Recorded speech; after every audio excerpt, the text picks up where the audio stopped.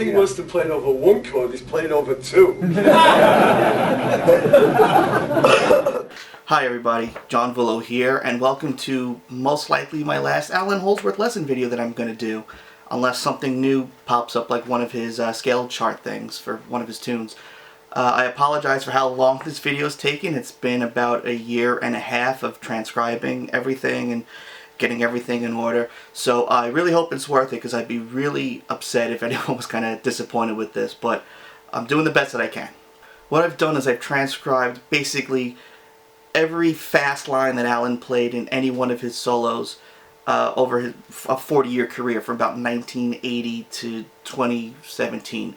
So it's about over 200 solos I had to look through, and I ended up with over 620 pages of transcriptions, 2,300 examples, and that's about 6,700 measures of music. And eventually it was about 188 solos I have included, which you can see is scrolling over here, all the solos you're going to see.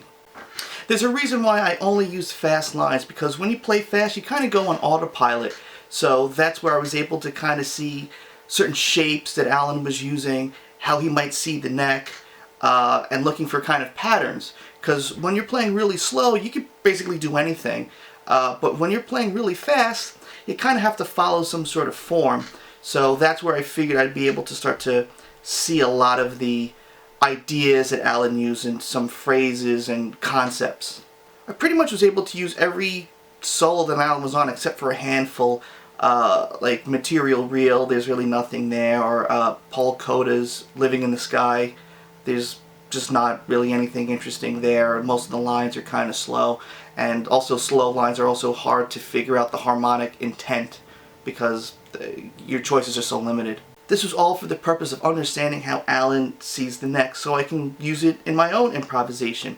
And with this I learned a lot of really interesting things, concepts, even some interesting tuning things that I had to figure out. I kind of understand the blasphemy or sacrilege of doing something like this, and I hope that this doesn't diminish your appreciation for Allan. That's really my biggest fear, my biggest concern.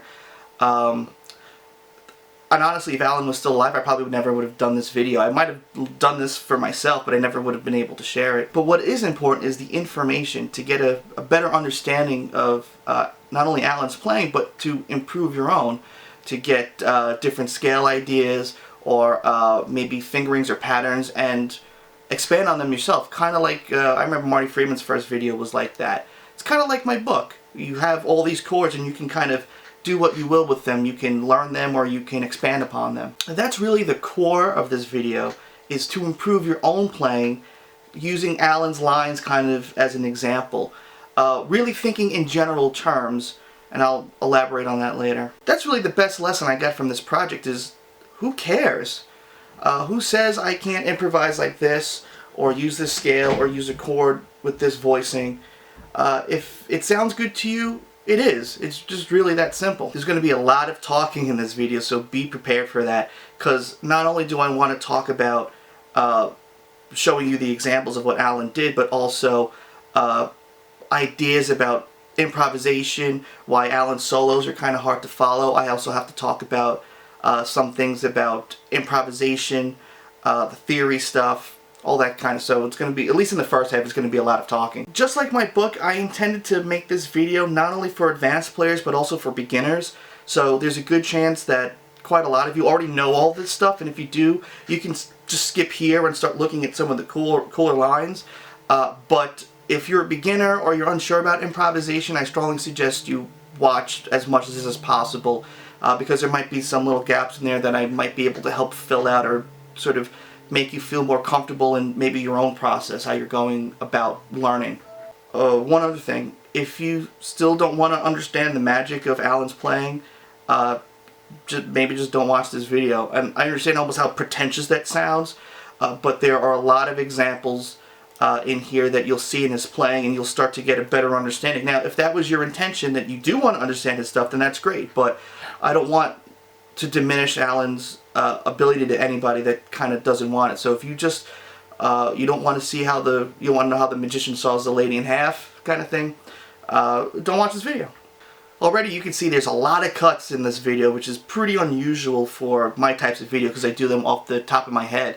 But there's so much information and so many things that I want to talk about that I had to kind of make my own little script thing here so I can kind of remember what I want to say. Another important point that I need to make is I can never tell you what Allan's intent is 100%.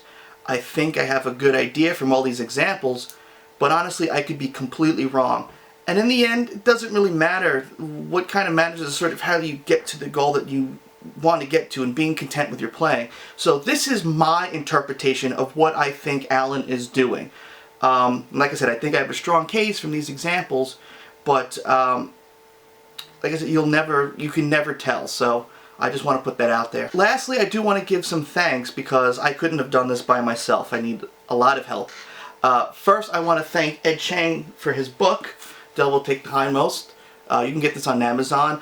And without this, I never would have gotten an entire list of all the guest solos that Allan played on, which there were quite a few. So thank you, Ed, for your book and for that list. Also for transcribing help, there are three main people that I want to thank. Joe Britton, Andre Orsel, and Livio Lamonea. These guys are the best transcribers that I know, and anytime I have an issue, I like to show them what I've got and then get some of their feedback, or sometimes they'll critique some of the things that I say, which I never take offense to, because their ears are much better than I am, and I still feel that anyone could have done this. I just was the person stubborn and crazy enough to devote all this time to do it. But thanks to them, because their input is invaluable. I also want to thank Chip Flynn, one of Allan's close friends, for answering any of the weird questions that I had. Also Brett Stein for some of his insight and understanding. And finally, Yoshinori Seki, I hope I said your name right, and for some of the information I learned about Allan's symbols, which I'll talk about later in the video. So thanks to everybody for helping me out. I needed it. So let's continue. I want to talk about how this video kind of came to be. Sort of like my chord book, where I wanted to learn some cool chords, I just wanted to learn some interesting lines and licks that Allan played. So I went through, I just played all of his solos in chronological order and kind of just wrote down different times for any line that I thought was interesting, like, oh, that sounds pretty cool, and jotted that down. Then when I had a list of a few things, I started to transcribe them, and I found some patterns.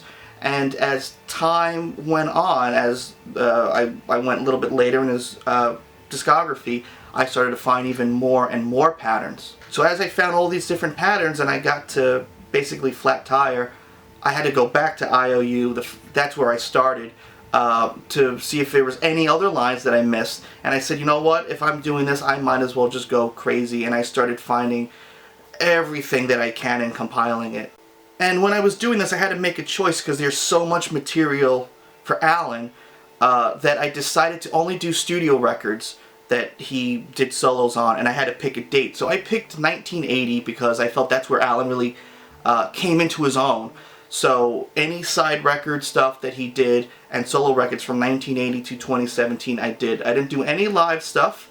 I did pick up little live clips here and there to help expand some of these concepts, but that would just be way too much. So as I was transcribing these lines, I started to find different shapes and get more comfortable with all the different patterns and scales that Allan played, and actually as it went on it became easier because I can kind of predict what he was going to do or find something that fit into a shape or pattern that I might have seen before, and then kind of been able to figure out the rest. So with this, I'm actually pretty confident in the accuracy of these transcriptions, the fingerings. There are some places that it's almost impossible to tell.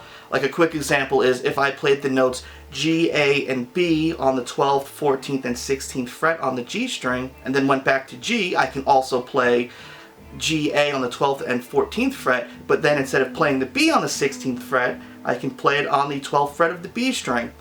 So it's really tough to decide which one is right or wrong, and there's really very few examples where that happened. But for the most part, I'm really confident in the fingerings for all of these patterns and transcriptions. And as a believer of Occam's razor, I really looked for patterns and symmetry, something that made hand sense for a lot of these transcriptions. And if I wasn't sure, I would just try to play it and see what felt comfortable. And eventually, I had to go through and play every one of these lines, at least slowly, to see if everything kind of made sense hand-wise, because different notes could be in different areas or whatnot.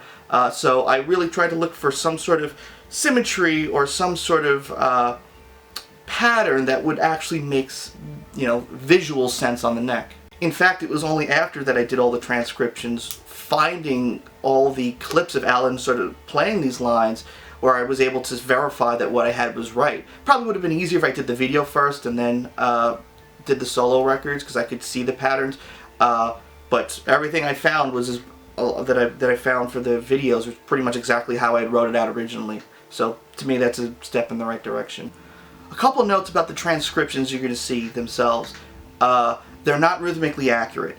They're sort of generalizations. I just did everything really in 16th notes, because if I was really trying to make it rhythmically accurate, it would take another year and a half. But the purpose was not necessarily to make this a super accurate transcription sonically, but really the finger positions and looking where they are on the neck. And another thing that's not super accurate is the actual the phrasing itself. So I basically did everything as hammer-ons and pull-ups were necessary, and sometimes I did them to help visually see where you have to perhaps position shift. And Allan picks a lot more than you think, especially if you watch some of his videos. But I really generalized them to as much legato as possible. So it might not be, like I said, sonically accurate, but that wasn't the point of this video. I also didn't want to dive too much into what the scale is or the harmony of how Allan was treating the chord behind the scale, because everyone would have their own interpretation and it would just be a headache. So I didn't even bother with that. And sometimes it's hard to tell because there's multiple ways that you can think about it. So I decided to just ignore it. But if you want to do it for yourself, then obviously that's fine. I also tried to accurately transcribe the fingerings on any tuning that Allan was doing, whether it was the baritone. Allan had 3 baritone guitars. He had one in C standard, B flat standard, and A standard, and also I think all of them, and he also had a piccolo guitar that was tuned up to A, and I think almost all of them also have extended frets. I think one of the baritones, they go up to 29 frets or 31 frets. So I transcribed them as if you were playing it on that instrument. This includes also tunings that Allan did in fifths or fourths. And actually, it was a lot of the stuff that he did in fifths that really formed my opinion about how Allan was doing these things. Because I, once again, was finding patterns and shapes in those tunings. And there's a whole section dedicated to that, which I think is the most interesting part of this video. Some of the trickiest stuff that had to do was the tuning stuff, and figuring out what type of guitar Allan was using for a solo. Was he using the B flat baritone or the C baritone, that kind of stuff, and also some of the other wackier tunings that he employed, or just things even with the Synthaxe. For example, on Wardenclyffe Tower, the Synthaxe solo that Allan plays is in B flat standard. Even though it's on the Synthaxe, it's just tuned down, and that's because a majority of the harmony that you hear of the guitar, the distorted chords in the beginning, and even the solo harmony, Allan's playing it on the B-flat standard baritone guitar. One of the most surprising things that I've realized about Allan's playing is he was a little sneaky with his tunings. He never really talked about this, but it was something that I don't take credit for. I have to thank Joe Britton a million times for figuring this out. I'll talk about that story later, but without that, there's so many souls I would not have been able to figure out Synthaxe stuff. And that to me was really interesting, and I'll talk about that in the tuning section. So a million thanks to Joe for his genius on, I don't even know how he figured it out, but thanks. With all this information that I was getting from these transcriptions, I started to feel much better about my own playing, and it had nothing to do with me learning how to play scale in a different position or anything.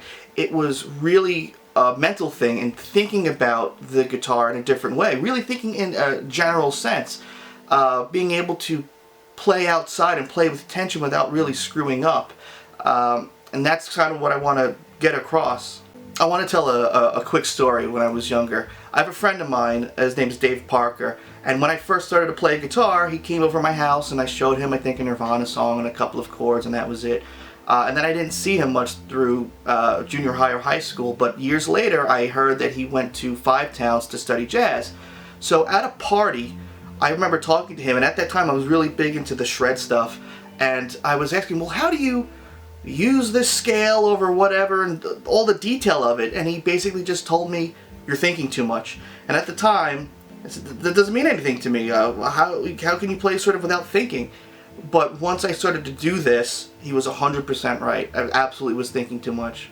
Once I started doing these transcriptions, I realized in the simplest terms that playing outside is really just creating tension.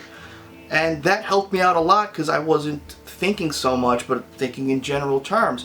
An oversimplification of it may be just when the chord sounds nice, play nice, and when the chord has tension, play with tension. It's a real oversimplification of that, but that really helped me kind of get my brain around this stuff. You know, and Allan would have played this too, like I talked about in my funnels video, when he has that entire middle section with all those seemingly random or tensiony sounding chords. He uses that time to play with tension, and he's not really following some scale sort of diatonically, which you can, which is okay.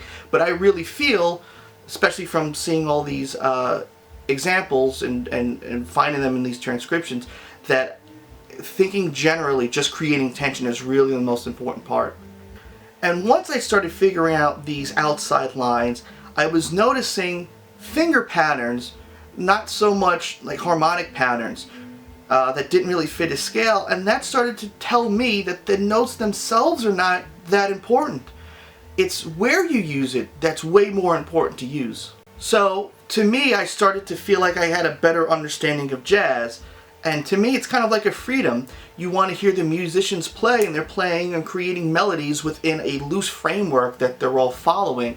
And that kind of freedom was really exciting for me. I'm not like a huge fan of the older traditional jazz stuff, but I like that concept of freedom and just creating melodies and doing all that stuff. And it might sound obvious to other people, but for me it wasn't, because I came from that shred background. So it was very exciting and sort of liberating in a way.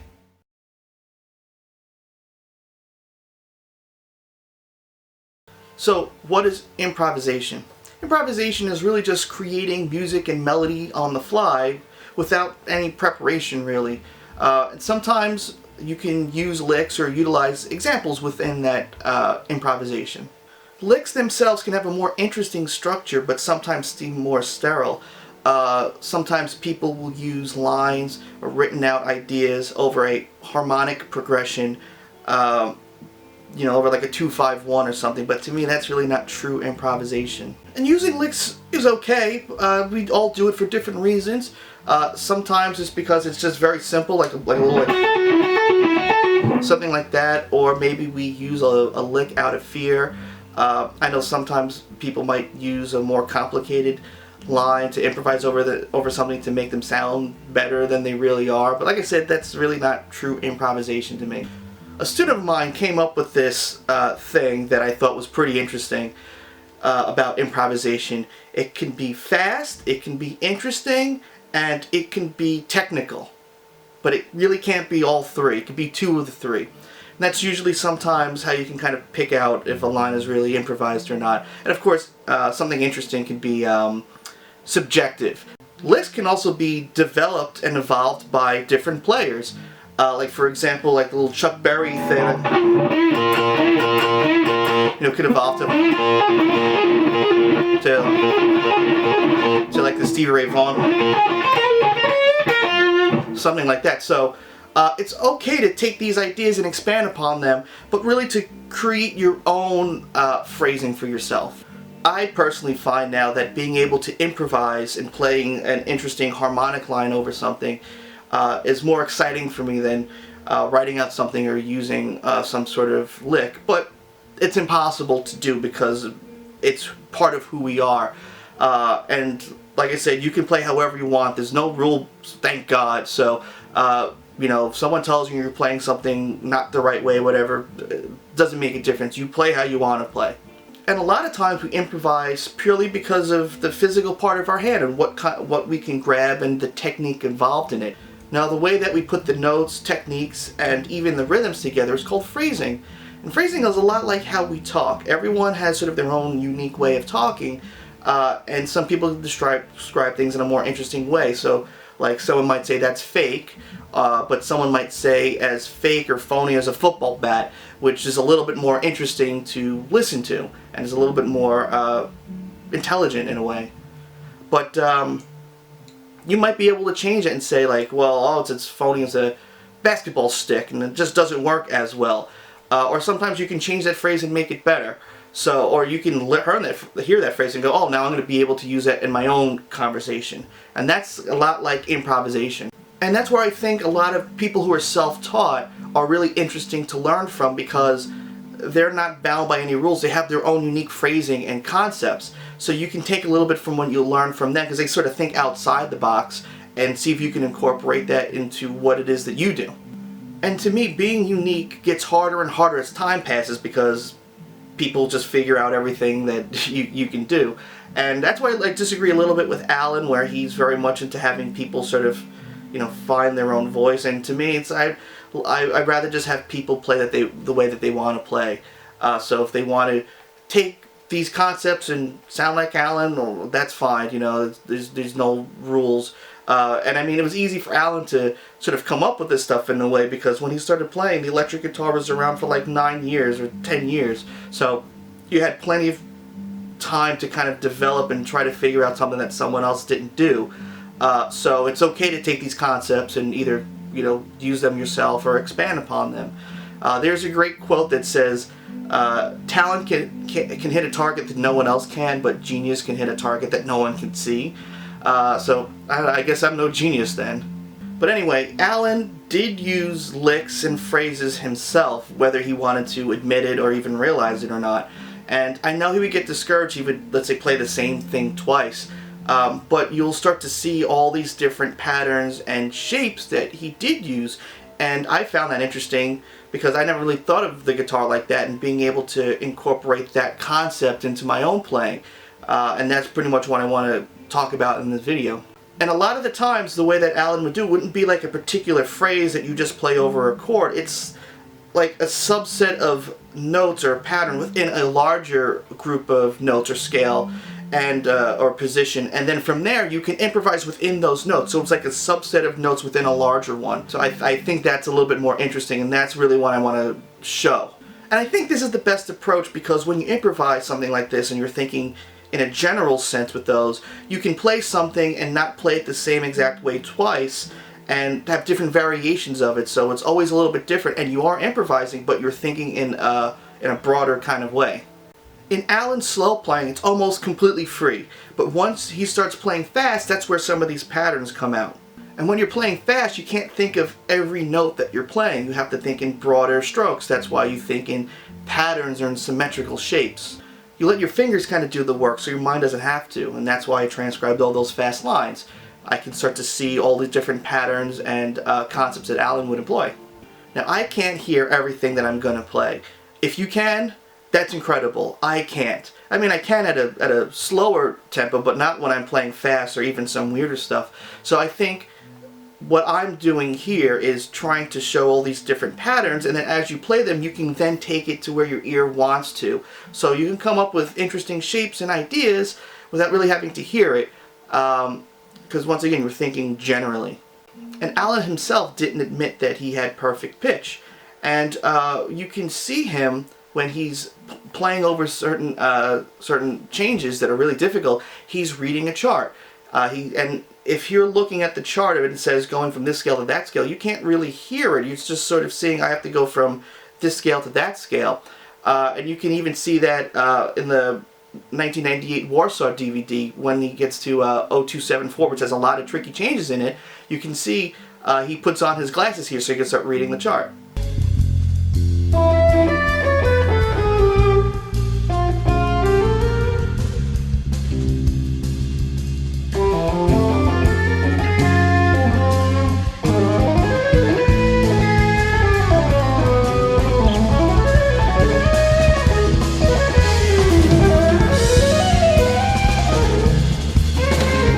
Once I saw this, I started to feel better about my own playing, because it felt that I was on the right path. and it's okay to employ these different concepts and ideas to, you know, your own improvisation.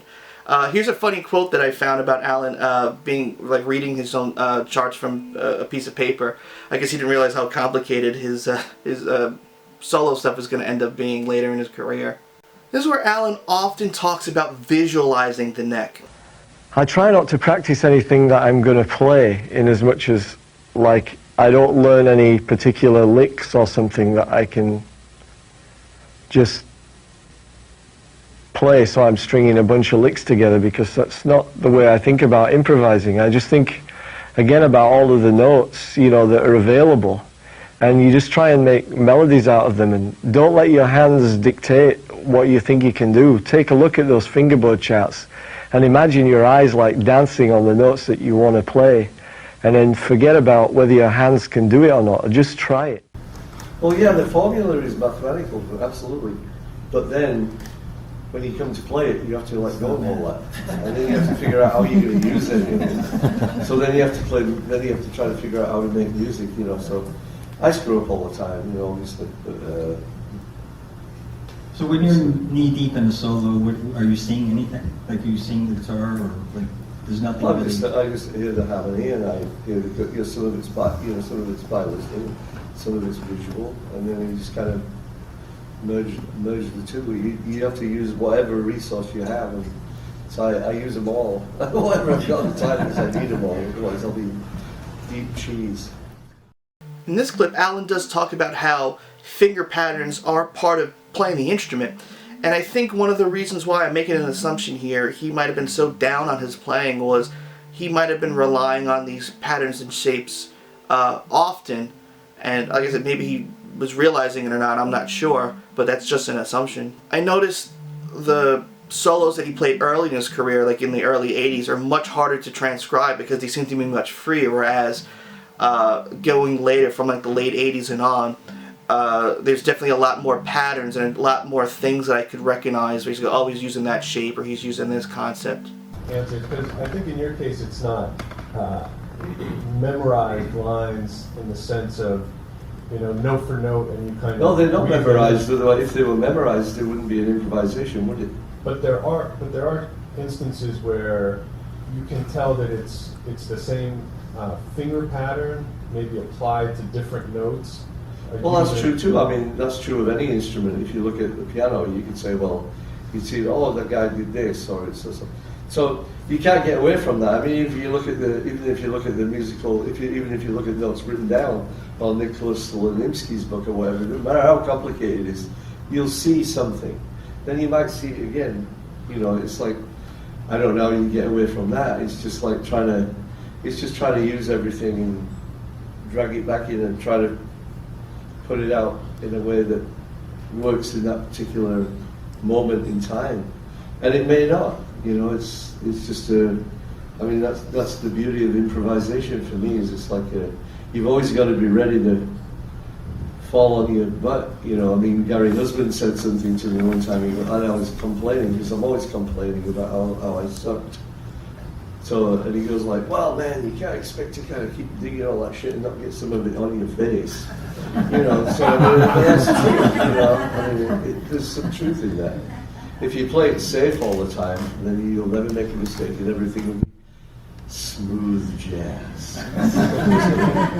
Just joking. One of the phrases that Allan uses in that clip is about, you know, getting shit on your face, and, you know, when you're trying to dig for it. And I think that's okay.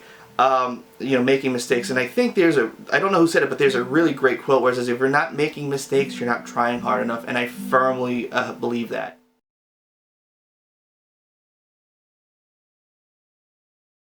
Before we get into the lines, I want to talk about how I think Allan thinks of harmony, and also why some of his solos are so hard to follow to begin with.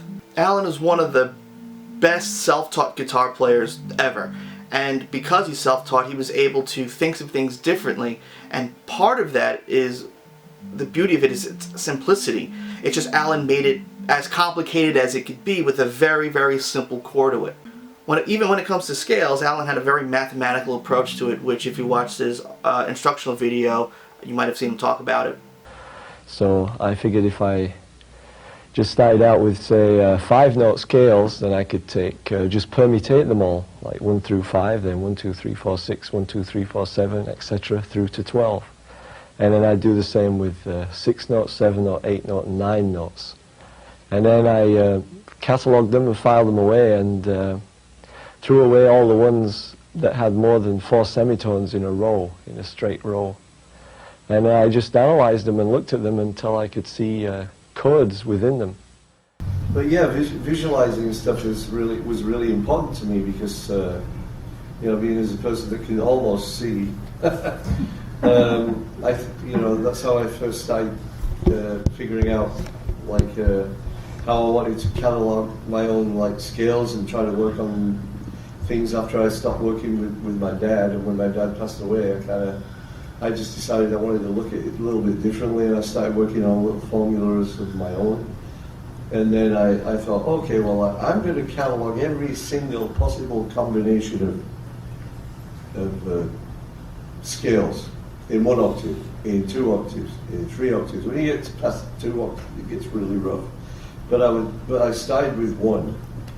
And that's how I kind of started. I go, like, I'm not going to worry about the names, I'm going to name them myself later. So I just took, all you do is you circle 1. Whatever key it's in, it doesn't matter, because it's going to replicate itself times 12, whatever. So I would just take 1, and in this case I chose the note D for good reason, actually. And then I would just take, that note would always remain the same. Then I go like 1 through 12. Then we go 1, 2, 3. How many notes do you want? 5. 1, 2, 3, 4, 5. 1, 2, 3, 4, 6. 1, 2, 3, 4, 7. 1, 2, 3, 4, 8 until I'd done all of them. And I ended up with a pile of papers like this. And then anything that had more than 4 semitones in a straight row, I just discarded them or put them in a separate file. So it was very visual for me. So like when I look at the guitar, I see it's like looking at, for me, it's like looking at an abacus machine. It's like I can actually see the distance between the intervals.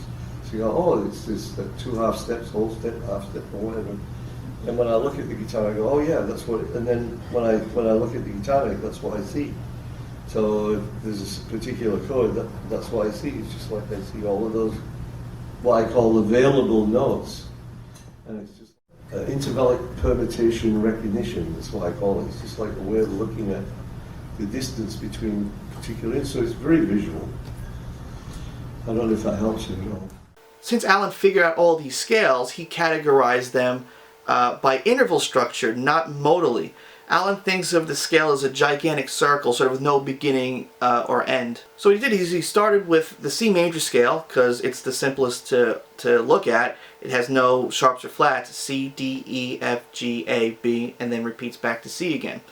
But then he says he was trying to figure out what he called the harmonic compass of where that scale sort of makes the most sense. But he started with the C major scale, which goes whole step, half step, whole step, whole step, whole step, half step.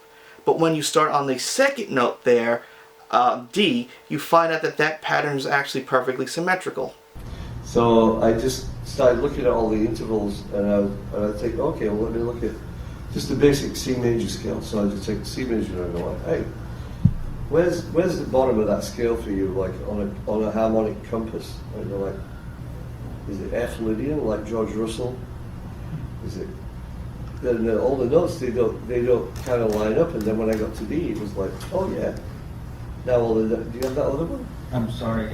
Yeah, actually, I think. That's all right. But then I realized that when I got to D, it was perfectly symmetrical. It was like looking at this little compass. So it was just like people can see that. like you probably can't see this, but it was just like it's perfectly symmetrical. You start on C, it's kind of wonky. Any other way you go, like F Lydian, it's kind of not symmetrical. But when I got to D, I went, oh yeah, it's perfect. It's symmetrical. All the interval distances are perfectly symmetrical. So I go, I can remember that. So I just used that as a base. So I took the X to mean X just applied to any key I wanted it to. And then I just started cataloging the scales. And so that's what that means, basically. There's a lot of other symbols too that don't really mean much to anybody else, and it really doesn't matter, because it's what comes out in the end. What's on paper is not really, It's not like when some guy's playing like giant steps backwards. It's not like they hand the audience a chart and say, "Oh, he fucked up." You know, it's just like it's only a way of remembering. It's the way I can remember it. You know, I usually like write I write things out with like they're mostly based on like the scales, how they change, and what notes are in those. And then I just have these charts that make sense to me but don't make much sense to anybody else, and they're not really related to the root note of any particular scale, because I don't think like that. I just think of a scale as having just like a big circle. So when one chord goes to the next one, it's just like another circle with another colour, and they just go by like this, and then you just have to try and pull notes out of those scales and improvise with them. It's pretty much the same thing, but it's just a different way of going about it, I guess. Using this as a base, he basically was able to find all the scales that we all know and use, and even some that most people don't normally use. Now, for anything related to the major scale, Allan uses Dorian for its symmetrical shape, not for its harmonic sound. And then the symbol for that is X, because X stands for experiment. What's X? Well, the X is easy. It came from like if you take like a simple, the basic how it started was.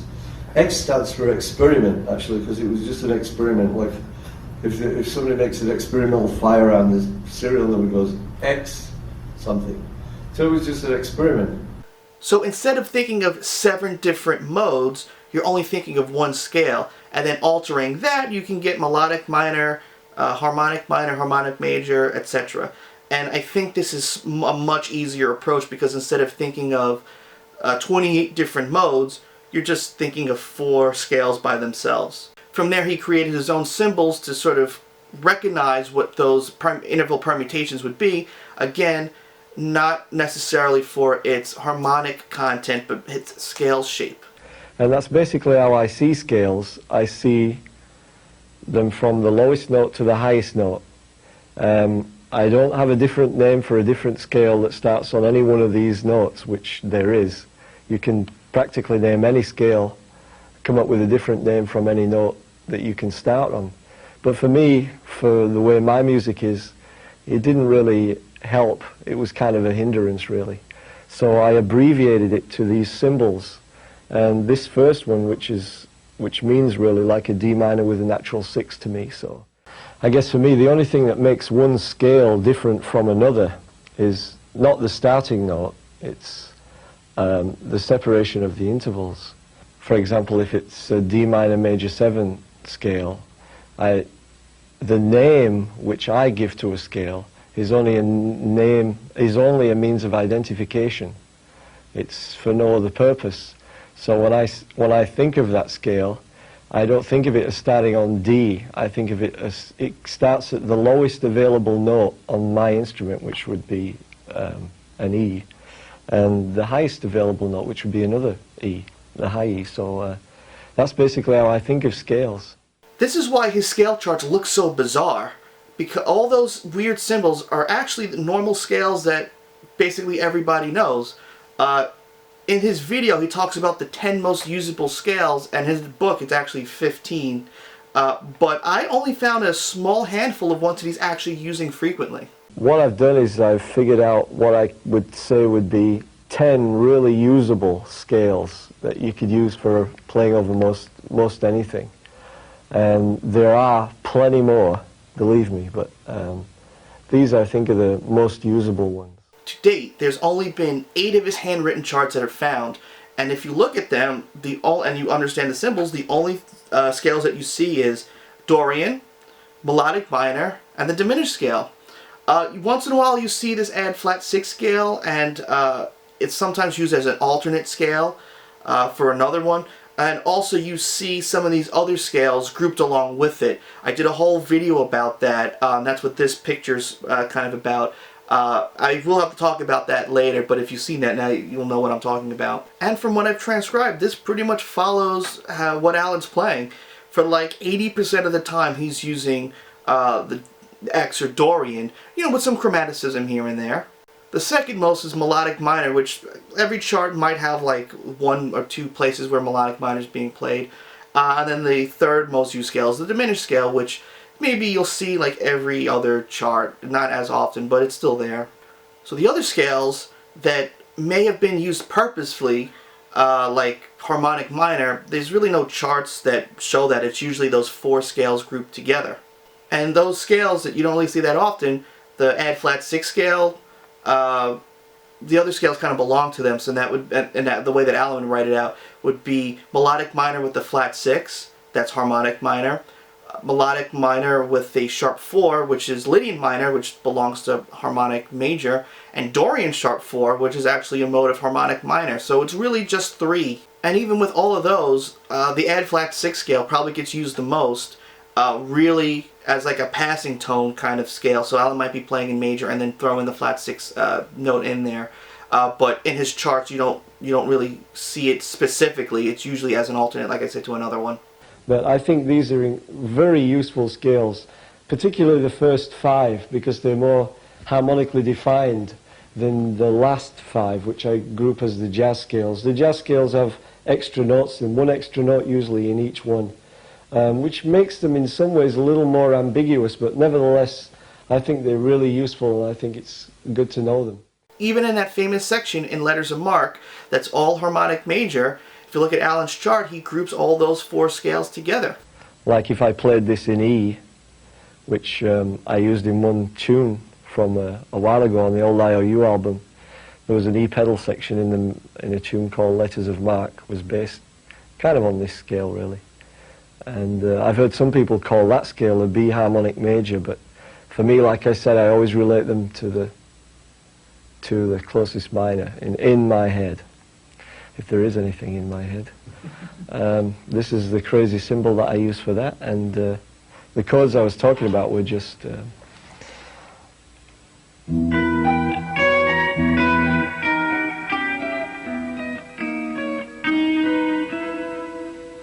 all of those chords just come from that one scale.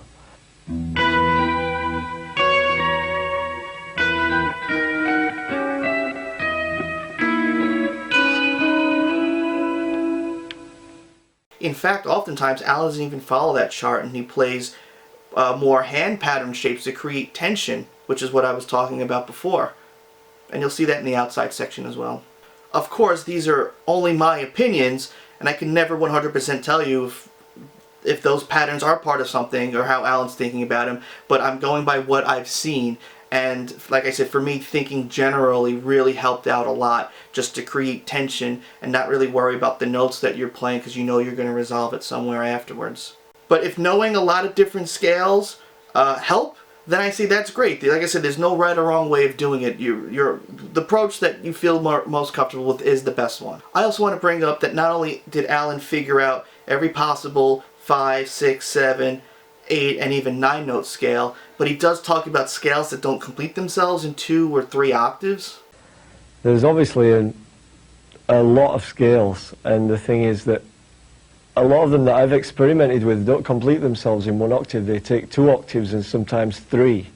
But in a clinic done a few years afterwards, someone asked him about him, and Allan says that he could never figure it out. So I'm not even going to try to attempt what I think Allan was thinking about or trying to do with that. Yep, in your lesson video, you talked about having scales that don't resolve after like 4 octaves or so. Don't ask me about that now. That was a long time ago. What kind of chord progression was those fit over? Any of your songs? Well, no, they just feel like building lines from. Really, I could never figure it out. They just it's almost like taking chunks of things and they end up being like merged. It's like overlaying chords over chords, you know. Now, I haven't worked with that for a long time. It's pretty hard on the guitar, I think, to do those. Even 2 octaves gets really rough. Yeah. So no matter the chord, Allan doesn't care what mode that chord would belong to, but just its parent scale. So for example, if the chord was C major 7, he would write DX or D Dorian, or even maybe write C.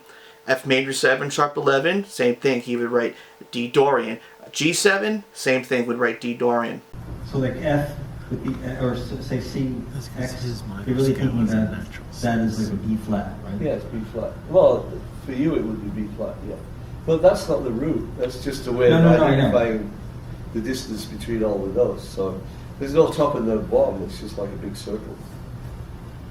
I mean, that's how I see it. As long as the notes in that chord belong to that scale, or whatever scale Allan chooses, that's the scale that he would write. Sometimes for more ambiguous chords, like for example a sus4 chord, a C sus4 chord can belong to 5 different keys. It can belong to the key of C, B flat, A flat, E flat, and F, I believe. So for something like that, Allan would write multiple scales, or maybe 2 of them, like maybe he'll write down C or E flat, however he felt it. You can see this in his lanyard loop chart. Basically, the more notes that the chord has, the less scale choices you really have for that. Sometimes the chord that Allan plays would have 2 different scales associated with it, 2 very different scales. I believe I talked about this in my video for Pud Wud. In the first chord of the tune is this F major 7 sus2, which Allan wrote D Dorian, but then when that chord comes around again, he plays F Melodic Minor. And the reason why is because this F major 7 sus2 doesn't have a third. A major third would be an A, and the minor third would be an A flat. So you can pick 2 different scales for that. Now if we were to play Dorian over that, the Dorian scale would have an A note and a B note over this. But then if you played F melodic minor, now you have an A flat and a B flat, giving it a very different tonal quality, even though the chord itself is the same. I also believe that to Allan, he thinks of all the notes having equal harmonic value. No notes are really bad. But improvisation, there really is a concept called an avoid note that is important to know. An avoid note is really any note that's a half step above a chord, or really more specifically a flat 9 above a chord. So for example, if we're playing a C major chord, the avoid note would be the perfect 4th, which is F, because it's a half step away from the major third. You have an F over on top of an E. You get this sound. And for a minor chord, if you're playing A minor, the avoid note is the flat 6. In this case, it's also F, because it's a half step above your perfect 5th, which is an E. These avoid notes provide a lot of tension, and if used incorrectly, can really sound bad. But sometimes they're used to give that scale or that mode its colored characteristic to it. So you have to play it, but you have to use it in a smart way, usually by playing through the note. And a lot of times these notes have a tendency to resolve downward. So if we're playing that perfect 4th over C, you kind of want to resolve it back to down to E. And same thing with that E minor, the A minor, you have that E note, kind of wants to resolve downward. It can also resolve upward as well. But knowing how these notes are being used and where to use them is really important, especially in functional harmony. How this relates to Allan is that sometimes the chord that he's playing has so much tension that you can't even really tell. Like he might play a C major 7 chord with the major 7 in the bass, and you have now this flat 9 interval, that avoid note, or sometimes the avoid note is in the chord itself. So like I said, the C major, and we're adding in that perfect 4th, or the 11th, I can play this C major triad, and then add the 11 in there, and there it sounds good. So now when you play that C major scale, all the notes are going to work and sound okay, and that makes more sense for Allan's music. And really what I learned from all this is that every note works. It's just how you use it. I think of it as a sliding scale of consonance to dissonance. So for example, your most consonant or nice sounding notes are going to be like your octave or unison notes or your chord tones. Then the next nicer sounding notes are going to be your color tones, like your like your 9s, like if you're playing a major chord, you're playing a D note. Then the next ones that are going to sound nice are your color tones that might not be in a key, in your key. So for example, if you're playing a C major chord, you can, let's say, play the sharp 4, which might not be in the key that you're playing, but it could sound nice depending on how you use it. Or interesting sounding notes, like let's say if you're playing a minor chord, the major 7 could sound a little weird, but not totally wrong. So that's where it starts to blur the line between consonance and dissonance, and then you get into more stronger dissonant sounding notes, which would be like your flat 5s in a minor chord, or your major 3rd, but they still sound good in context because it's how you use them. Then the next worst sounding notes are going to be your avoid notes that are in your key. like I said, in C major and F, or in A minor and F as well. And then the worst sounding notes are your avoid notes that aren't even in a key. So like if you're playing C major and you play a C sharp, that can sound pretty bad. Once again, it depends on context, but there's sort of a sliding scale of consonant notes and dissonant notes, and basically you want a nice sounding line, you play more of the consonant notes than the dissonant notes, and you jumble them up and use them in a way where it makes your phrase sound more interesting. So with that, when you're improvising, every note basically works, and I think that's kind of how Allan thought about improvisation as well, and especially outside playing, which when we get to that section I'll talk about. Now, with how Allan sort of chooses and plays his scales, another thing that makes following his solo so difficult is the harmony behind it. A lot of times functional harmony is something like, you might have heard in jazz, like a 2-5-1, so D minor 7 to G7 to C major 7. Or even like a 1-4-5 in a major key, C major, F major, G major, and C back to C major. This is all functional harmony. And even if you were to move to a new key, let's say that jazz 2-5-1, and then you start 2-5-1 from that same chord, there's still some logic and function behind that. And also in jazz, when we get to, let's say, that tensiony chord of that G7, let's say I'll do it over here, like something like that. Over that G7 chord, we can just add a little bit more tension. Like, what if I add in the sharp 11?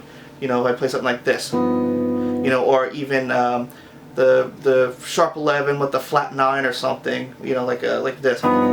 All we're just doing is adding more tension to the chord to be resolved afterwards. So I could do the D minor 7, the G7, the sharp 11, and then back to C major. So it all has some sort of function to it. We're just adding in a little bit more tension that's going to be resolved afterwards.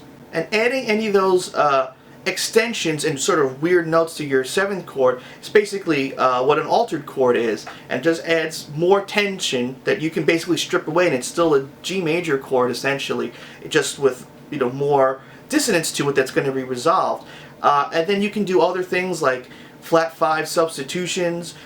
So let's say instead of doing D minor 7 to G7 to C major 7, you can do a substitution. So instead of G7, you could do C sharp 7, something like that. All that stuff, even with all these extensions and substitutions and whatnot, that's all functional because there is some sort of harmonic logic behind it that you can follow. And this is the approach that you see in more traditional jazz harmony, because it's also predictable. You can tell where you're going to hear the tension and the resolve to it. Again, relating to Allan, he mostly uses non-functional harmony. And non-functional harmony is basically where the melody of your tune can be a part of any chord that you can use. So, like for example, a C note can belong to 6 different major and minor triads. It can be the one note. It could be the 1 of your C major chord, or it could be the 1 of your C minor chord. It can also be the 5 of your F major chord, or the 5 of your F minor chord. It can also be the minor 3rd of A minor, and it could be the major 3rd of A flat major, all containing that C note in it. Of course, you can also extend this to any degree within your chord, the 9s, the 11s, any of that stuff. So for example, let's say I have a simple melody like C, D, and then E. That could belong to the key of C major or G major. And I can play the chords like C major, D major, and E minor. And that melody's in there.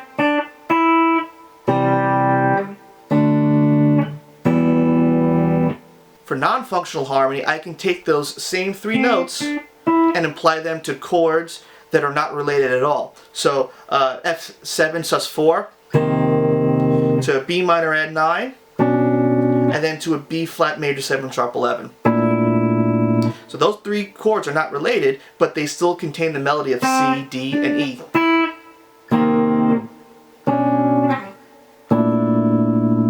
Even though the melody is within a key, because of those chords, you would need to use 3 different scales to improvise over that with. And this is mostly how Allan's music works.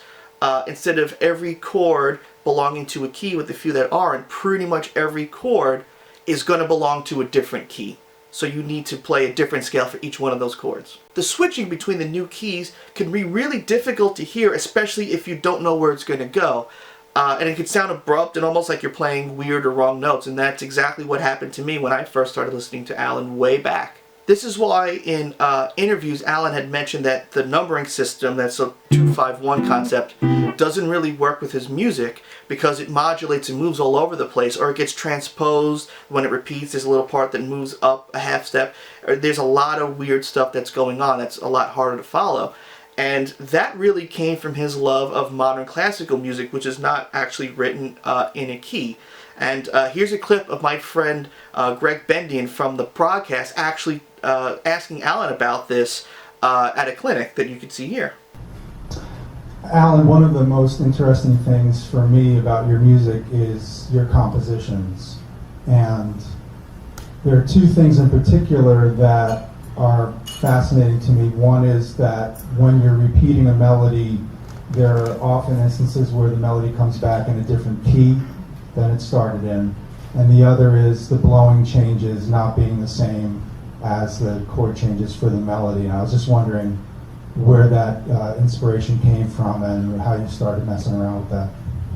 But it came from, like, I guess, like kind of listening to classical music, and I was always fascinated with I've always been fascinated with modulation, and modulating something, you know, keep the thing like moving.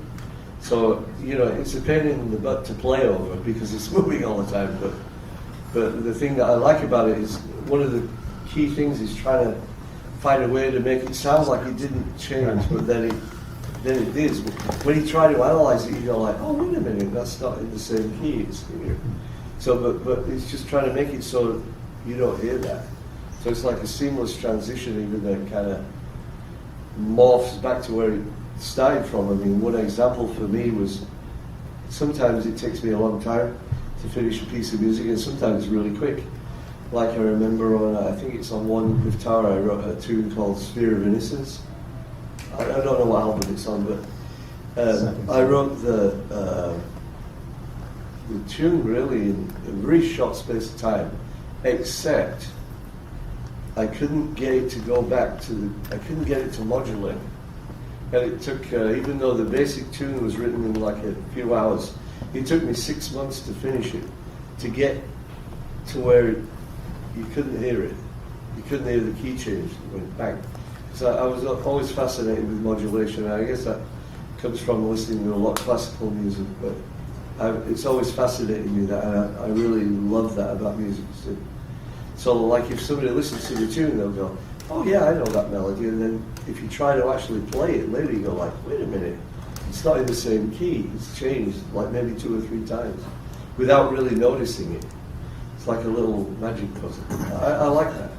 And then the tunes like Looking Glass, where the chord changes for the soloing are different than the head. Yeah. Is that, how do you go about approaching that? Well, what I usually do is I'll take a section of the head. It will usually be related.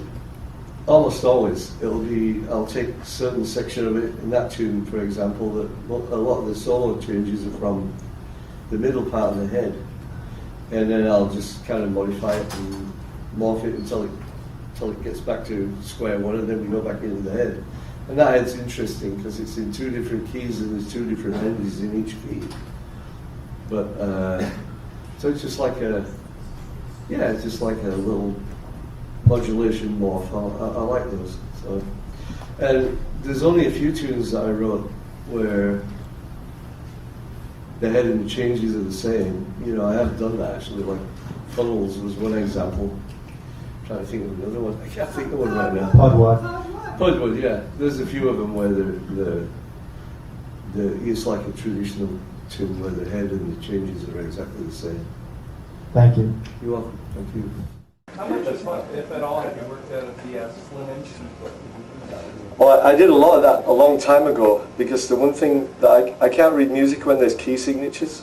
Right. But the way it was written was enharmonically, so you just had all the accidentals in there, and that's how I think it should be anyway. But that's just my opinion. just like I think the guitar should be tuned like this. But it just made a lot of sense. Because even as slow as I read, which is extremely slow, I could, you know, at my own time, in my own little room, I could kind of work through it. Whereas if there's a key signature, I go, oh my God, you know, I can deal with it. So I really like the way they write modern classical music, because apparently it's all written like that now, with no key signature, because there really isn't, you know, so you can't really give chords numbers anymore. Oh, you can, but, you know, there's a new one. Well, this tune is called House of Mirrors because it kind of reminds me of like being in a house of mirrors, because it modulates a lot, and I like that.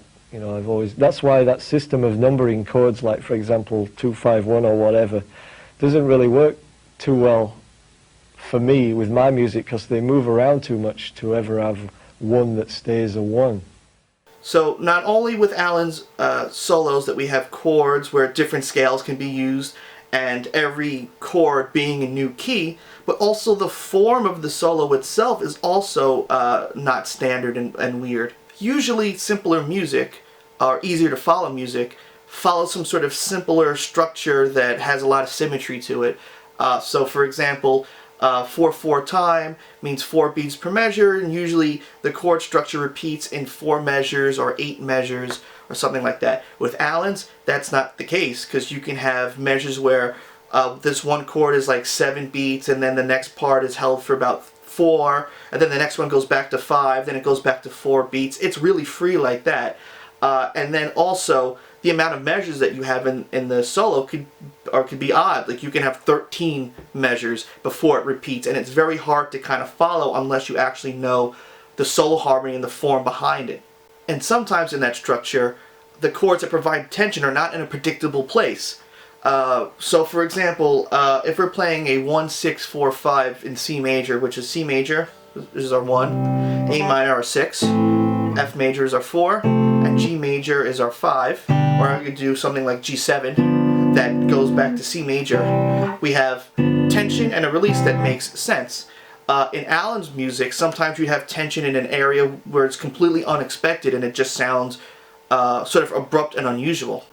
Other times, Allan can be a little sneaky with the form where the solo section is actually 2 parts. There's like an A and a B section, but what he'll do is he'll play the chords of the A section and then start the solo on the B section and then go back and solo for the A and the B.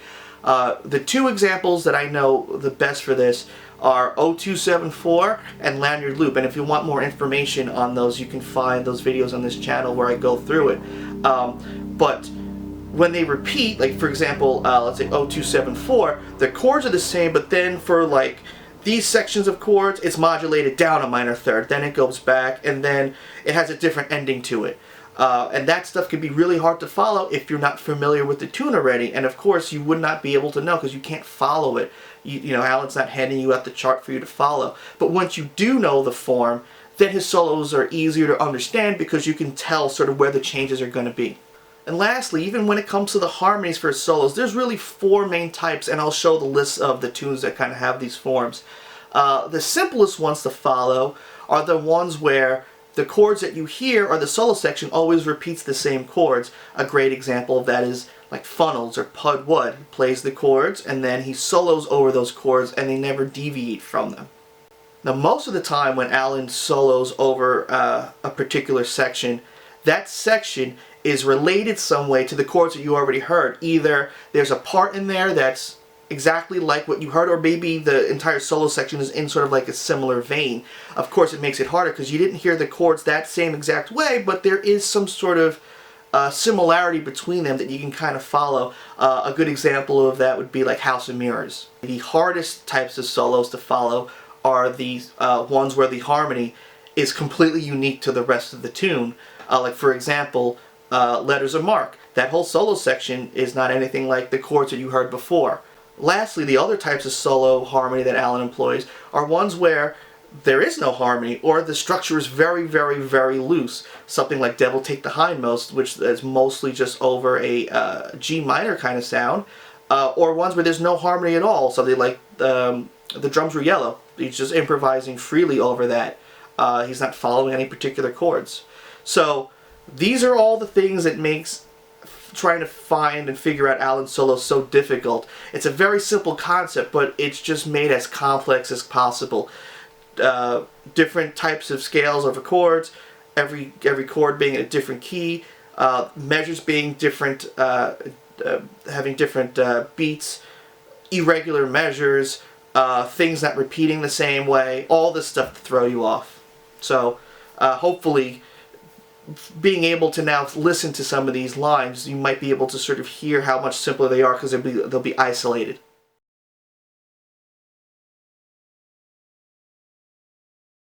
Alright, now we're going to be getting almost to the good stuff. But before we do that, I need to talk about a few of the little things that Allan does that's not enough for a section, but things that you'll frequently see in the lines that I'm going to show, as well as a large misconception about Allan's playing.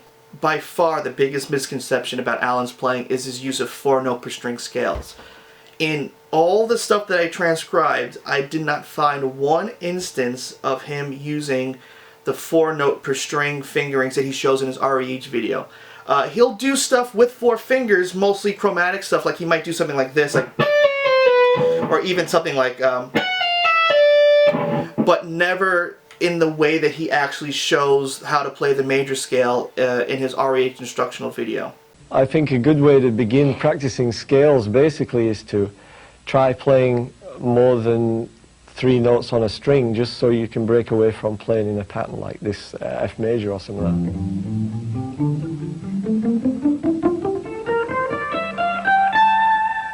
And just start thinking of it more like that. That way you end up in different parts of the guitar. You know, you can start on the low F and end up on a high A or something. So what I think Allan was actually trying to say is breaking out of your normal scale box by knowing the notes sort of behind and after it. So for example, if you're in C major, knowing where the notes are behind in that position and also ahead of that position. And I think that's a much easier way to think about it, and also to be able to do that in every one of the positions on the neck. But you know, maybe Allan did practice that, or maybe in a live video he did use it somewhere, but I can only go by what I've seen, and like I said, out of those 200 plus solos that I combed through, I never found one instance of him using any of those fingerings that he showed in the video, or playing a scale in that way. It's almost always the normal 3-note per string scales that we all basically have learned. Again, I'm not in Allan's head. I don't know how he sees the neck. He says he sees the neck as a whole, but once I started to learn those solos, I realized he plays very positionally up and down with the modes that we know, but it's not really calling them modes. You should really you should think of them as sections of whatever key that is, which I'll talk about later. And I think that's really, really, really important, that I really want to hammer home when we get to that section, is not to think of each one of these positions as a mode, but as a section of one part of the scale. And when I come through all those solos, you'll see all the different scales that fit those patterns. And with that, one other major theme about his playing is position shifting. Being able to shift from one position of the neck to the next very easily. And once you can do that and sort of see the hand logic, you'll realize how simple a lot of his lines actually really are physically. Another major component of Allan's playing is string skipping. This was sometimes a little bit tough to figure out because some of you may not know this, but anything that you play on the A, D, G, and high E string is symmetrically the same that you can play on the E, A, D, and B string. So for example, if I play this line on the A string, that's the same exact position that I can use if I was to play instead of on the 5th fret on the A string, but I'm playing on the 10th fret on the low E string. Same exact notes. So sometimes trying to figure out where on the neck that kind of stuff is played, but string skipping is a huge, huge part of it, especially that there's so much symmetry to it. Alright, so another thing that makes Allan's playing so difficult to figure out is his use of unison notes. This is sometimes what I see missing on transcriptions. Something like he might go like, where he's playing a unison note, he's playing 2 Ds, or even within the scale he might do like something like, where I'm playing a unison note there, and doing that can really throw the phrasing off in an interesting way, but that's something that you'll see pretty commonly. Sort of on the topic of unison notes, sometimes Alan will just play an octave. He'll just play that note an octave higher, so you might do something like this as well, and then start up there. One of the surprising things that I found in Alan's playing is that a lot of his lines are really just the first, second, and fourth finger. He did use 1 and 3 often, but a lot of these lines make the most sense with these 3 fingers, your first, second, and fourth.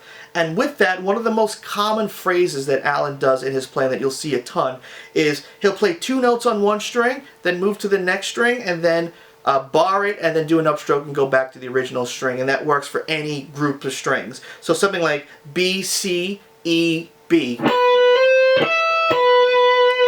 That's very common, and even moving that to a whole step, or even a minor third, and you know, on different strings, string skipping, different fingerings, anything. So that's very, very, very common with his playing. Talking about using your first, second, and fourth finger, a lot of times when Alan is ascending a scale, moving up, he really implies these 3 positions, or these 3 fingerings the most often. He might do something like this, then the next, or then continue whatever. Or he'll take that and sort of start on the pinky and kind of play the scale backwards and forwards. And then the more trickier one is sort of moving between your first and then second finger while putting the pinky in between them. So something like this.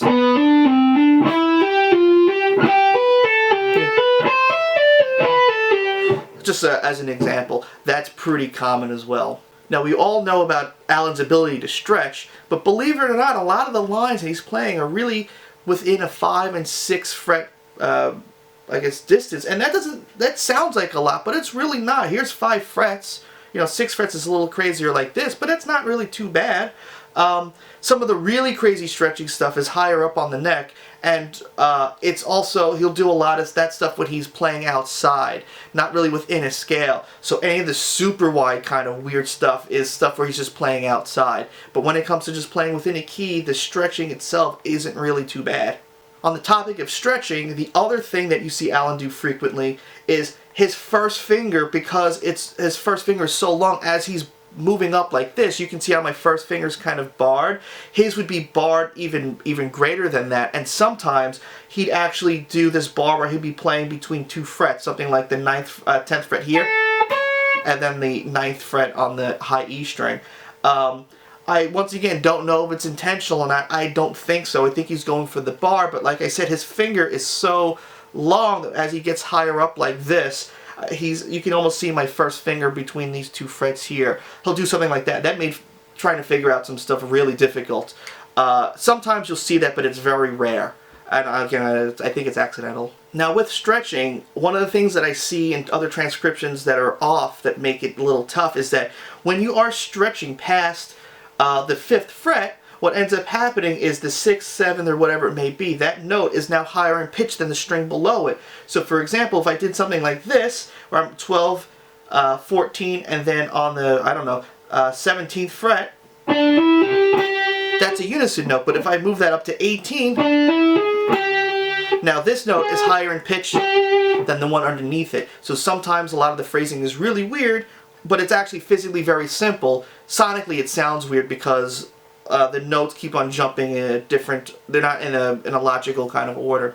Interesting, when it comes to chromatics, I don't think I've ever seen Alan play the chromatic scale going forward like this. I don't think I've ever seen him do that. Every time he's using chromatics, it always seems to be descending, like, or sometimes he'll do like little staccato stuff, like something like that. But his chromatic playing always seems to be going descending instead of ascending. I could be wrong. I'm going off the top of my head to when I was transcribing, but I'm pretty sure it's almost always, if every time, descending. Another very common thing that you'll see in Alan's playing is this quick position shift up and down with the pinky. So for example, if I'm playing G, A, B, C, you might go back to the B note here and move up a half step. Something like that. Or even doing it up a whole step, something like But something like that is very common, especially also with outside playing. He might be doing something where he's really getting a weird sound, and when he gets to his pinky, you know, like he's doing something like he's moving that pinky up and down. That can be difficult for some people, but you'll see that very often, especially live. And the last little thing that I'll mention that's often seen in his playing, but it's not unique to him, it's the concept of changing to the next scale or key before the chord does. So for example, if I was playing in the key of C major, and let's say that's for 2 measures, or let's say 8 beats, Allan might be soloing for, let's say, 6 of them, and then let's say the key changes to E flat, he'll start soloing in the key of E flat, let's say on the 7th or 8th measure. Then when the chord comes in, it'll make sense to what he's playing. So it's like an easy way to drum up tension with your playing without really having to do much. So you can actually start the scale a little bit earlier before the chord does, or the harmony gets there, for a little bit of extra tension. So that sometimes Allan's lines don't line up perfectly for that reason. With the chord when you're following it, he might be playing the scale earlier. But I think that's it. That's all the little mannerisms that Allan employs and different techniques. Now it's time to get to the bigger stuff.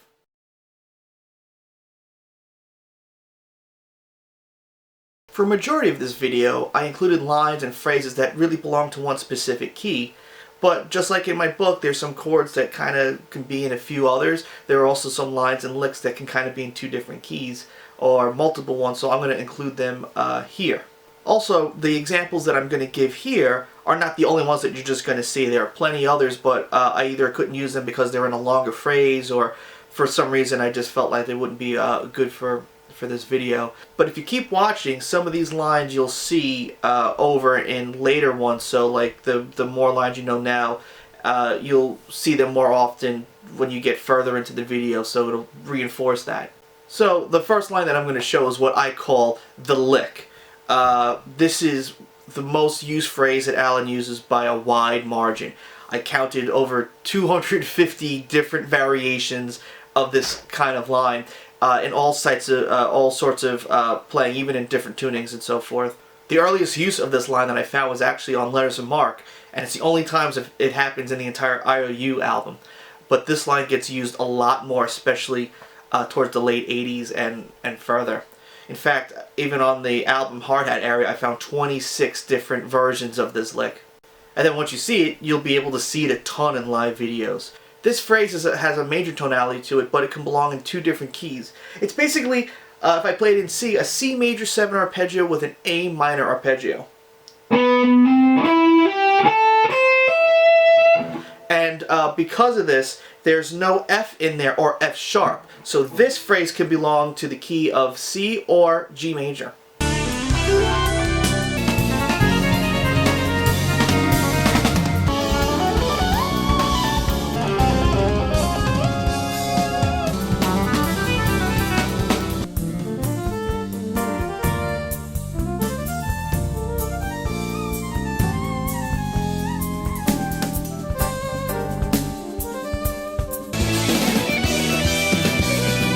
There are 2 very common variations of this line. One is adding in this note here on the B string. So you're going from A to B. And the other one is playing basically a major triad on the high E string, so you're going to be adding in a G. So you can think of it as like a C major 7 arpeggio with an A minor 7 arpeggio on the top, but I really don't think Allan's thinking of it that way. He's just thinking of the shape itself and how it belongs to the scale that he's viewing it in.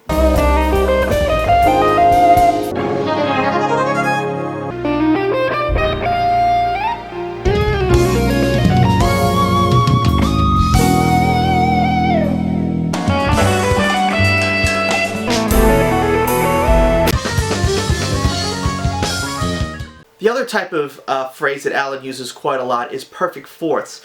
This one fits the major scale a little bit better. So if, once again, we're in C, we have something like this. But then we're going to move up to here. So now we have 2 major thirds on top.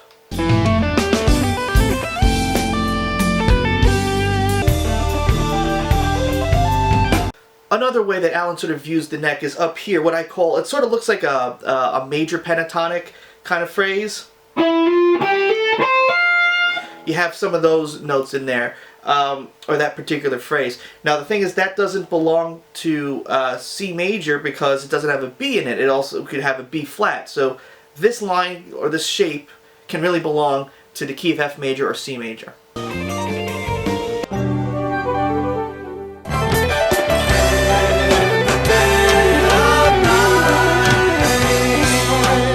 Finally, the last phrase for these little major scale tonalities is really built on how Allan views the major scale, or at least the position. So it's something like, I think of it as like the outside lines for this shape. Something like that. Now once again, because there's no perfect fourth, it can belong to the key of G major or C major, but once you get to the Ionian section, you'll see the scale shape, and you'll see more examples of this, and how Allan views the major scale.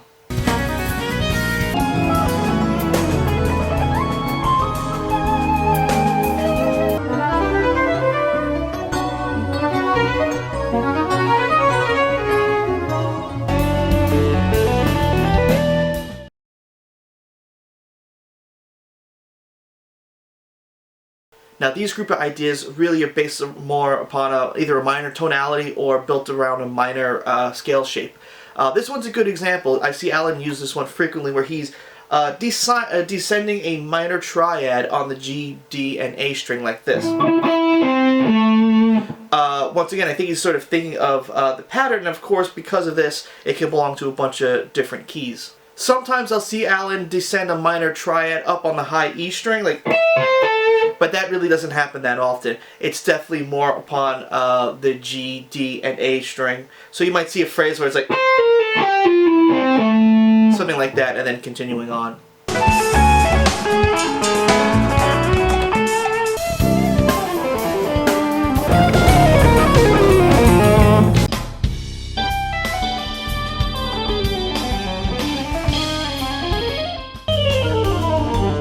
Just like the previous example we saw, it could be used in larger lines, so can this one as well.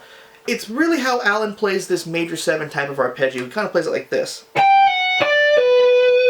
And if we were to play that, let's say I played it in G major, and let's say continue, that can belong to the key of G major or D major. Or if you want to think of it modally as E Aeolian or E Dorian. But once we get to the next section, I want you to think of those as the scale shape, not by its tonality.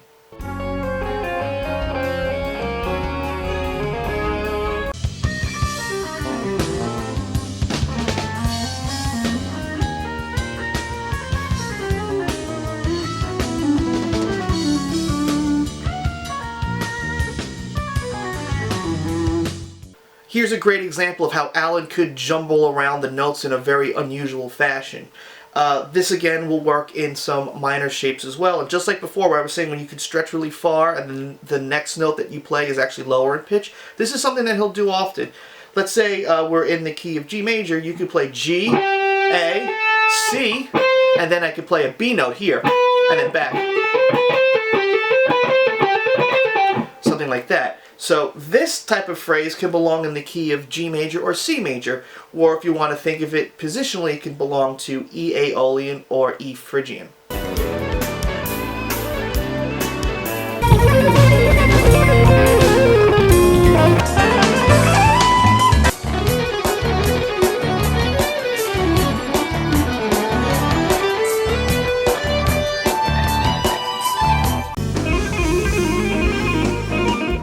In the major tonality, we talked about the perfect fourths, and we can see them here, but now they're based around these minor shapes. Again, just like the other perfect fourths, notice the symmetry across the neck. So here's the C major scale across the whole fretboard. Now if we look on the frets, the 5th fret, the 10th fret, the 12th fret, and the 17th fret, we see these like pillars of notes across them, and that'll allow you to play these perfect fourths completely down symmetrically, like this. And of course I could do that on the 12th fret as well. Each group of these can belong to 2 different keys. If I'm playing between the 5th and 10th fret, that can either be in the key of C or the key of F, and if I'm playing it up here, that can belong to the key of C or the key of G. Again, I don't think that's that important. It's more about looking at the symmetry and all these different patterns and visual shapes across the fretboard. Also, the 5th to the 10th fret we can see is a perfect 4th, but if we do the 5th to the 12th fret, we can think of that as a perfect 5th. I can't really reach, but you could do the same thing up here, where if, instead of doing 12 to 17, I can do 10 to 17, and then I have a perfect 5th interval here symmetrically down the neck. I don't think I've seen Allan do this often, maybe just once.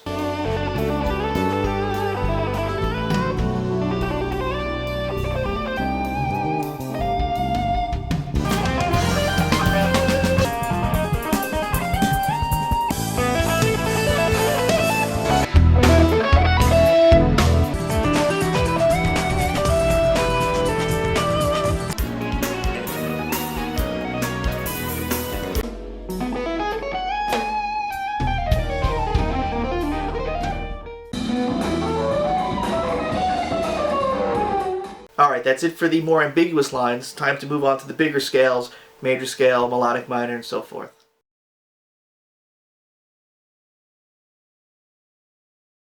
So with no surprise, the plain old major scale is the scale that Allan used the most, because it's the most consonant and nice sounding.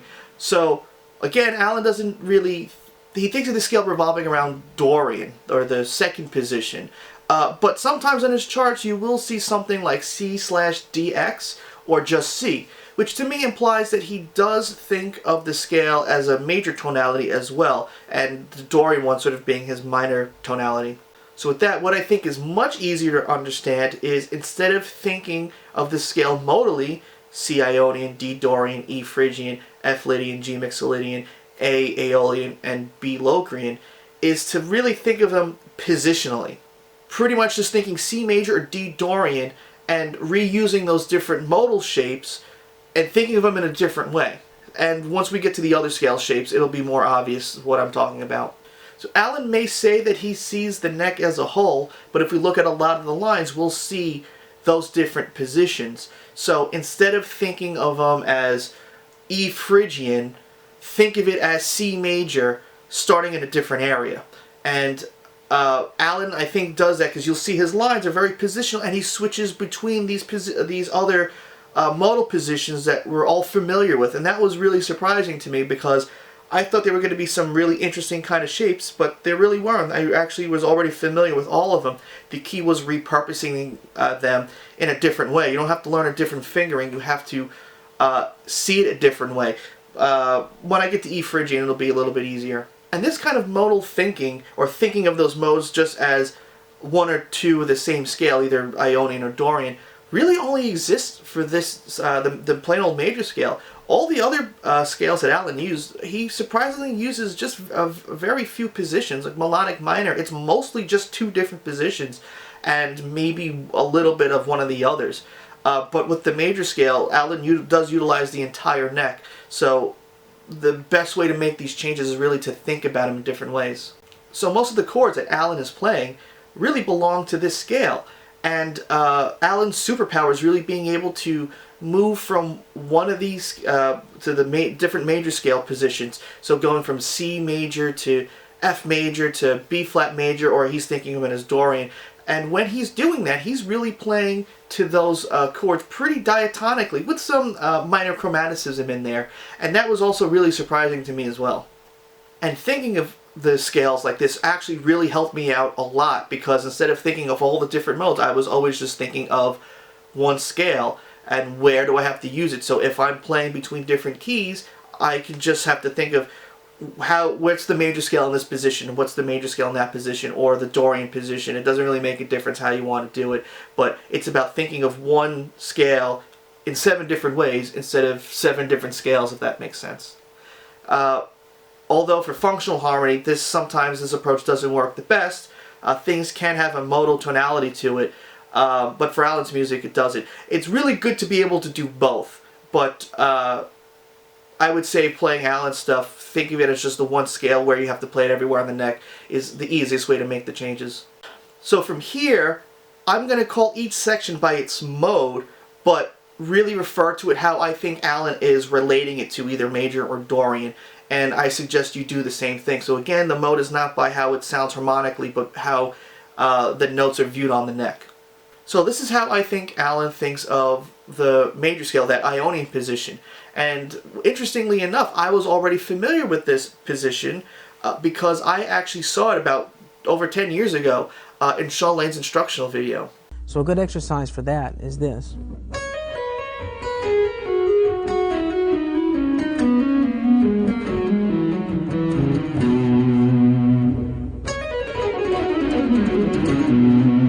And now, if we look, what makes this scale interesting is that we have two of the same notes. We have... So I'm playing this G, but now instead of moving up to A, I'm playing another G. And what was interesting to me is I never thought of playing the scale like that. And of course, who says you can't?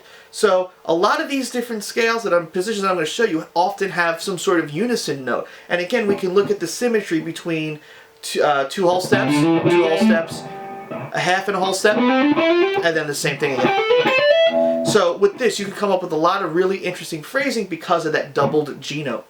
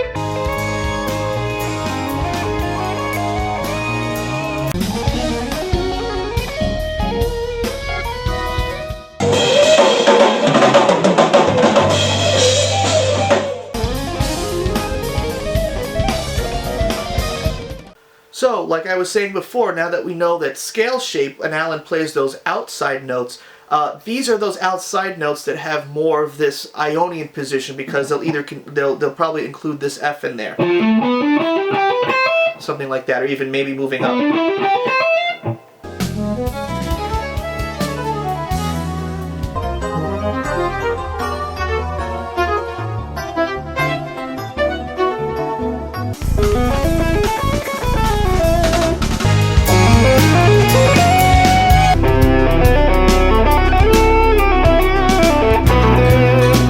And finally, these are the examples that I found that contain what I call the lick, but now these are explicitly Ionian because they contain that F in there. So it might be something like moving up like that, or maybe like, or something like that.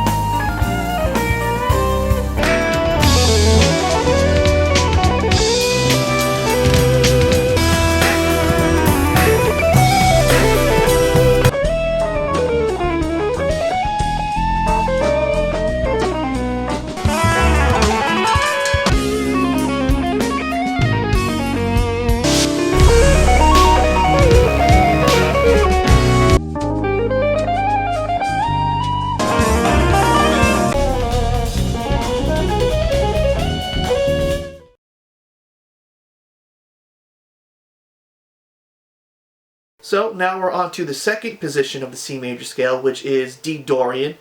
And that's where I said his symbol for this is X. So when he writes X, he's thinking of D Dorian or these collection of intervals.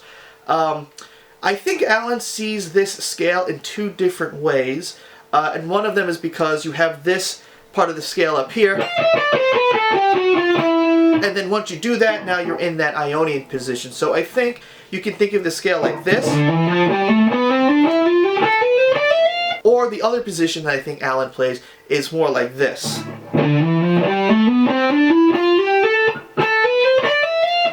Notice again the two A's that I'm playing here. And like I said, what's really important is knowing how these two different positions interact with each other so you can move smoothly between each one of them.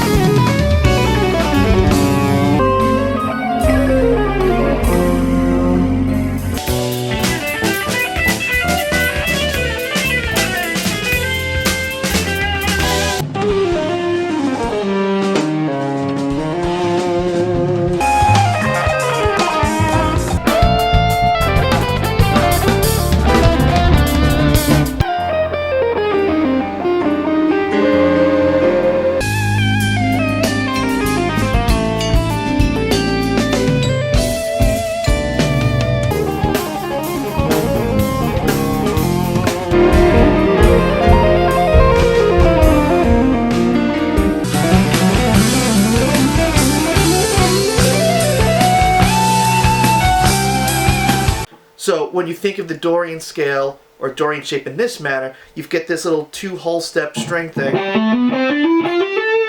And of course, it's very boxy, and Allan utilizes this sort of symmetry to its fullest.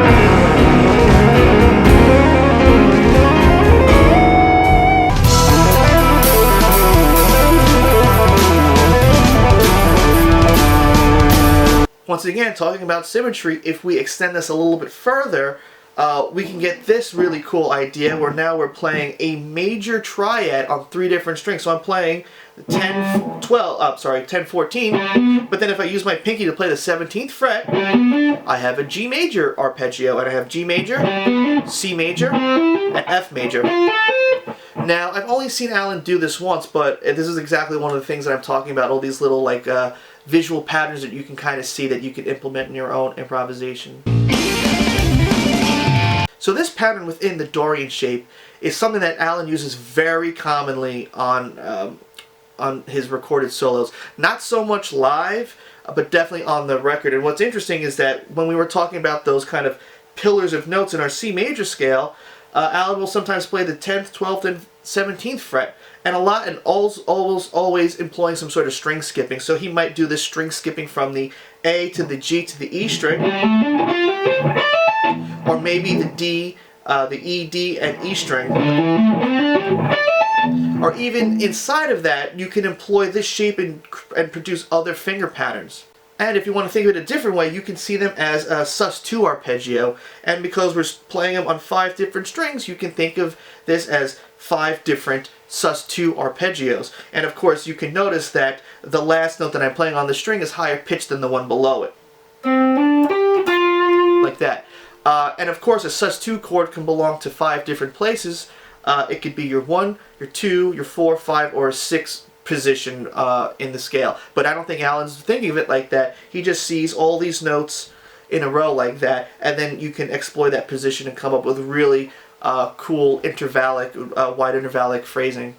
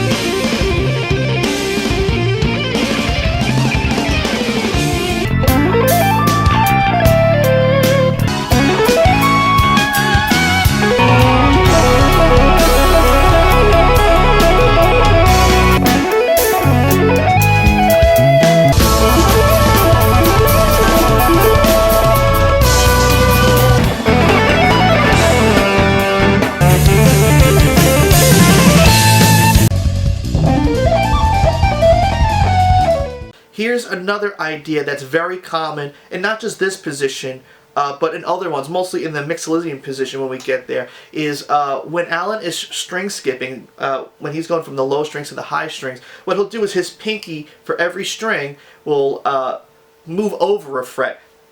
So in this instance, I could play something like 10, 12, 15, and then go to 10, 12, 16 on the G string, and then when I get to the high E string, I go to the 17th fret.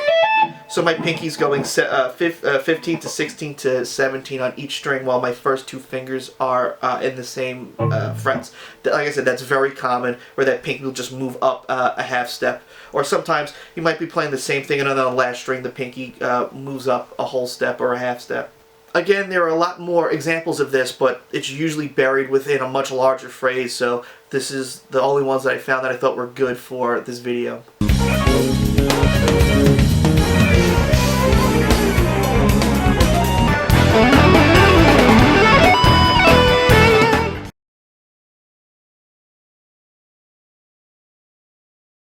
So now we're at the 3rd position of the C major scale, which is E Phrygian, but again I said it might be easier to think of it as C major because there's a very easy to find C major arpeggio in here.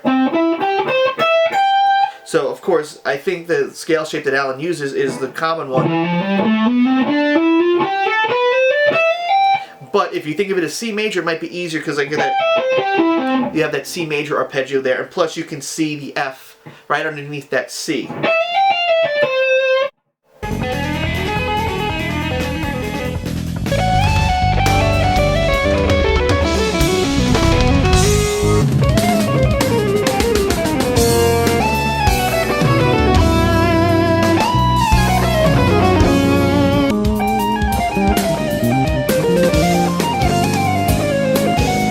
Now the one interesting symmetrical shape and idea that you can see in this position is that you have these 2 minor third intervals on the A and D string, and then you also have it on the B string and E string.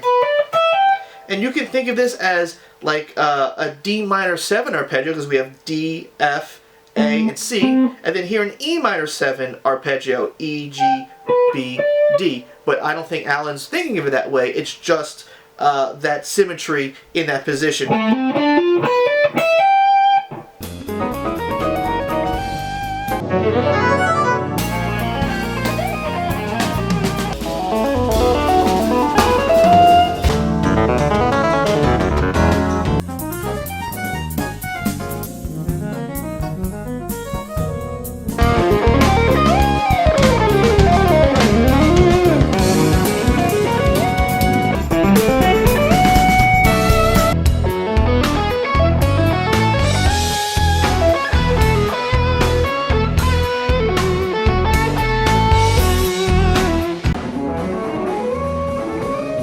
You can also see this phrase descending as well. Now, also what we could do is we could modify the shape a little bit and just do this where we're barring on our first finger on the 12th fret, and then do the same thing on the next group of string. So we have like a D minor arpeggio, because we have a D, F, A, and an E minor arpeggio, E, G, B.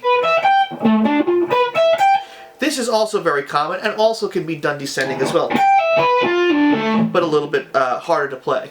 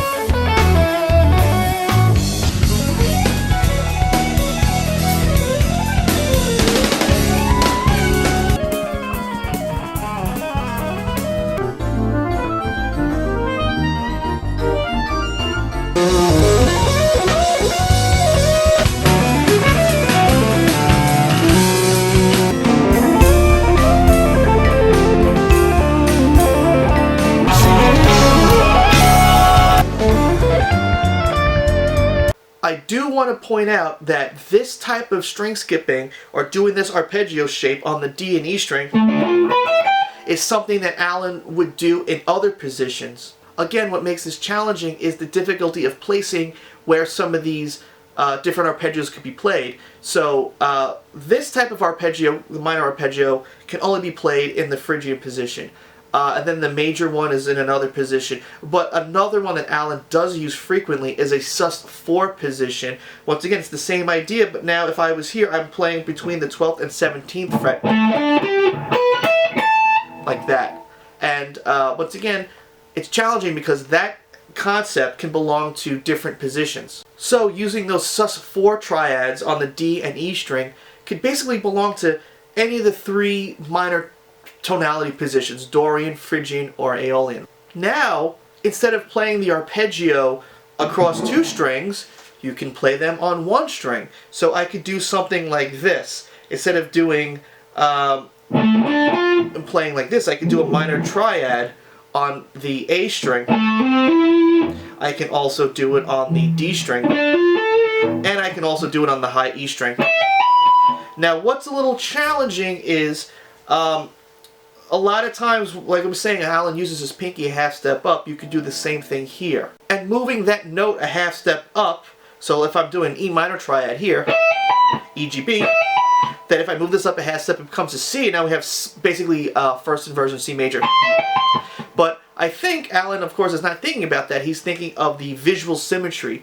I call this one the City Nights lick because that's how I think of it, even though this is not at City Nights. It's not, we'll get to the Aeolian position.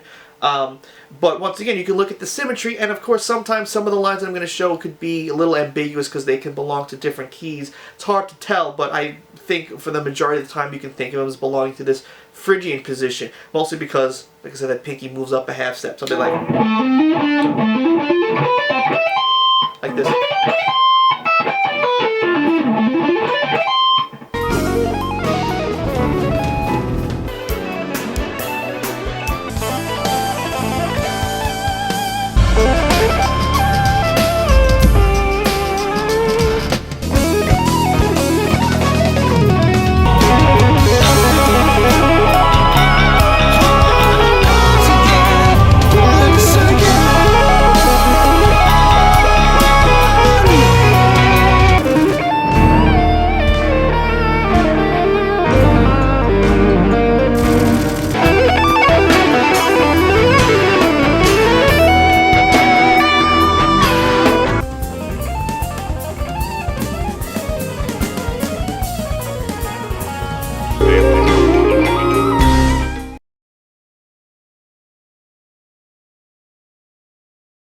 So now the next position is F Lydian, and for this shape it's easier to sort of think of it as C major or D Dorian. I think it's up to you.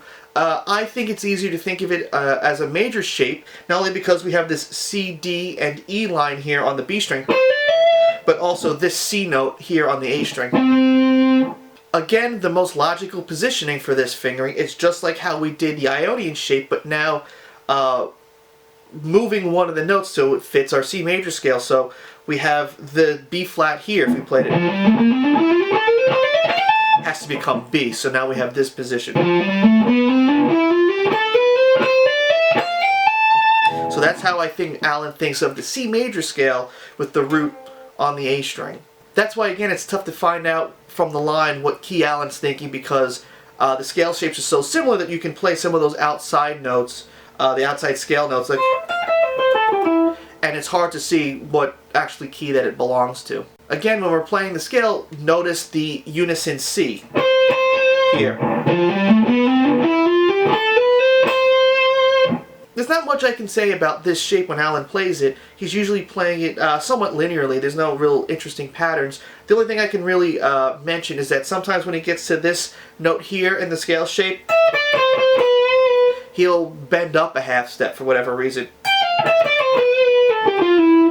That's really about it.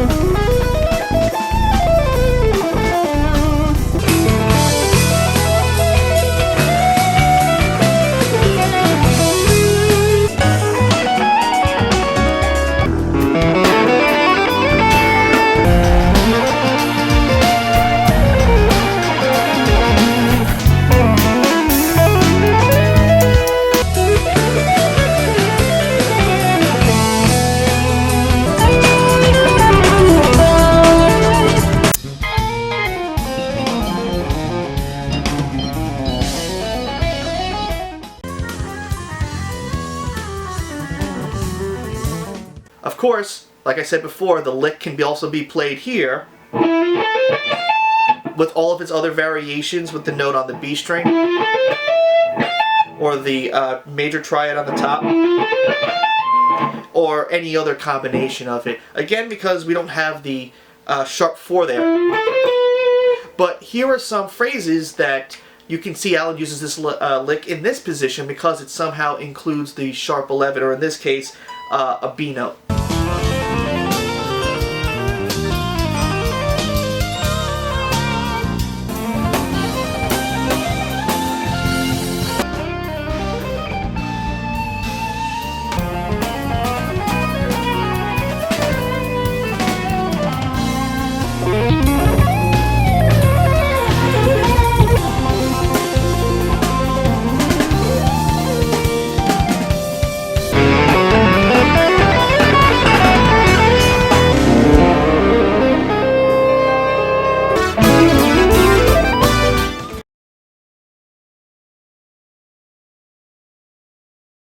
Now we're up to the 5th position of the C major scale, G Mixolydian. And what makes this one a bit of a toughie is I think Allan views this scale in 2 different ways. So I think the best way to show it is in either position with just the scale extended a little bit so you can see how they kind of move together. And what makes this one tough is because it sort of blends into the Aeolian position pretty easily. So a lot of times when Allan's playing, it's hard to see if he's thinking of that position or he's just shifting into from the Aeolian position into the Mixolydian position. Again, if we look at this position here on the scale, notice the double the D note again. But once again, like I said, if you think you can think of it either way, but you have these different other avenues that you can go with that position, moving between the two, either with this position up here or moving up into the Aeolian position. As far as how to call this scale, whether Ionian or Dorian or C or D, that's another tough one because you plainly have a C major over here, C major scale, or you can think of Dorian starting here in the middle, and of course we have this little box shape here. So either way, whatever works for you.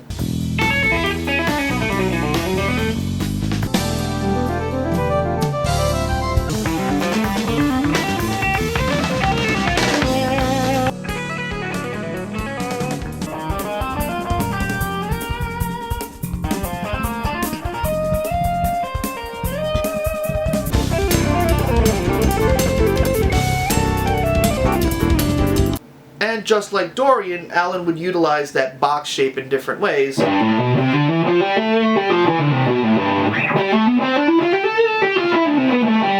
So once again, it's a very visual thing. So maybe he's thinking of Dorian there because of the box shape.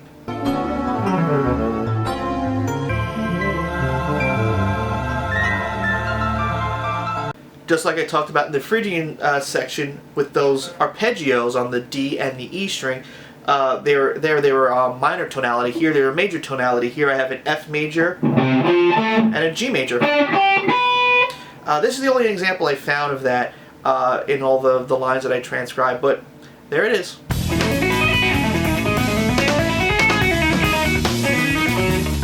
But this pattern is definitely the second most common one that you'll see in Allan's playing. Again, he's utilizing that whole step pattern, a little box shape, but he'll string skip from the E string to the D string and then back to the high E string. That one's very common, and sometimes he'll even move up to up there as well to the sus4 or to the C up there. Not only can you play this phrase on the E, D, and E string, but also the A string. So you can find plenty of those types of examples as well. Pretty much you have this box shape here, and then you can move up with your pinky there.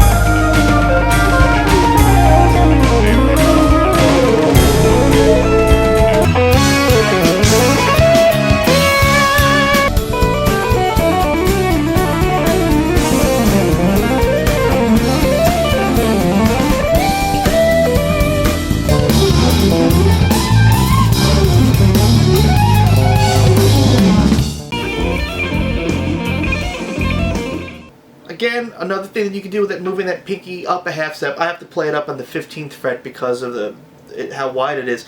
But sometimes Allan might play, on this case, the 15th, 17th, but instead of the 19th fret, start here on the 20th. So now you have a minor third between your second and third finger, second finger and pinky. Then when you go to the D string, you can move that up a half step. So now you have a major third between your middle finger and pinky. And then you can go down to the high E string and then move that up to a fourth. So you have something like this. Again, every string, that pinky moves up a half step.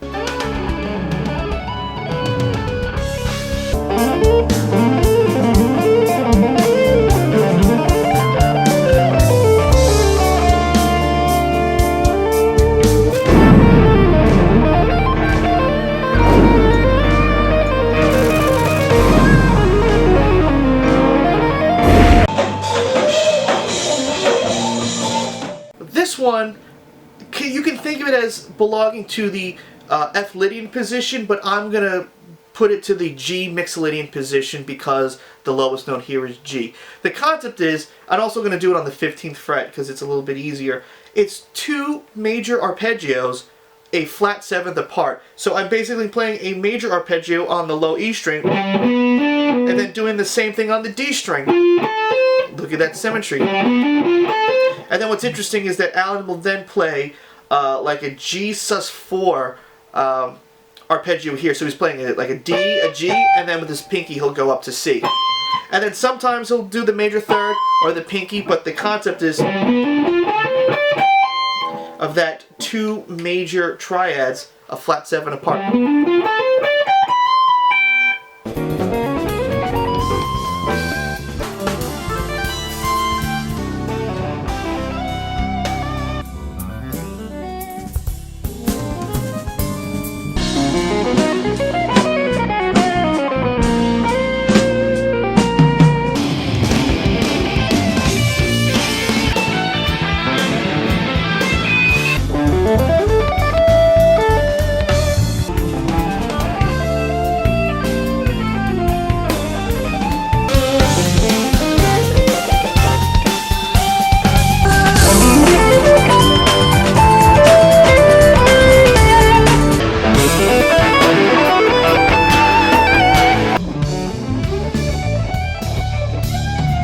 Here again we have that major pentatonic box section, but this one is more specific to have that note that would make it in this G Mixolydian position.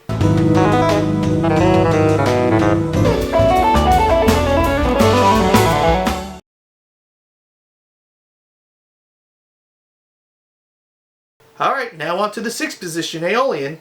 The best way to view this is as D Dorian again, but now starting on the A string. And the shape is not anything different from anything that we've learned before for the regular A minor, A natural minor scale.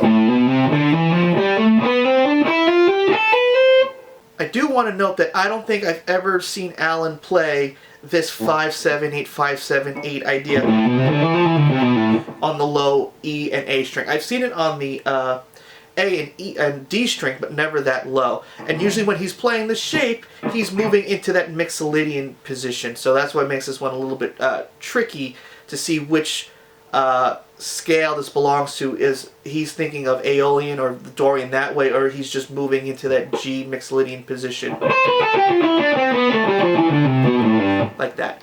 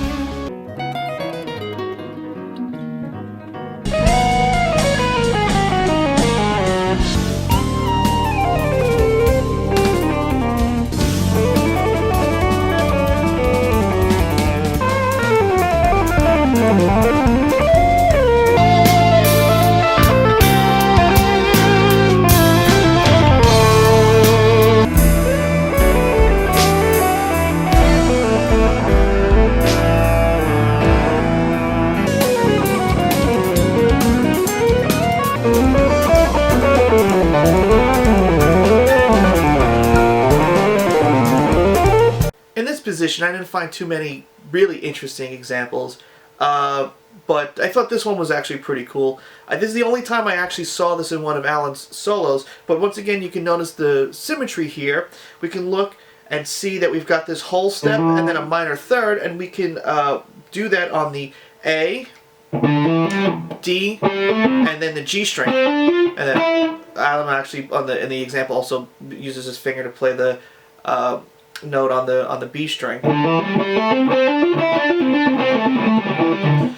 This also works in the Phrygian position as well, but I believe in the example that I took it from, the Aeolian position made the most sense.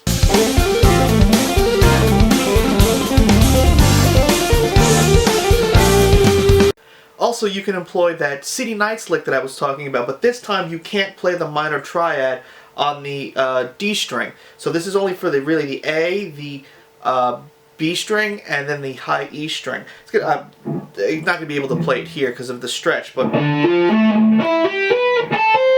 that's where they would all be. So you have a D minor triad, an E minor triad, and an A minor triad. And again, you can notice how the pinky can move up a half step. You have the C and the F here. Again, when a lot of these positions, like, you're not going to be able to play that here, but if you're playing, let's say, A Dorian, then you can imply that over there and play it. And that's what Allan's doing for the intro to City Nights. And of course, he would use that frequently in different solos, just as like a fast, cool flurry of notes that just sort of grabs you by your ear. Because again, he's just knows, oh, in this position, I know I can use that shape, and it sounds really cool.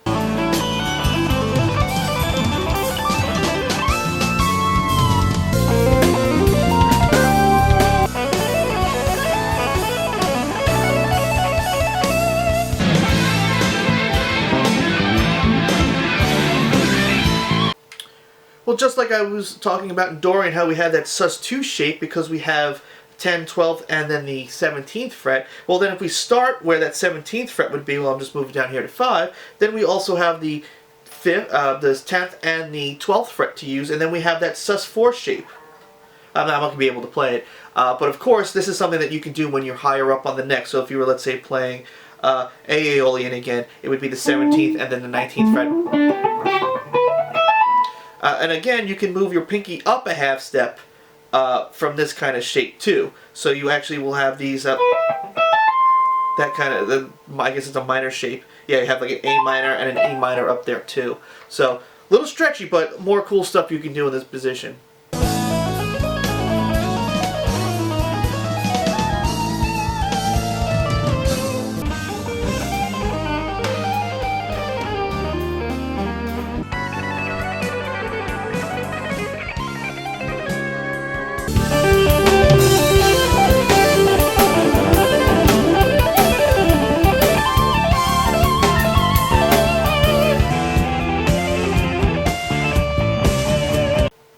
By now you should be seeing all the different sort of symmetry that I've been talking about so heavily, and there's still plenty more.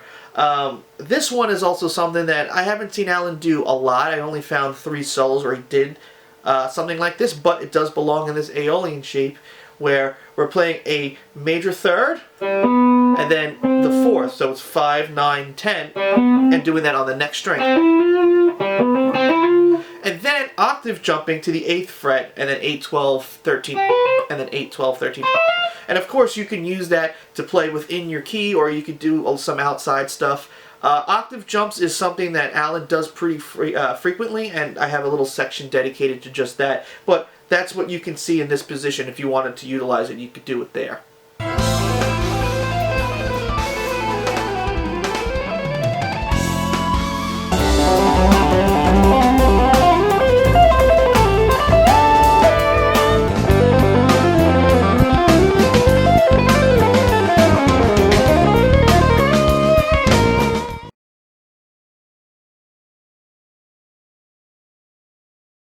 Alright, now lastly we're at the 7th and final position of the major scale, B Locrain.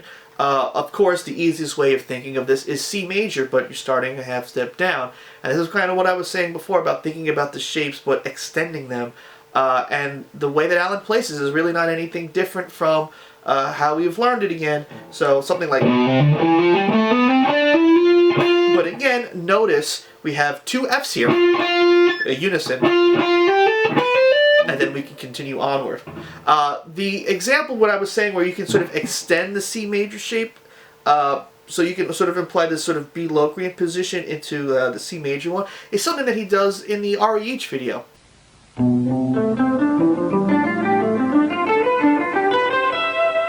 Just as an example of juggling things around.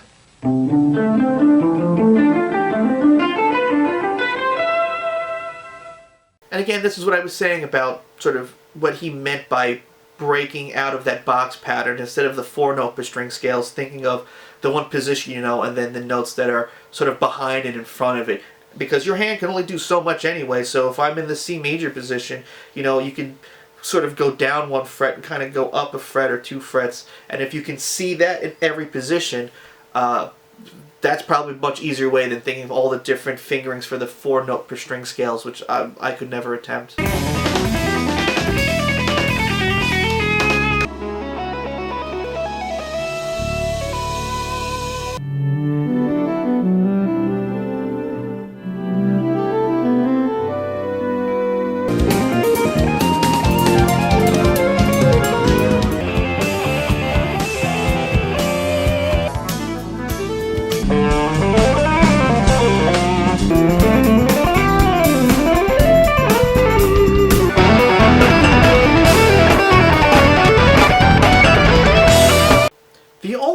Interesting thing that I found in this position, I've only seen Allan do once, and it's sort of like the City Nights lick with the minor arpeggios, but now they're major arpeggios, but in first position.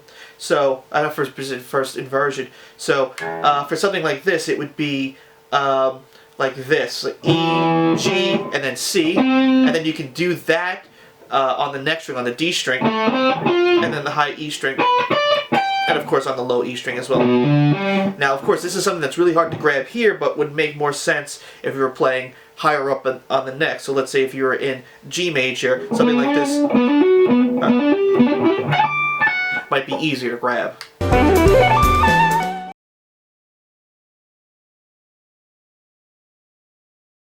Now that we've encountered all these different positions, all 7 positions of the major scale, here are some examples of some lines that I found. I think of them as like multipositional lines where Allan's using some of these shapes and symmetrical ideas and moving them either from one shape to the next, or just showing how Allan kind of plays the neck in different positions. Sometimes there might be a little line that has a little key change thing in there, but they should all be pretty easy to see.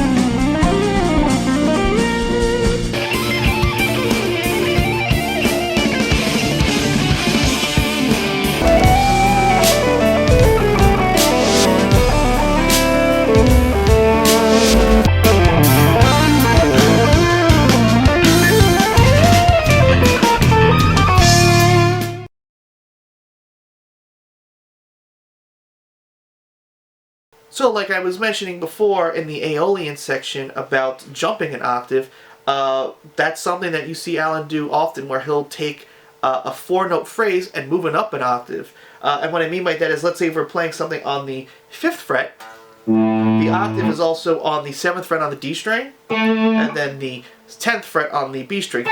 So he would take a phrase like, let's say something like that, this 2-note phrase, and then move it up an octave, and then another octave. And sometimes in these lines, there are little mistakes because it's not perfect every time, and I think that's a positional thing. As he's moving up, he might be hitting notes that he doesn't necessarily mean to hit. Once again, I can't tell on the intention, but I think there are mistakes that he probably meant to play the same thing each time for each octave.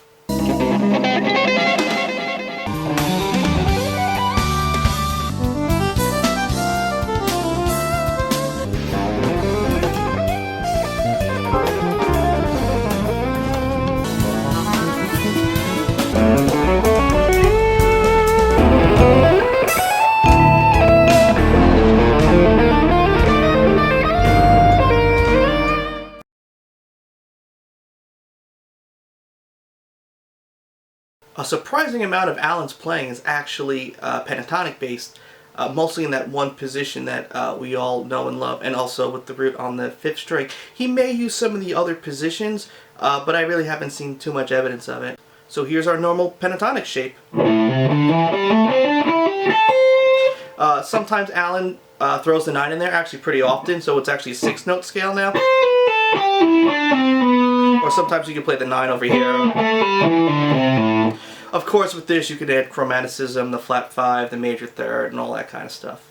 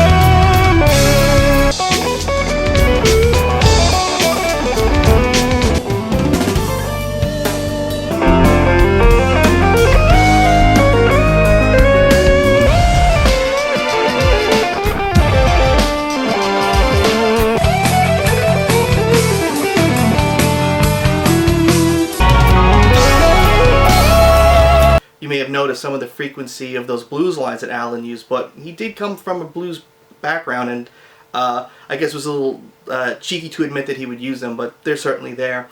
Here's the same shape, but now with the root on the A string. Again, I added where the 9 would be, as Allan might play it that way as well. Something like this.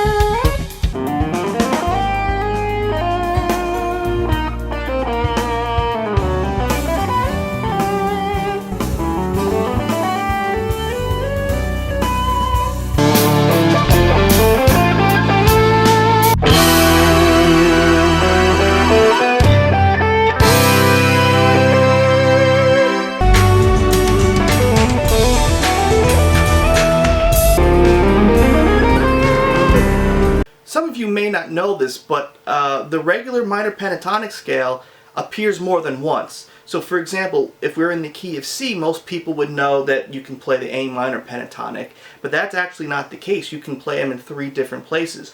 You can play it in an A, an D, and an E. And the reason why is because each one of those positions contain a 1, the flat 3, the 4, the 5, and the flat 7.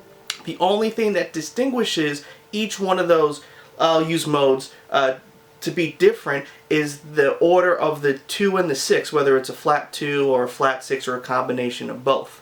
The same idea can also be applied to the major pentatonic scale. So again, if we're in the key of C, we could play C major pentatonic, also F major pentatonic, and G major pentatonic.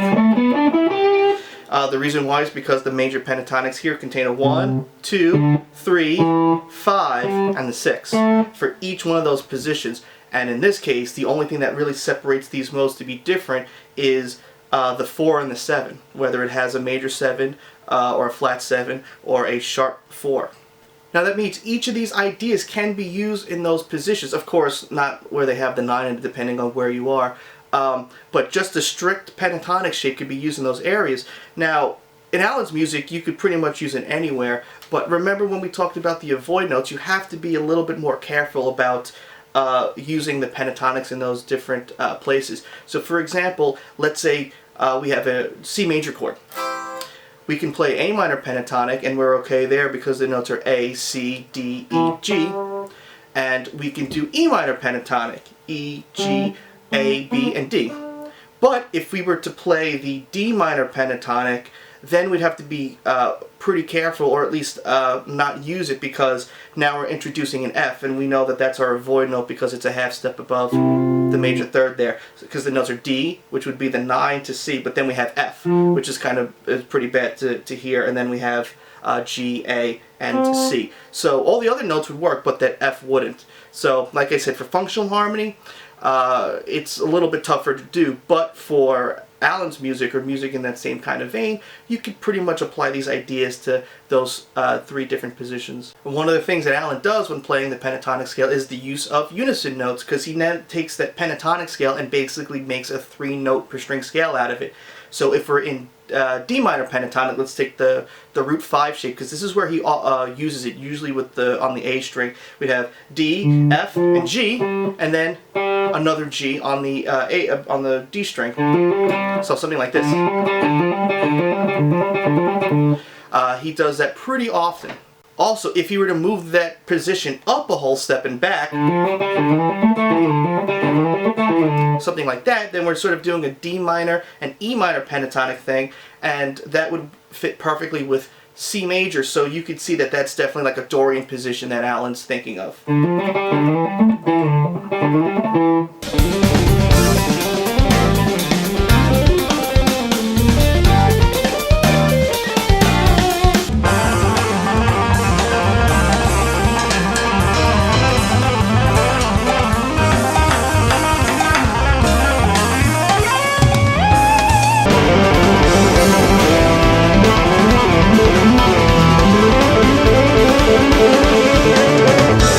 Now, by far the most common place that Allan uses this unison note is actually on the B and the E string, using that same 3-note per string idea, but if we're doing it, let's say, in that 5th position, or A minor pentatonic, we're going to have a unison A note.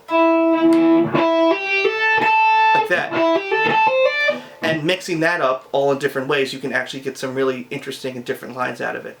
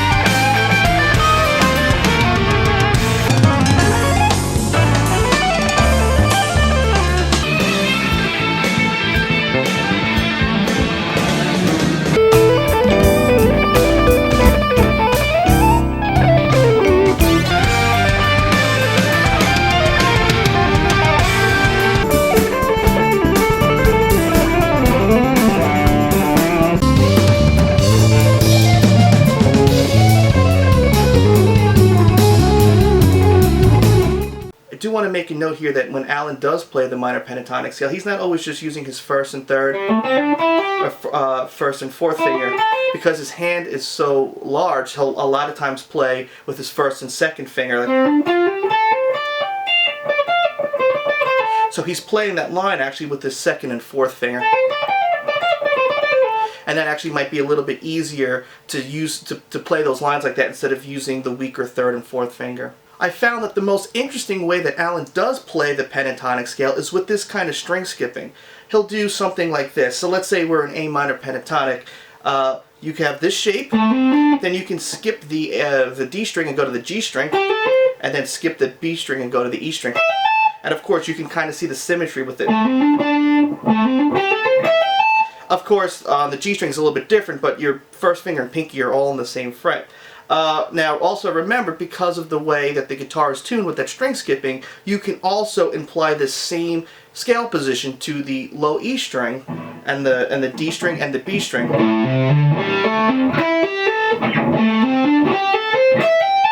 Both contain the same notes, but I think I only found one instance where Allan does play it on the low E string. But once again, some of the beauty about the way that the guitar is tuned, that you can actually play the same exact scale, the same fingerings in two different ways.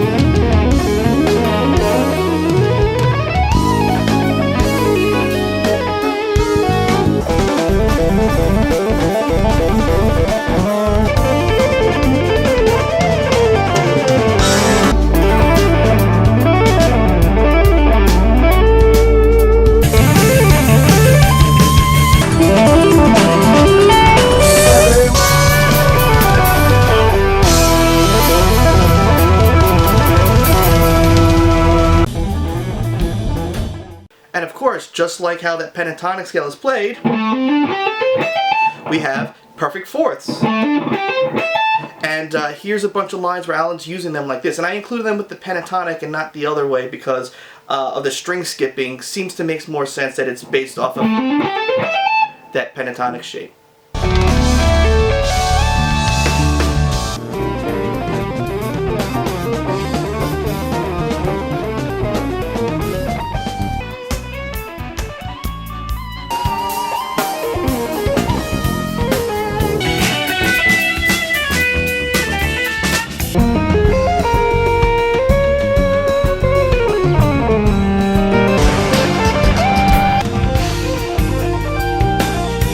And one of the more interesting ways that Allan would use that pentatonic string skipping shape would be with the lick that I called it. So sometimes he might do something like this, and of course you could sort of do the same thing on the next string like this. So let's say we're in the key of C major. Allan could employ something like this, and then start the lick, and all the different variations of it, or you can even string skip it, so on and so forth.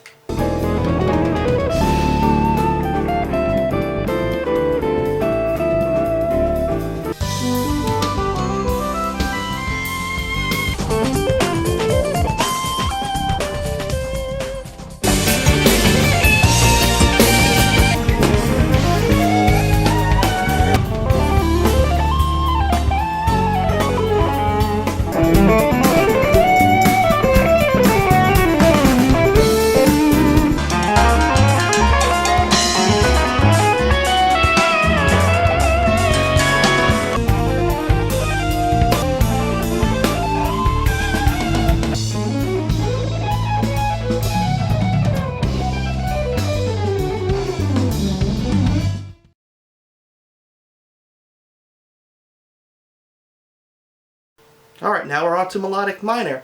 Allan's symbol for this is X with the circle around it. And it's kind of interesting because I think Yoshinori Seki figured out why that's Allan's symbol for it, but I'll talk about that later in the video when I'm discussing all of Allan's symbols. Surprisingly, there weren't many positions that Allan played melodic minor in, usually with the root on the low E string or the root on the A string. I think the main scale shape Allan sort of sees like this, and of course, like I said, you kind of extend this shape to the notes sort of behind that position and sort of after it. So you can kind of think of the scale shape in two different ways. And for whatever reason, Allan really liked to use a lot of symmetrical string skipping with melodic minor. So for example, if we're in C melodic minor, stuff like this. Or maybe like stuff like that.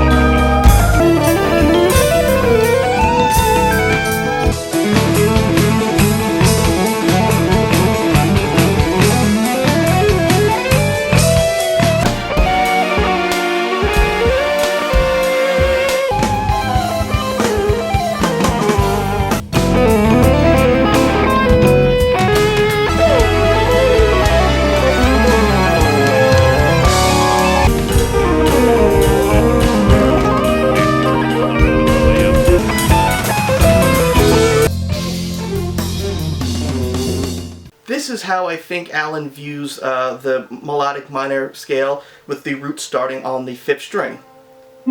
Once again, notice how we can have this unison note between the G and the B string.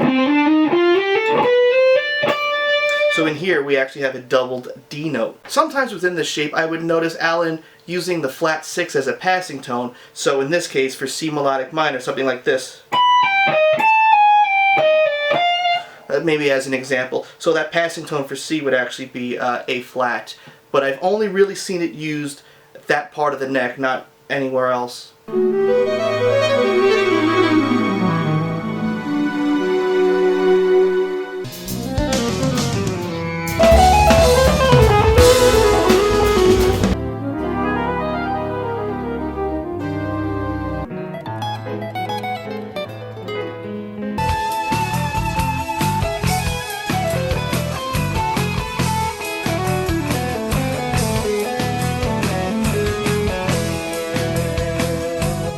This scale shape, Allan didn't really use a lot, but I think it's good to know.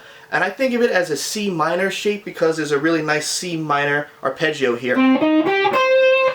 So I think this is a pretty good one to use. And again, the root is on the A string, except instead of where your first finger would be where your pinky is.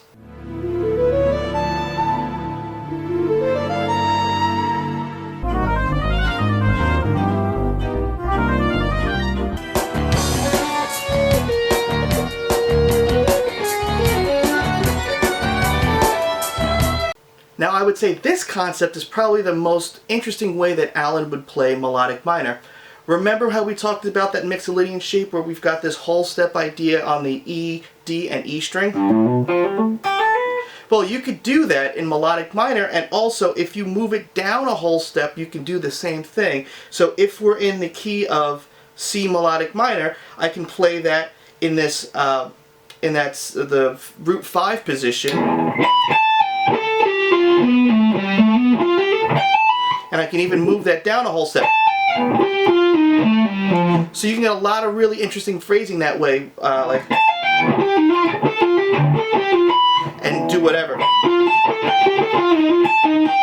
Stuff like that. I've even seen one time where Allan actually skips the note here and then plays it like this.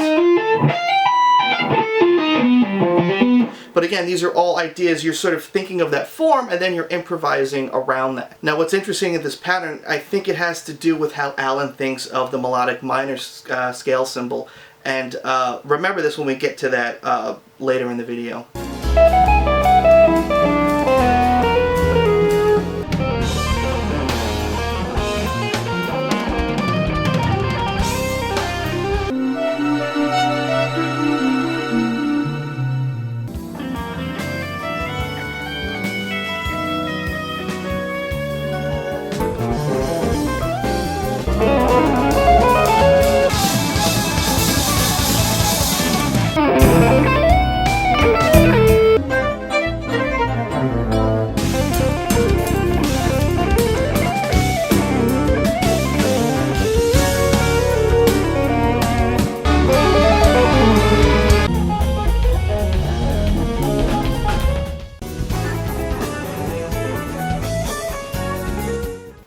Few interesting melodic minors that I found that don't really fit this those scale shapes.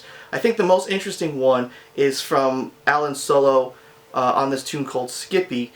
I never saw him use this position or scale shape before or since. It's the only time that I found it, and what's interesting is that it definitely belongs to C melodic minor, but also can belong to D Phrygian, which is part of the B flat major scale, and the reason why is that it doesn't contain a B or a B flat. So once again, you can have a little bit of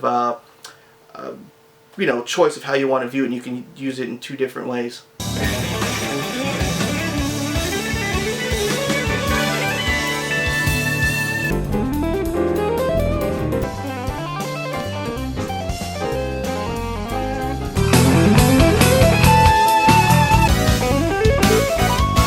Now with that example from Skippy, we're going to get into some lines that it's going to be really hard to interpret what key they really belong to. So for example, with melodic minor, 6 out of the notes of melodic minor also belong to the diminished scale. So if we play this kind of line, let's say in C melodic minor, all those notes, or even this one, all belong to C melodic minor, but also, if you want to think of it as the A diminished scale, or really how Allan thinks of it as the B diminished scale. The difference is melodic minor has this G in it, whereas the diminished scale has an F sharp and a G sharp.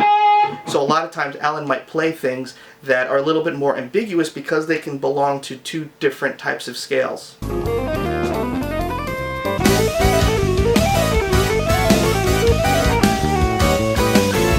And with that, let's get to the diminished scale.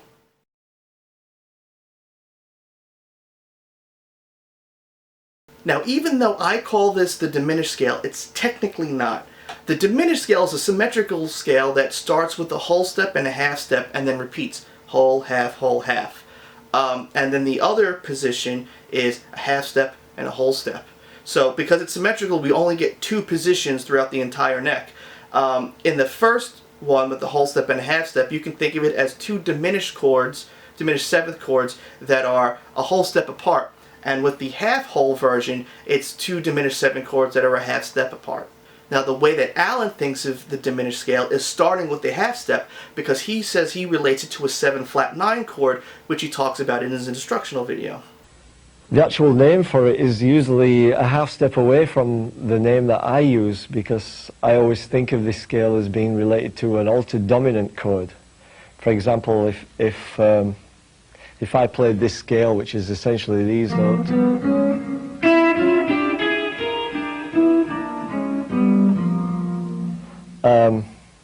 It's actually a G sharp diminished chord. But I think of it more as being like a, you know, like a G7 flat 9 chord. So that's why I use that name. Again, like I said, the name might be a little confusing, but the scale is good, it works. But what's interesting is that in the video, Allan shows that it's a G diminished scale, but in the book, it actually alters the definition of the diminished scale to what it's officially supposed to be called. Even though it's the same exact notes, it's just how you interpret it. And Allan sees it starting with a half step, he calls that the diminished scale, and the book says G sharp diminished because it goes by the official definition by starting with the whole step. So Allan's symbol for the diminished scale is 2 circles, sort of like an infinity sign, but it's just 2 circles. And because of its symmetrical nature, anything that you play can be repeated in minor thirds, flat 5s, and in major 6th intervals. This is one of the main ways that Allan sees the diminished scale. Now, in the chart that I made, I sort of did not fill in the notes on the E and the A string because for the most part, Allan doesn't really play the diminished scale on those strings. It's mostly from the D string to the high E string. Again, this scale can be moved in minor thirds and flat 5s and in a major 6. So this is what it looks like across the neck. I don't know how easy it is to kind of see how all the scales interlock, but you can think of that position starting on A, C, E flat, and G flat or F sharp, and then it continues back to A. I should mention that the actual pitches could be a little bit off because now we have an 8-note scale, and typically in a 7-note scale, we want each note to be represented by itself. So we have A, B, C, D, E, F, and G. And when you have an 8-note scale, one of them's got to be doubled.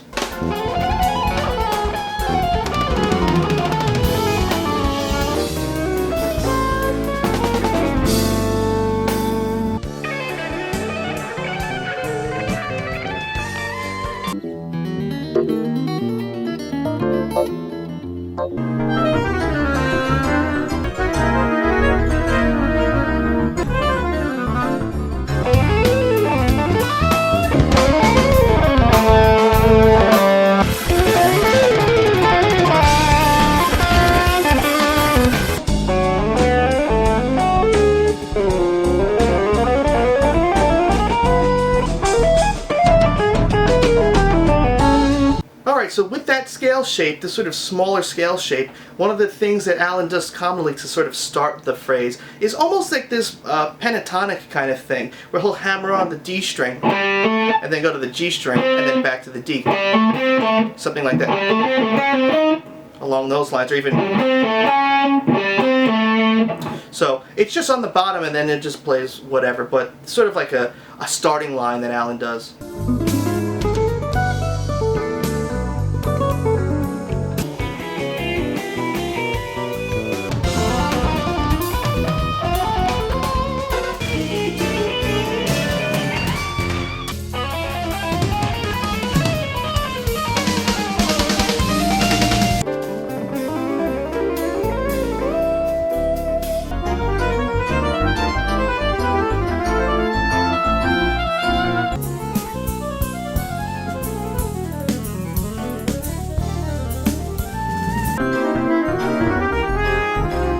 Now, of course, within that scale shape, we have all these other patterns. So if we're playing in A diminished, we can also play this note here.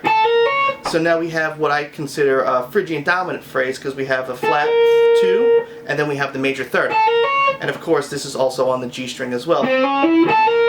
And also, you can play this on the D and the B string. And of course, you can use that up and down in minor thirds and flat 5s and all that symmetricalness.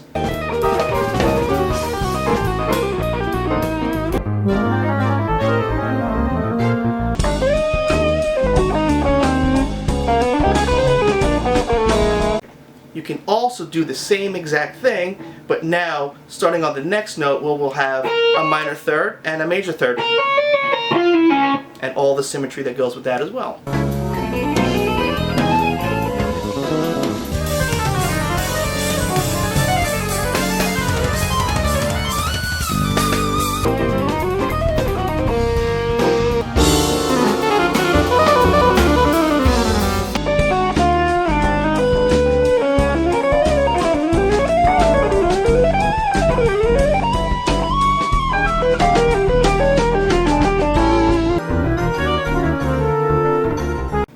might be a little tough to see, but it's kind of built on the previous kind of shape ideas, where we have that Phrygian dominant shape that we can string skip, and then we can also move to the next position, and now what we'll have is a whole step and a minor third, and we can continue with that up the neck, and of course play with any sort of finger pattern that we want, with any sort of symmetry, and of course it'll work also on the D and B string as well.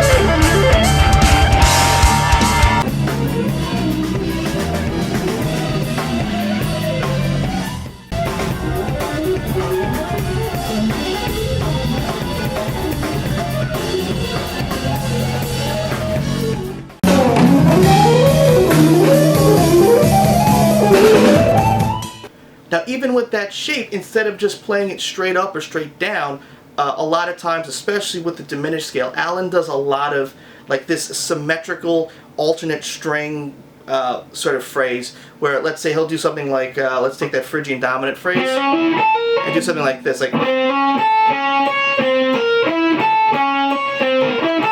and of course that'll work in any of those other positions. That's also very common too.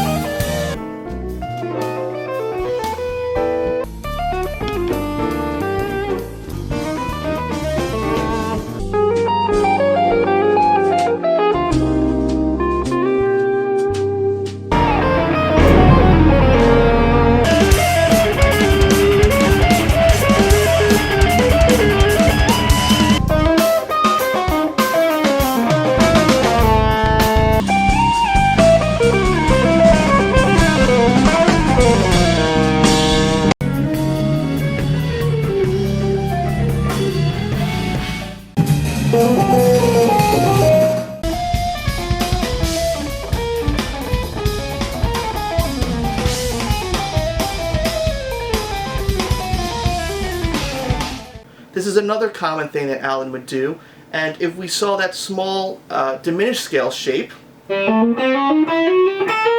can see that we have like a pillar of notes here and here.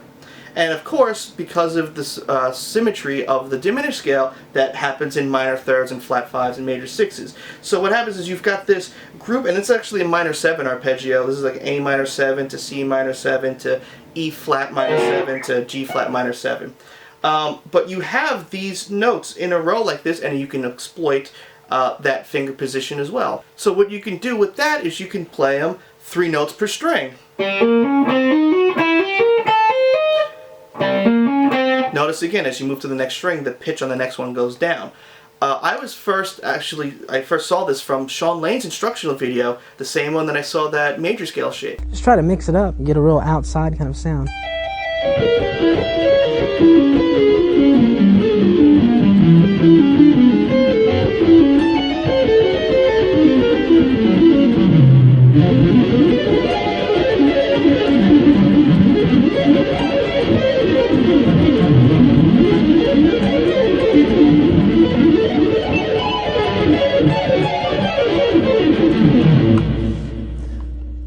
Again, it's just a different way of viewing the neck. You can play it with any sort of finger pattern you want, as long as you can see those notes in that order. You can, make up your own kind of pattern. And sometimes what Allan would do with that diminished scale shape, 3 notes per string diminished, would use this playing outside sometimes, but for the most part, in this instance, it's really against some sort of diminished scale quarter, 7 flat 9 tonality, whatever, however Allan wants to use it. Even though I haven't seen Allan play that 3 note per string diminished scale pattern like this, I thought it'd be good to see because once again, it's just another way of viewing the neck and seeing where those notes are, and you can make your own pattern out of that as well.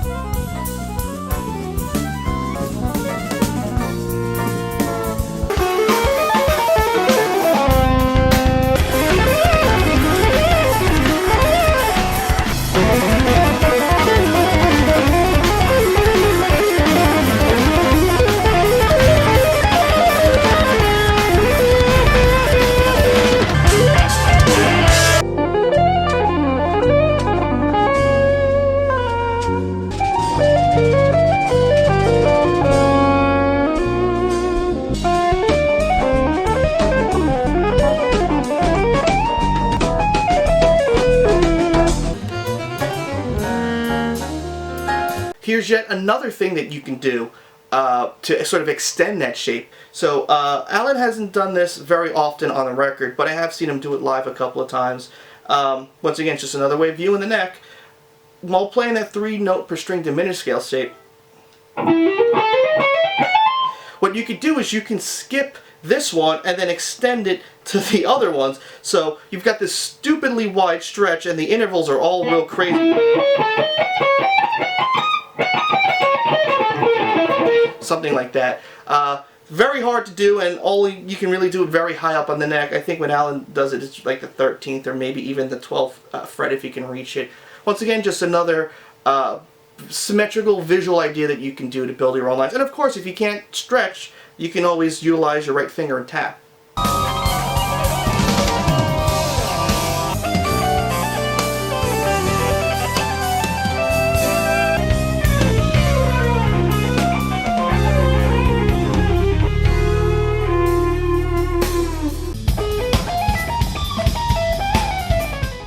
Here's another thing that I would see Allan do pretty frequently. Sort of play a 7 flat 9 arpeggio, or really playing a half step on the G string and then a full diminished 7th arpeggio on the next string, and then usually the top string has some sort of like stretching to it. But this, once again, is a little bit tough to decide what scale it belongs to, because even though Allan uses the diminished scale over 7 flat 9 chords, and this is a 7 flat 9 arpeggio, I don't think he's thinking of it like this, but that particular group of notes can belong to quite a few different scales. So, for example, if I was to play this in B, and it's basically a B7 flat 9 arpeggio, this can belong to not only B diminished and all the other patterns for it, but it can belong to E harmonic minor, E add flat 6, as well as G add flat 6, and E harmonic major and G harmonic major. So if you just see it, it doesn't really tell you, it doesn't give you enough information to say what sort of scale it could be in, but this is what I was saying, that we have so much overlap now.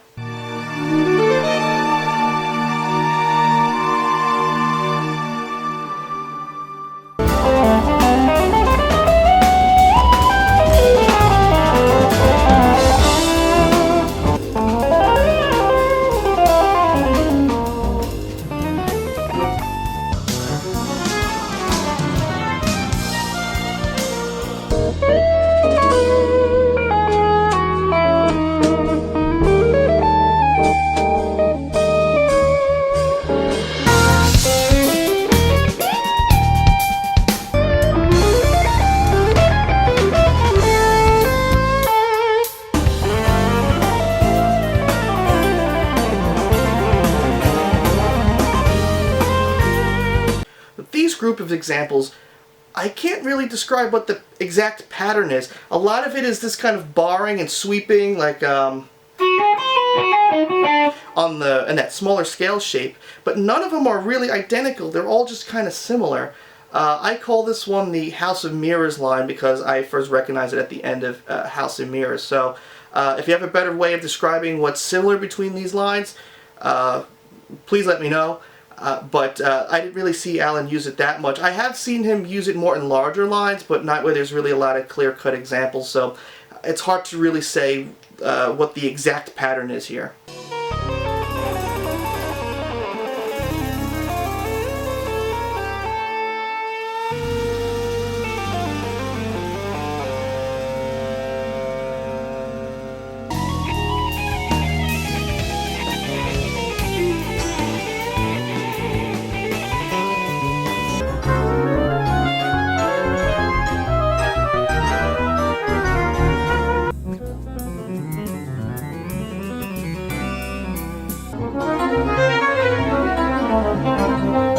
And finally, here are some really interesting diminished scale concepts that I found. Now, some of these, it's hard to tell if Allan's just thinking of a hand position and just moving up in a flat 5 concept like we're going to talk about in the outside section, or if he's actually really thinking of the diminished scale. I don't know, but I put them in here because they are diatonic to the diminished scale.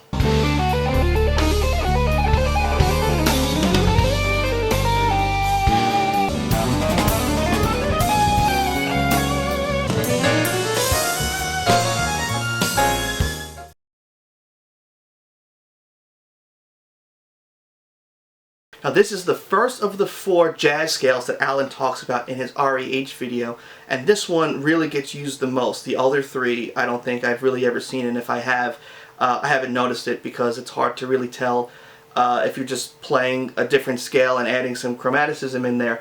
But this one is special because this one does appear on Allan's charts, and the symbol for it is this little lowercase gamma, or like this little pineapple thing. Now, the other name for this scale is a diminished 6th scale, as per Barry Harris. And what's interesting about this particular scale is that all the inversions, if you take every other note, so if you take the first note, skip the second, go to the third, skip the fourth, go to the fifth, skip the sharp 5, and then go to the 6th, and you take those 4 notes, you get a C6 chord. Then when you switch it over and you start on D, you get a D fully diminished 7th.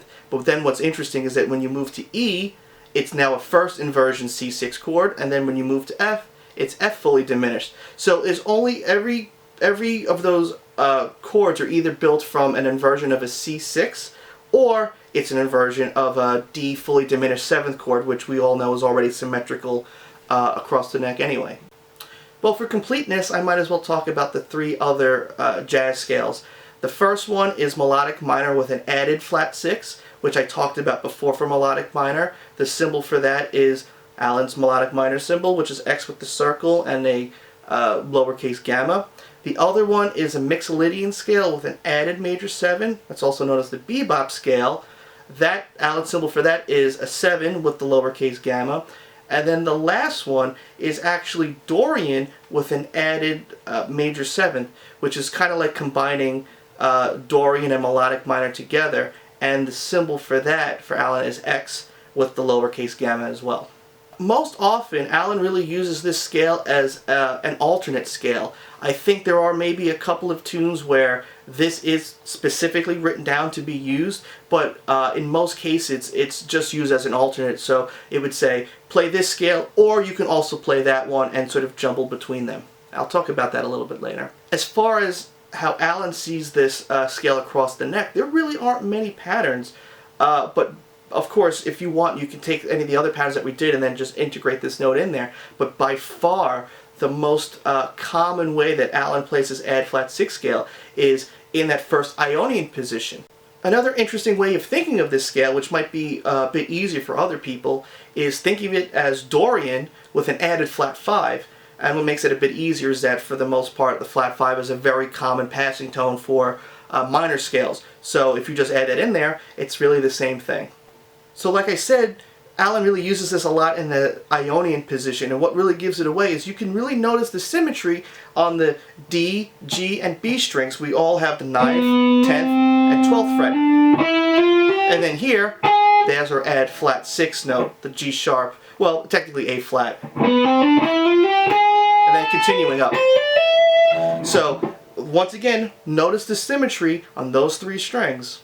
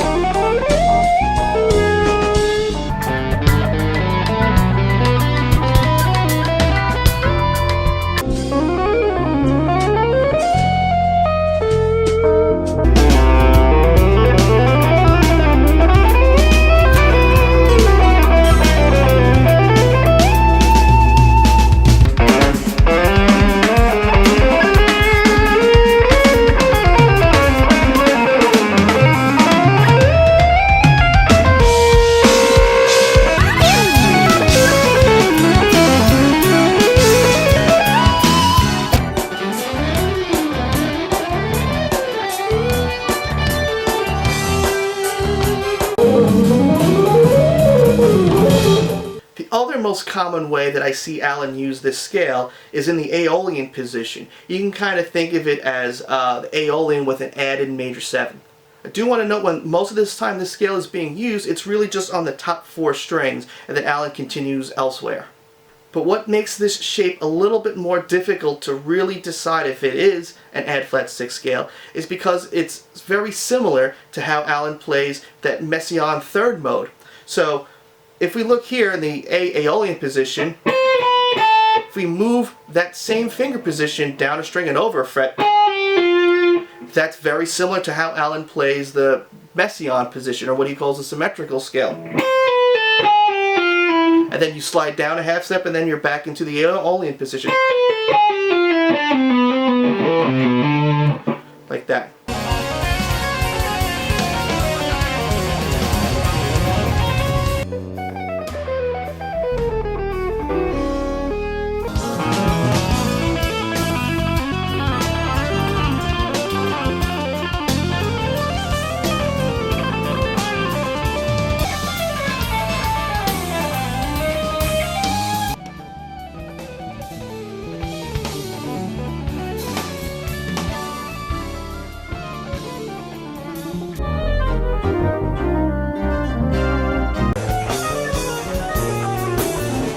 I'm not 100% certain about this particular position, but this is how Allan would see the add flat 6 scale in the Lydian position.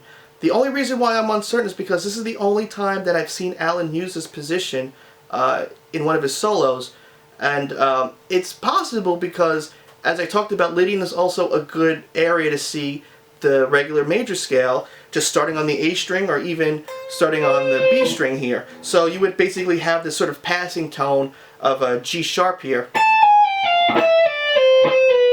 you know, and then maybe over there, on and on. So it does make some visual sense. Also, I believe I got this example from Tantrum to Blind, and a lot of the add flat 6 lines that I got came from that, so I'm assuming that's how Allan's thinking about it.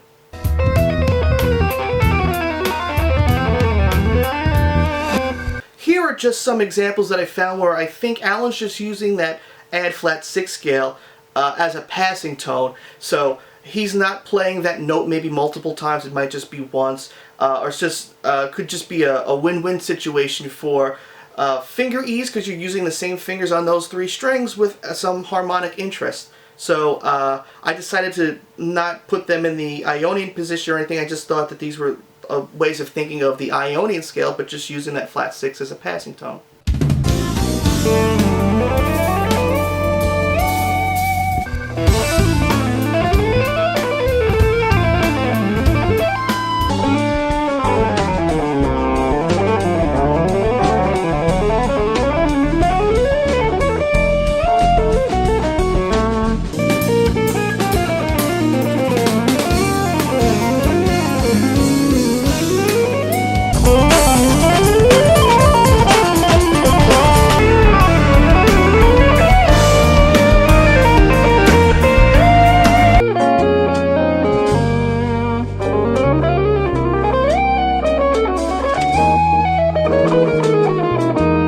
Home is the only tune that Allan wrote that I feel has a particular section that you have to use that add flat 6 scale because of the chords and the harmony involved. So this particular position I only really saw for this song in general, but there could be other places where the flat 6 scale is supposed to be used and not as an alternate, or not grouped with those 3 other scales as I showed before.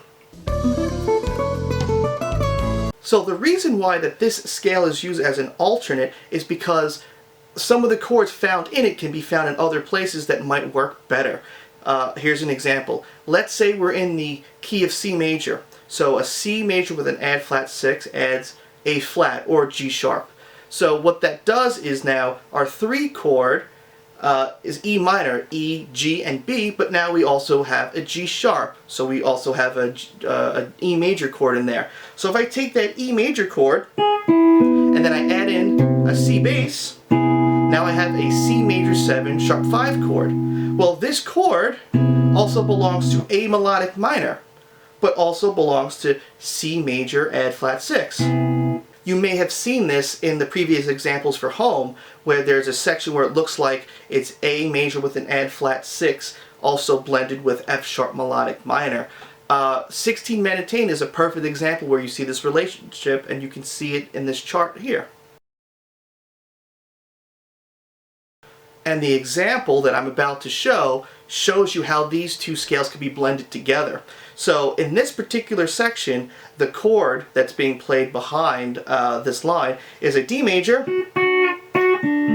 with a B flat in the bass. So we can play G melodic minor or B flat with an add flat 6 note in it. And you can see that in the line that Allan plays, it's sort of a combination of both. The difference being G melodic minor has an E in it, and the B flat major with the add flat 6 has an E flat in it. And you can see both of those notes in this line.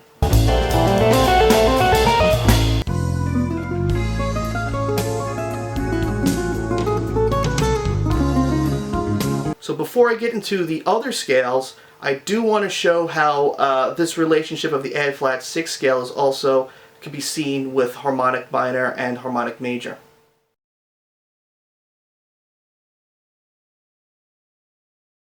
I talked about this extensively in another video, but I feel like I have to touch upon it for anyone that hasn't seen the video or people who don't know what I'm talking about. If you've noticed, I haven't talked about 2 scales so far, Harmonic Major and Harmonic Minor, and the reason why is because they can be seen as 7-note subsets of the add flat 6 scale, which is an 8-note scale. This is a picture that I found on the internet that I used for my video, and you can see where I have it circled. There are 4 columns. The first column in Allan's notation is A melodic minor with the flat 6, then C add flat 6, then the next one is D X plus 4, and then the last one is F melodic minor plus 4. Or if you want to call them with the scales that we're familiar with, it's A harmonic minor, C major add flat 6, D, now the X with the plus 4 is Dorian sharp 4, and the last one is F Lydian minor or Lydian diminished, depending on how you want to call it, which is actually the 4th position of C harmonic major. What's interesting about this is that Allan has A harmonic minor and D Dorian sharp 4, which are really part of the same scale. And as I talked about before, Allan doesn't really think of modes, and these the Dorian sharp 4 is a mode of harmonic minor. So I'm going to just group them together. So now what we have is A harmonic minor, C major add flat 6, and F, I'm going to call it Lydian minor. So what we could do is we can put all the roots to be the same. So we're going to start on C. So we have C with the add flat 6, F Lydian minor becomes C harmonic major, or you could think of it as C Ionian with the flat 6, and A harmonic minor can become C Ionian with the sharp 5. So since harmonic minor and harmonic major are kind of subsets of that add flat 6 scale, I kind of see them all as grouped together, and you can also see that on Allan's charts. I still haven't seen one instance where Allan just wrote harmonic minor or Lydian minor down just by itself. All the time, I've always seen these scales grouped together. I know that there are some solos that Allan did where I can clearly hear that it's harmonic minor. I know Wardenclyffe Tower comes to mind, and I'm sure if we saw those charts, you'd be able to see that that was the symbol that Allan used, but I'm just guessing here. It could be that he's thinking of it grouped all together like that as well. Still, with that being said, there weren't really a lot of instances where what Allan played was explicitly harmonic major or harmonic minor, which was kind of surprising. And in order to understand where those scales were used, I had to go and find every possible chord for all the transcriptions that I've done, remember, of the ones that tunes that Allan wrote himself, and try to find where these scales would have been used. And you can see with this video all the research that I had to do to find that.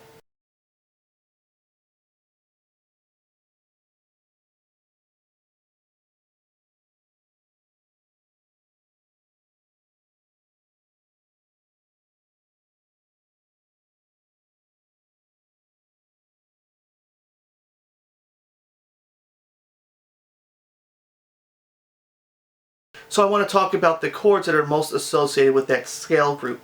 So I'm going to assume that we're in the key of C major. So C major with the add flat 6, and then all the other scales that are associated with the A harmonic minor, D Dorian sharp 4, and F Lydian minor. The scale that the chord that seems to be the most associated with those is like an E major triad with a C in the bass and an F in the bass. You can see that on Allan's chart for Alfred's Allan.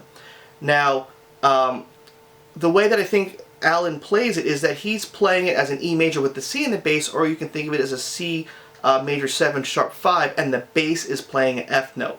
The other common chord that you would see associated this was actually a 7 flat 9. So in this particular key, it would be an E7 with the flat 9, or even with an E with an F in the bass, or with any flat 9, or even with an F major triad and an E major triad played at the same time. So those are the chords that if Allan was playing, you would probably use that group of scales to play over them. Alright, with all that said, I think I want to go to harmonic minor now.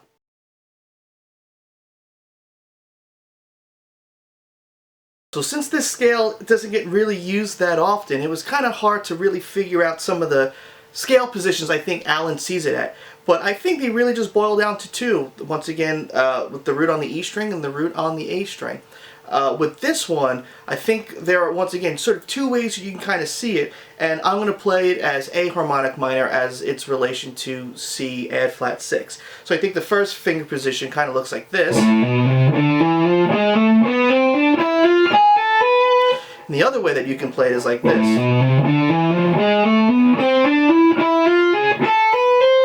I think that's how Allan sees it, and again, you can just think of it as a one scale shape with the other notes sort of as an extension in front of it or behind it.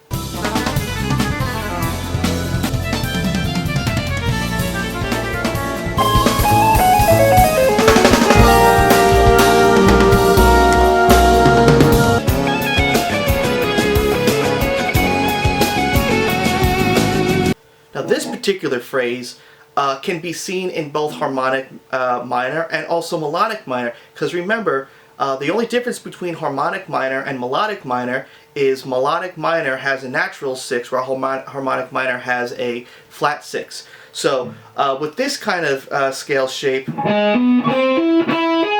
you can see that in there, sort of those outside notes, very similar to the ones that we did in the Ionian position. But of course, if it was harmonic minor, then we'd need an F in there. If it was melodic minor, there'd be an F sharp. But since that note is omitted, it could be either or. I put it in harmonic minor because I saw it a few times in Wardenclyffe Tower, and that definitely has a very strong harmonic minor sound, so I included it with this.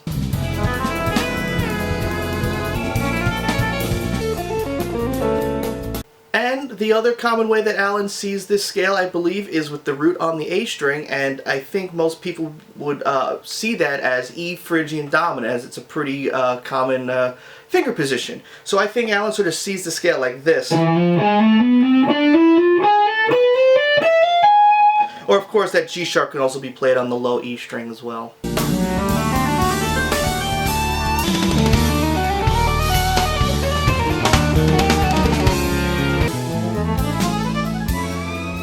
So, since Allan does use Dorian sharp 4, as at least written in his charts, I do think he does think of this position this way. And of course, I'm relating it to a harmonic minor, so in this case we're playing it in D, so D Dorian sharp 4. So I think Allan would play something like this scale shape.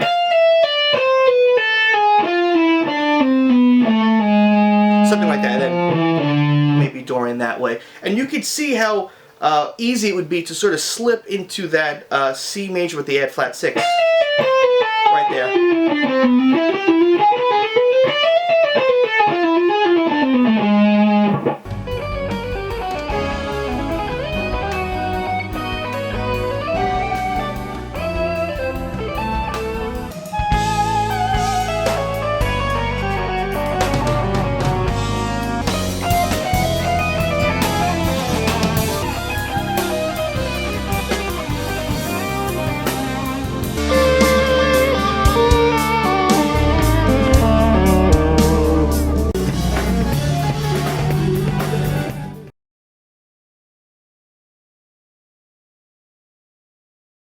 In his REH video, Allan says he likes to use this scale quite a lot, the F Lydian minor, but honestly I haven't found too many examples of him using it, so maybe he's blending it with other things, I'm not sure. I just found the lines that were explicit to this scale.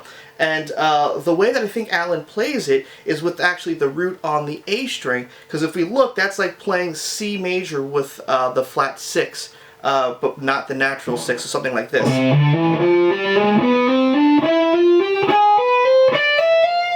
Again, just another subset of the add flat 6 scale. It's like, you know, just omitting a note.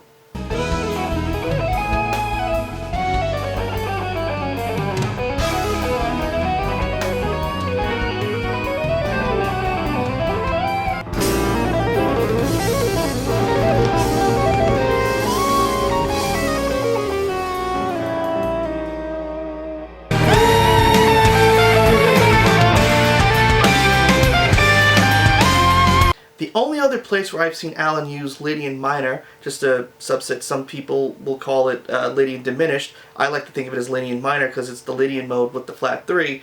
But in any case, the only time I've seen him play other than the positions that I just showed was in downside up. He plays it with the root on the D string or on the 4th string, something like this. So, who knows, there might be more positions where Allan does play this live. But I just haven't seen it in a lot of his solos. And that's about it for Harmonic Major.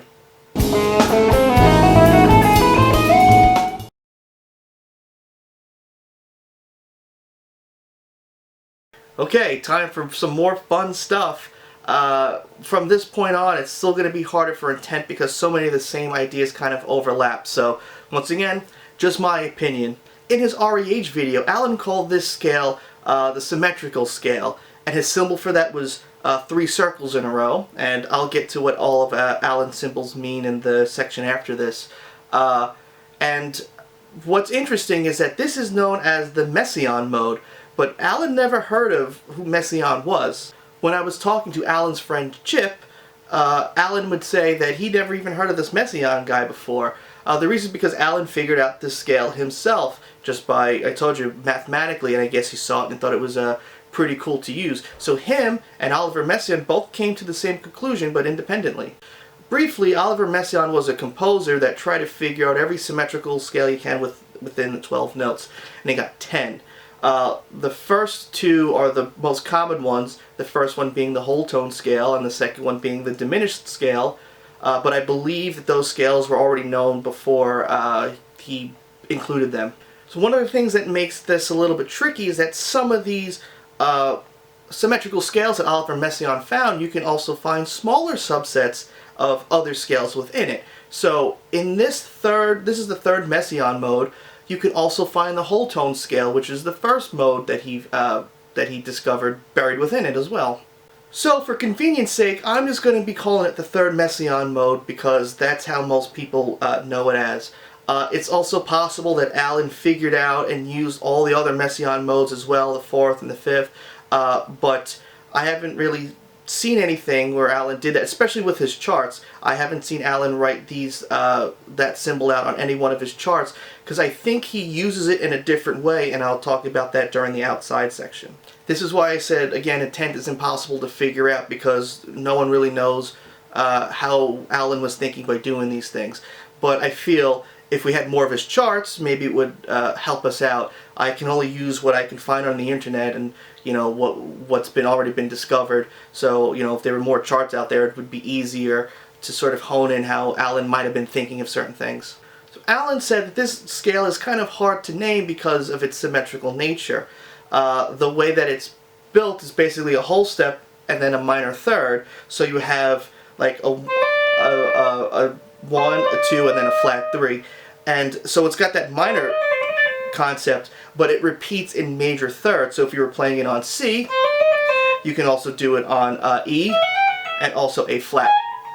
This particular scale I've used quite a lot as a scale to modulate from one chord to another, or because it's a symmetrical scale, so it has a sound that you can recognize when you kind of hear it. And I'm not sure how you go about naming what key it belongs to. But for me, I think of this one as basically like a C minor, because a C minor, an E minor, or an A flat minor, because here you've got like the A flat minor and an A flat major triad, an a G minor and a G major triad at the same time. But as you can see, it's a perfectly symmetrical scale, so you can have some fun with that one.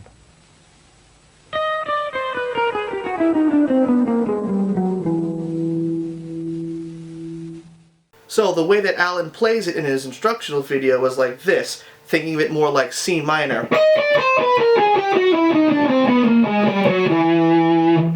And once again, like I said, when he's playing outside, it's really hard to tell if he's thinking of this specifically or not, or if he's using shapes. But here are some patterns that I found that could definitely be related to it. And this first one is just examples that I found where he's just basically playing that scale with a little bit of variation.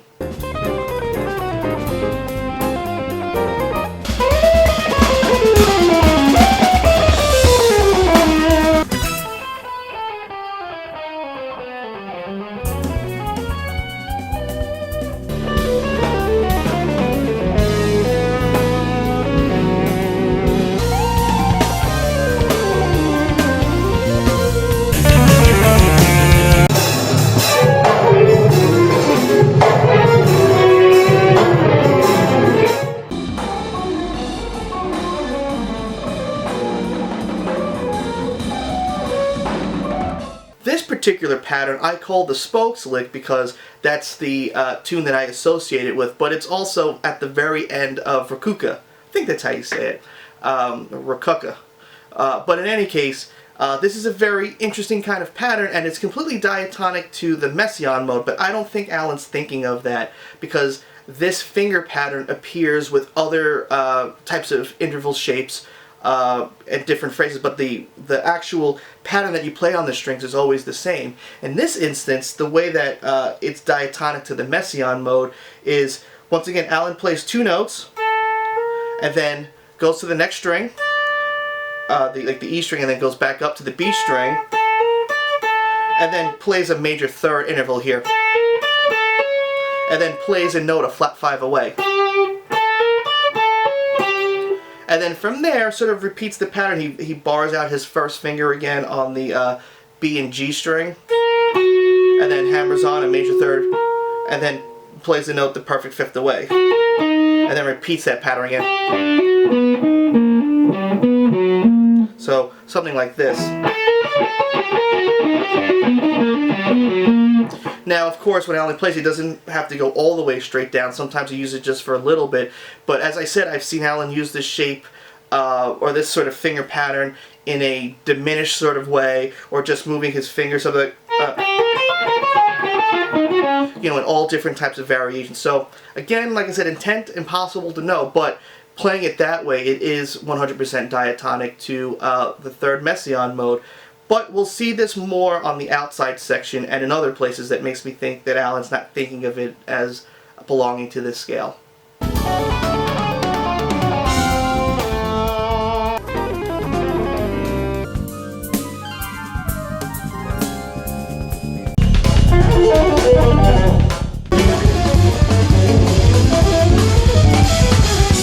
Here's another way that Allan would use the Messiaen mode. Once again, mostly for outside playing, but this little idea is diatonic to this scale. So if we, like I said, if we look at the scale, we have this little minor 3rd thing, and then we start on E. We have these 3 notes in a row, and we can play that in major thirds going down. And this is something that Allan would often do. He would string skip this between 2 strings, and then the next one, and so on and so forth. Like I said, mostly for outside playing. Now, for the most part, it does fit that Messiaen mode shape, but I have seen him use it in other ways that makes me, again, think that it's just this concept, or maybe he took the idea from the Messiaen mode and then just played around with it however he saw fit. Interestingly enough, I have seen Shawn Lane use this lick a couple of times. I believe I also saw it in his solo for Kaiser non Caro, even though he sequenced that, but I have seen him use it live as well.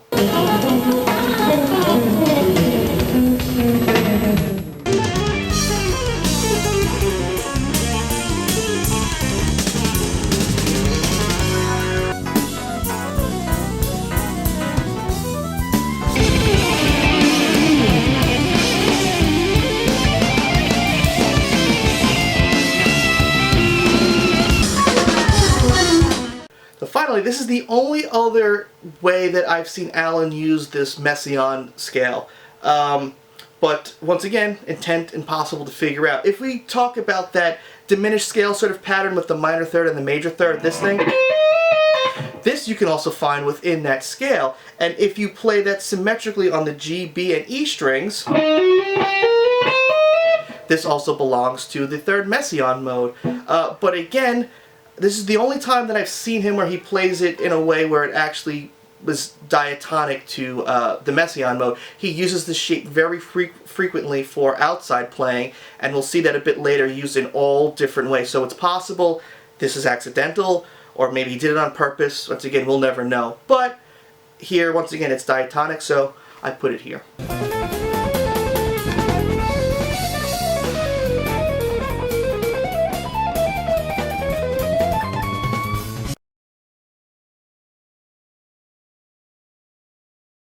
So before I get into the whole tone lines, I want to talk about how Allan probably wrote out his symbols to mean, because I think I know what Allan's symbol for the whole tone scale is, and I didn't come up with it. I got it from Yoshiniro Seki's video. He was talking about some solo that Allan did, and he showed Allan's symbol for the whole tone scale, and I had messaged him, how does he know what the symbol would be, because I haven't seen any other instance of it. He never wrote it out on a chart. I forgot exactly what he wrote back to me, but whatever he wrote back to me finally planted this seed in my head, because I never saw it before, of how Allan's thinking of these scales and the symbols that he's using for them. So Allan's symbol for the third Messiaen mode, or for him the symmetrical scale, is 3 dots. And if you lay all the notes out on one string, the way that the notes line up is you see 3 notes, then you skip a fret, then 3 notes, then skip a fret. If you go to the diminished scale, Allan's symbol is 2 notes. And if we put the diminished scale all on one string, we get 2 notes, then a fret, then 2 notes, then a fret. I guess you can see the pattern by now. So with that, Yoshiniro was saying that Allan's symbol for the whole tone scale is probably just a circle. Because if we look at the whole tone scale on one string, it's note, then a fret, then a note, then a fret, then a note, and a fret. So it's basically would probably just be a circle. And yet here's another thing that I learned from Yoshiniro that once again made me start to understand a little bit more of Allan's process. So Allan's symbol for Dorian is X for experiment, which I showed earlier. But why is melodic minor X with the circle around it? Well, let's look at the Dorian scale all on one string, and we see all the notes laid out here. So now if we want to make it melodic minor, what we do is we take that flat 7 or that C note and we make it C sharp. Now we start to see this interesting pattern where after the first 2 notes, after this F, then we have 5 notes in a row that are almost identical to the whole tone scale out of the 6 notes. So it's almost like Allan's symbol is basically saying the Dorian mode, or that experiment with that kind of whole tone symmetry. And this makes a little bit of sense because, like I said before, if you go to this timestamp earlier in the video, I was talking about how Allan exploits melodic minor with all that whole step stuff, and it seems to be that he might be thinking of melodic minor with that whole tone kind of concept and playing within that area and making it sound like it's the whole tone scale when it's really not, when it's actually belonging to melodic minor. So I think that was a very, very accurate insight to how Allan sort of thinks of these scales. And as you can see, it's not about harmonic content, it's almost visual. It's just how the scale looks like on the neck and those patterns and how to exploit those patterns and make melodies out of them. I don't know about you, but I love finding this stuff out. But the only other symbol that I want to talk about is I've seen it in 2 of Allan's charts, in Bo Peep and on Lanyard Loop.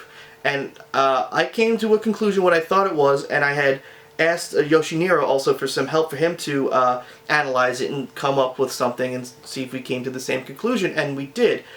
We both came to the conclusion that when that symbol is an X with a circle next to it or a circle under it, and it seems to mean just to play Dorian or as an alternate melodic minor.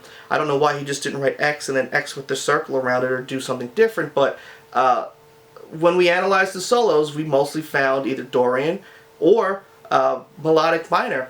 And the chord that usually was associated with that scale, or what was being played underneath, is some sort of minor 6/9 chord. Because remember, the difference between Dorian and melodic minor is Dorian has a flat 7 and melodic minor has a sharp 7. And the chord that Allan would play would be, let's say, like a D minor 6/9, so something like this. So we have a root, our 6, our 9, and then our flat 3. So this doesn't have a 7 or a flat 7 in it, so you can use D Dorian or D melodic minor there.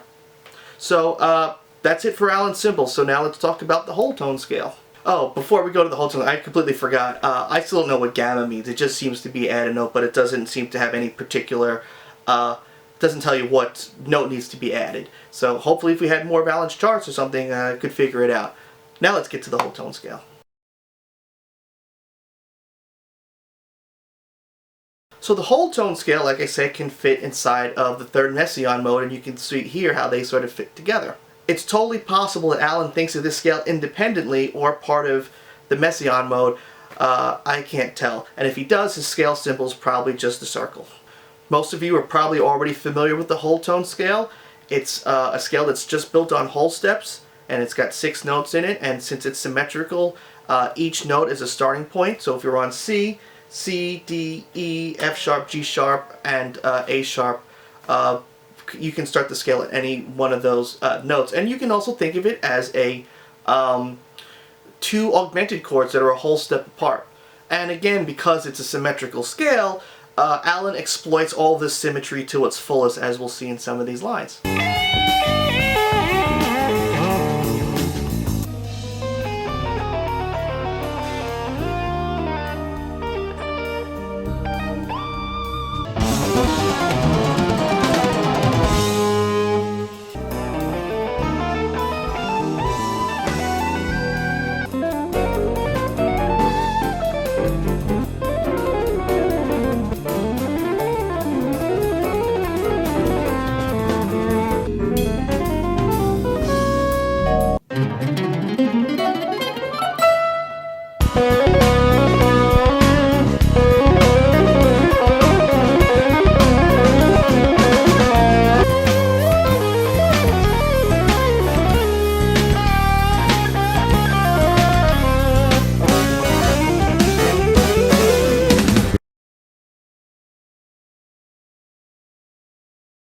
Finally, the only other scale that you can find within the third Messiaen mode is the augmented scale.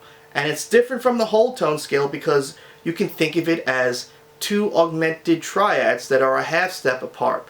And that idea repeats in major thirds. And it's really this Phrygian dominant fingering that I was talking about, this kind of thing. And then that repeats in major thirds.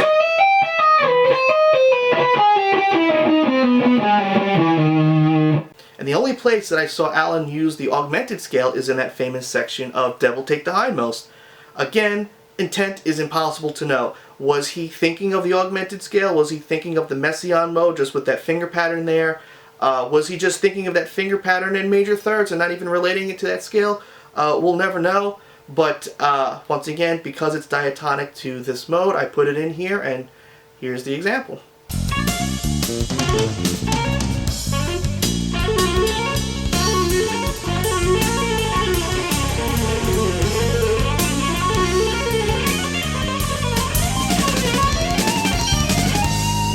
Alright, so that's all I found for the Messiaen mode, and I'm going to talk about it more in the next section, which is the outside playing part, how I think Allan actually really is using this scale, as well as some of the other things that he employs for outside playing.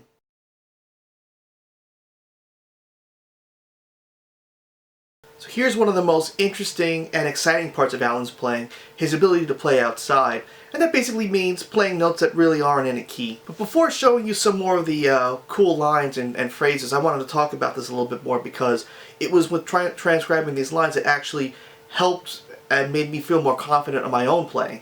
My opinion is when Allan's playing outside, he's kind of playing physical hand shapes and almost random notes to create tension, only for it to be resolved afterwards. Once again, like I said, sort of thinking in general terms. And I understand how sort of crazy and ridiculous that sounds, but I think with some of these patterns that I'm going to show you, you might end up possibly believing what I have to say. I feel that thinking in broader terms makes it much easier for you to use in your own playing. Remember when I said my friend Dave said I was thinking too much? Well, this is what he was talking about. And what I've come to realize, at least for me, is that the notes you play are not as important as when you play them. This is why intent is so difficult to define. Maybe Allan was thinking of all these different scales and all these, and just using these patterns freely. We'll never know, but truthfully, who really cares? The really important thing is getting to where you want to get to with being able to use these ideas and feel that you're comfortable doing them. I did find this quote from Neville Martin that was published after Allan had passed that I found very interesting. Neville Martin was the guy that's in the Synthaxe demo, and he also was a writer and editor for various guitar magazines. In the quote he says, "Our conversation then turned to music. I asked him how it was that he could make any note from the chromatic scale sound right, whereas if I were to play the same thing, it would be seen as wrong. He told me it was all about conviction and went on to give a rare insight into the working of his musical mind.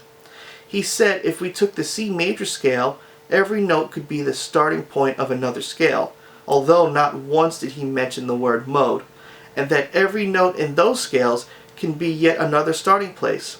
In that way, he insisted, every note in the chromatic scale would somehow be related to C major. The rest is down to the conviction of the player concerned."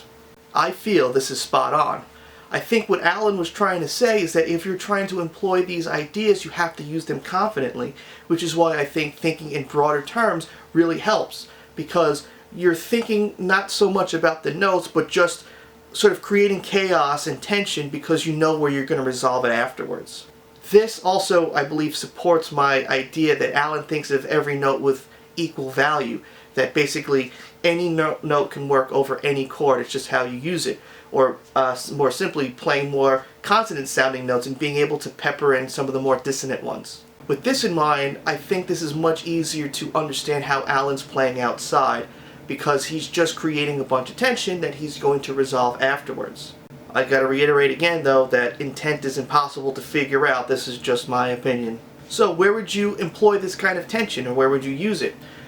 In transcribing Allan's tunes and his chord progressions, including the solo harmony or the chords under the solo, I started to find patterns where these lines would pop up more often than others.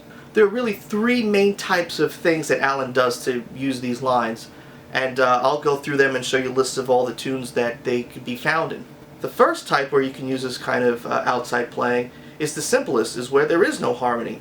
Tunes like All Our Yesterdays or The Drums Were Yellow are completely improvised and there's no chord changes to match, so you can use as many of these kind of lines as you want.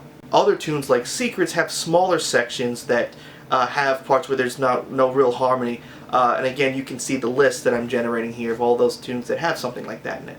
Another way of employing this tension is when you have a lot of fast tensiony chords. Maybe the chords have some sort of loose or general connection to some sort of scale or key, but if the chords have a lot of tension and flying by, you can almost do anything. And I think the best example of this is Funnels, where Steve Hunt asked Allan about what's going on in that Funnels section, and Allan said kind of diminished.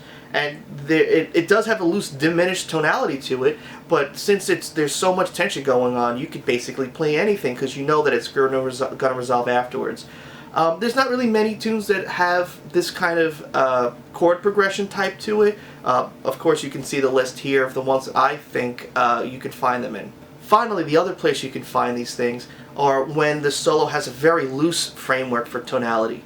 The best example again is Devil Take the Hindmost, where a majority of what Allan's soloing is over a very basic kind of G minor tonality.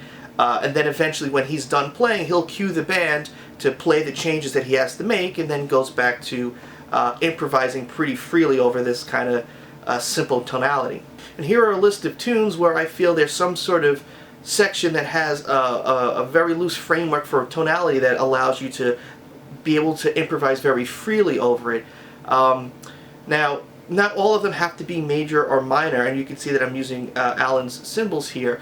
The most famous one is Letters of Marque, where it has that 8 measures of harmonic major, where you can play harmonic major over it, or you can just use these outside lines to create tension, because again, you know where you're going to resolve it to afterwards. Now, this doesn't mean these are the only places that you can play it like that. Sometimes you can play with some chromaticism over a chord, or maybe if you're transitioning to one scale to the next. So instead of just starting it on a dime. So let's say, for example, you're playing in A Dorian, and then the next scale that you want to play is C Dorian. Well, you can kind of just play diatonically to A Dorian, and then right before you do the change, you can sort of play outside or create some tension, and then sort of stumble within C Dorian, and then make the change that way. And I believe that is how Allan's using the Messiaen mode. He's not using it sort of diatonically, he's using it as a way to kind of pivot from one scale or one position of that key that he's in to another. So from this point on, I can't give any more scale diagrams because they're mostly going to be finger patterns, and sometimes they're very small finger patterns, but you'll see as the lists of these patterns go on, you'll start to see the combinations of these finger patterns sort of be put together into larger lines. The first idea that I want to talk about is something that I call the staircase pattern, and again, I was first introduced to this idea from Sean Lane's instructional video. This has a strange sound because you're moving up the neck, but the pitch usually isn't going up. The pitch is either staying the same or going down.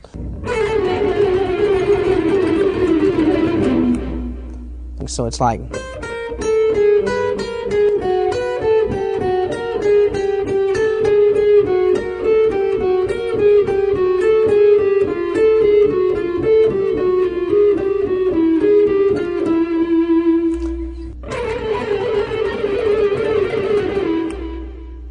I just played isn't where Sean Lane said it sounds like falling downstairs, but when he does say that line, it's to a line that's very similar to that. When Allan does it, it's usually based within a minor shape, but not always. And this is why teaching this stuff is kind of hard, because there's no exact pattern. The sort of the finger movements that you make from fret to fret and string to string are kind of the same, but the notes that you're actually using or the distance between the notes could be different every time. There's sort of like a loose finger framework that you're using. This pattern is very similar to the 4-note groupings that we're all kind of familiar with, this kind of, that kind of pattern. But instead of playing it in 3 groups of 4, we're basically doing 2 groups, and we're moving up a half step each time we play that group.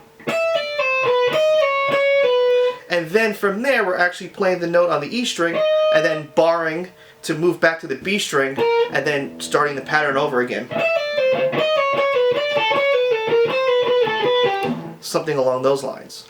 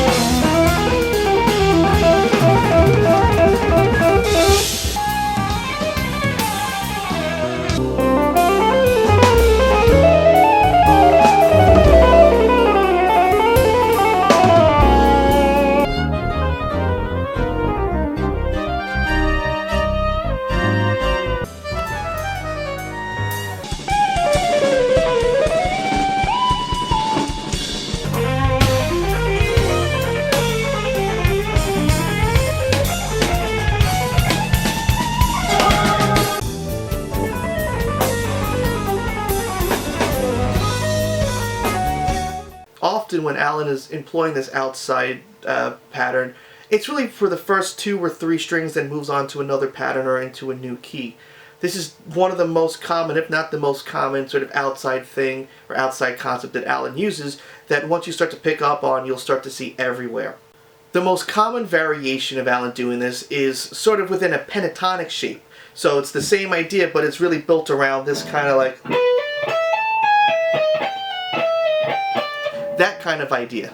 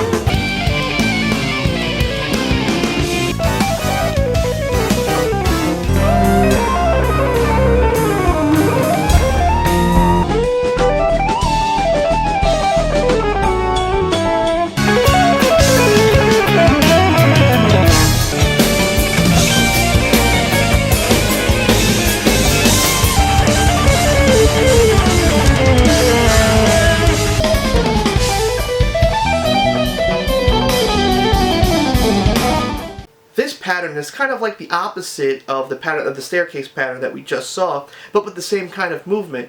And I think of it based off of like that dueling banjos kind of that lick. This, but we're moving forward a half step each time. But with this pattern, it usually starts with that group of 3 notes, but then once you transition to the next string, then it's really only 2 groups. So let's say we were able to pick a shape. Let's do this whole step shape. You're playing something like this, and then moving up a half step, So you're playing 2 notes on the E string and then a note on the B string, which is usually like a hammer-on from nowhere. And then the next one, you're playing 1 note on the E string. I'll usually do like an upstroke.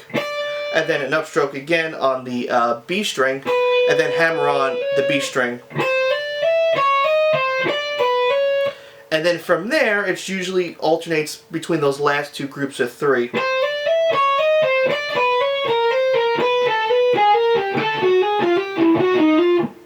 And with this shape, a lot of times as Allan is moving forward, he'll just start to widen out his fingers as he's playing it. So you might get something where it starts out, you know, maybe with this little Phrygian shape, and then a whole step shape, and then a diminished kind of shape, and then he just gets wider and wider. So the finger pattern is the same, but he's just sort of widening it out and playing on with these different finger shapes and intervals to create just chaos. It was these kind of patterns that to me started to make sense, where I was going, oh, the notes don't really make that much sense. It's just creating tension because these patterns were not diatonic to some sort of scale.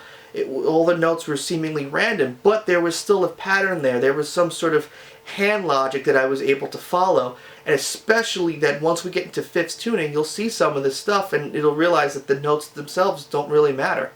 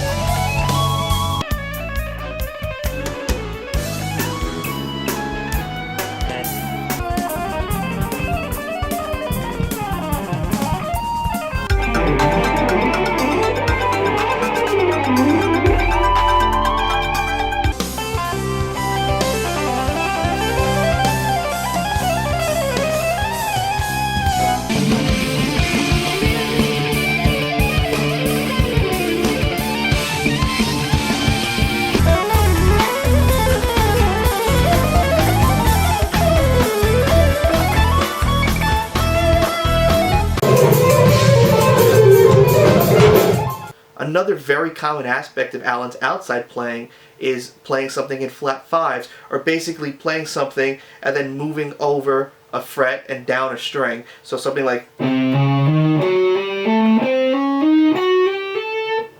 This wouldn't be limited to just 2 or 3 notes per string. You can do it also playing between 2 strings, or string skipping, so something like... or string skipping, like that, on and on. So I think he took this idea from the Slominski book, the Thesaurus of Scales and Melodic Patterns. The reason why I say that is because the way that that book is built is just all different sort of mathematical permutations for melodies. And right in the beginning of the book, the first thing that they talk about is taking the octave in C, so you have 2 Cs, and then splitting that in half, so 6 notes on one side and 6 notes to the other. So the halfway point is F sharp. That's your flat 5. And then taking 2 notes and playing it, and then doing the same thing on the opposite side. So let's say you would do it in half steps. You play C, C sharp, and then F sharp and G.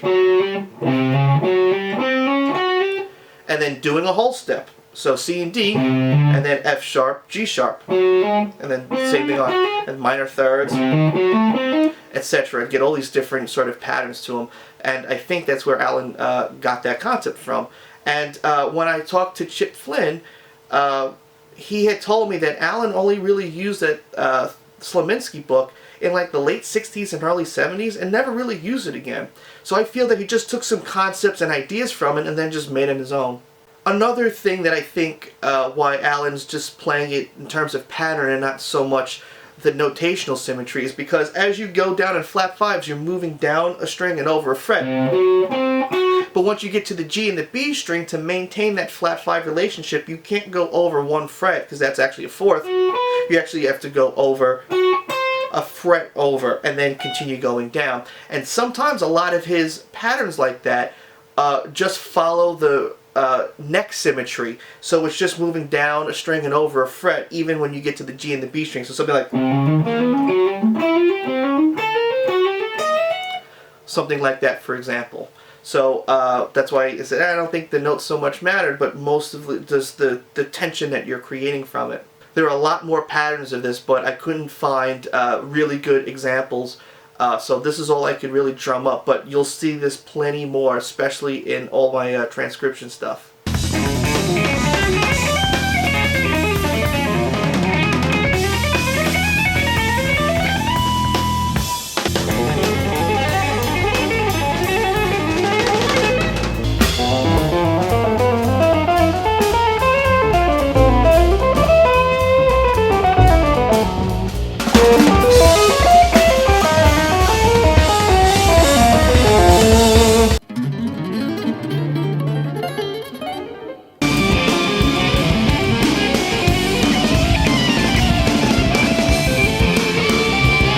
Now the most common pattern I would say from all of these is this little major 7 kind of pattern, where Allan's basically playing major 7th arpeggios in flat 5s, and it's something like this. If I was to play, I don't know, let's say I'll do C major, you start on B, so B, C, E, G, and then you pull off to E, and then you start with your first finger to play F, and then you move up a half step. So now that's the major 7 to the flat 5. So now you're going from F sharp, major 7.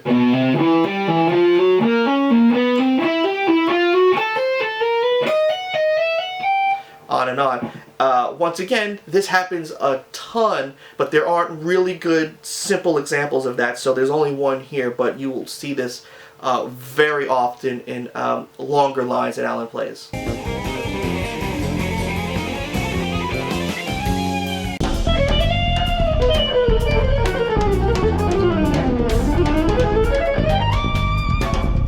Another pretty common one that Allan employs is what I would think of as like a 7 sus4 arpeggio, but of course I don't think Allan's thinking of that in that way. It's more like playing a whole step on one string, and then on the next string playing a perfect 4th,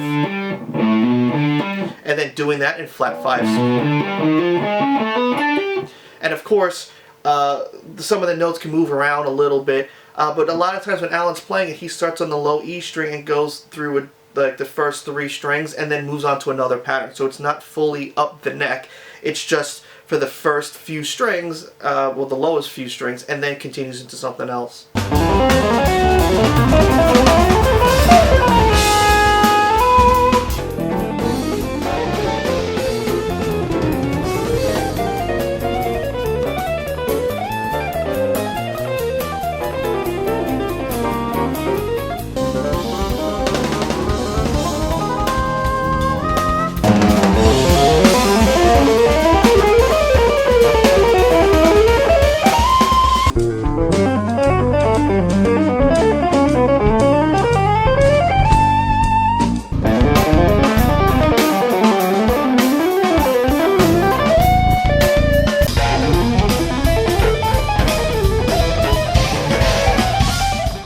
Other very common flat 5 concept that Allan would use would be playing arpeggios or triads in flat 5s, and that includes minor arpeggios, major, and even sus4. And they usually they start off with the bar, so you're starting on the 5th of the arpeggio, and then the root, and then the 3rd. So if I was doing minor thirds, you play. But what's interesting is that notice on these phrases that once Allan gets to the G and the B string, he continues with the harmonic symmetry and not the physical symmetry. So what that means is he doesn't bar on the G and B string, that he actually uses his second finger to play the perfect 4th interval. So something like this, let's say in major thirds. Uses the first, second finger, and then continuing. Something like that. So you can see that in minor arpeggio, major arpeggio, and sus4.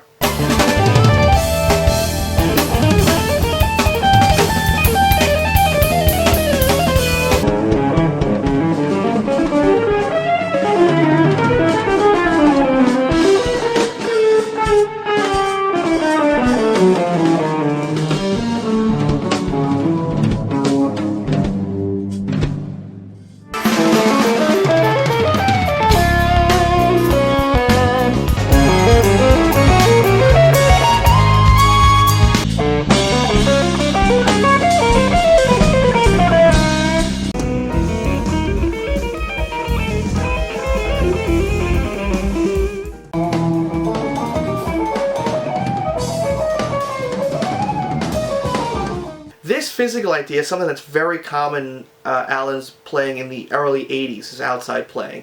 I think of it as like a major triad, only because you're barring 2 strings with your first finger and then playing another one on the G string. So this is like E major. The most famous example of this is the intro to Road Games, but he's used it in any other possible way. String skipping, you name it. The concept is really you're taking the E string and pulling off on a note, whether it's a minor third or a major third or a sus4, playing that little major triad, then pulling off with your finger to the first fret, to your first finger, sorry, and then moving down a half step or forward a half step. So something like this, and then back up, and then you can slide and move in all these different positions, but they all have this little major triad in common. But of course it's not a major triad because over here it's an augmented, here it's a minor, but it's that finger shape that you see very frequently.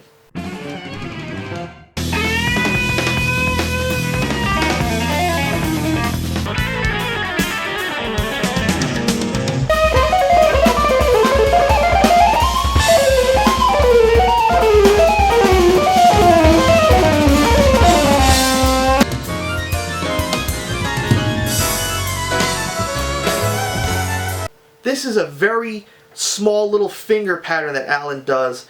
I really saw this mostly towards the end of his career, and it's kind of like that deliverance pattern that I was talking about, but just a little bit of it.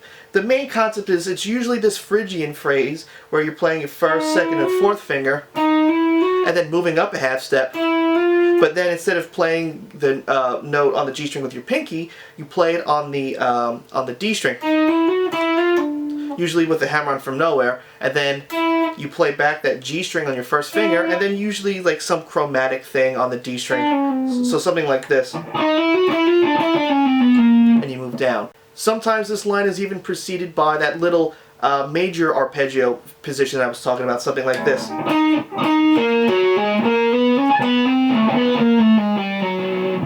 So here are a bunch of examples of that.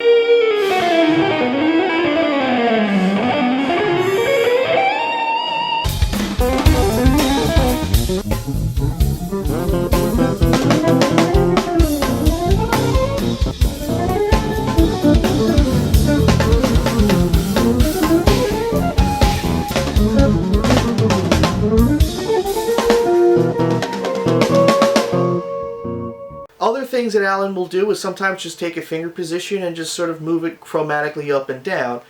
This one is built on whole steps. You don't really see this that often, but we'll see it much later in the fifth tuning one. But it basically just 2 whole steps, and then you can just sort of move it however, maybe like up like that, or that. You just get the idea. But it's that pattern the whole time, just moving up and down chromatically on different strings.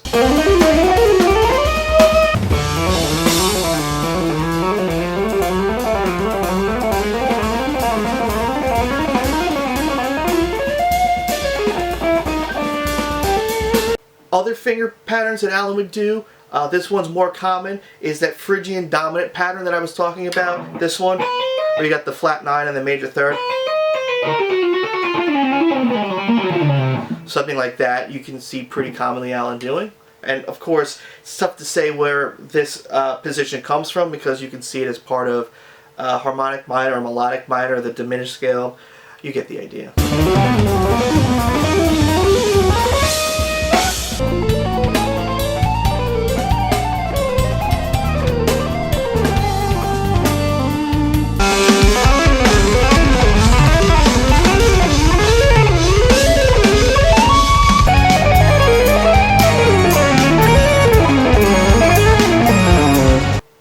Pattern that's way more common than that Phrygian dominant one is the one where it's sort of like you have the minor third and the major third. This one is very frequently used, and of course with both examples there's string skipping, the whole bit of it, but this one is this shape.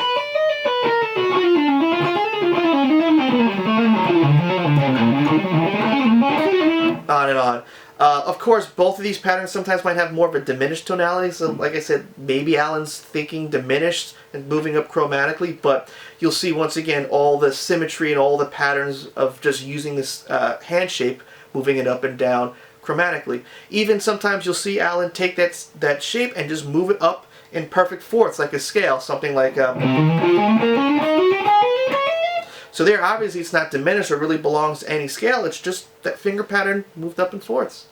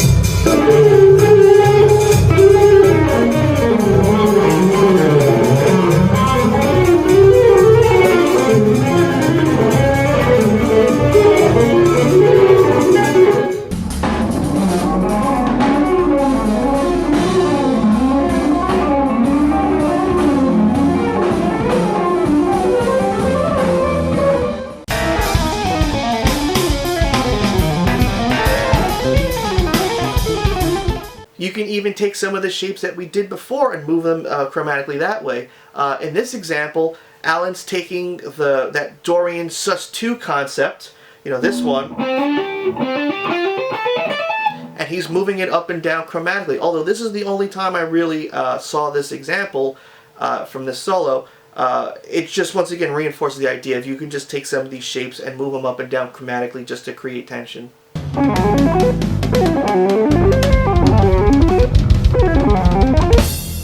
Getting back to that forward staircase pattern that I was talking about, this kind of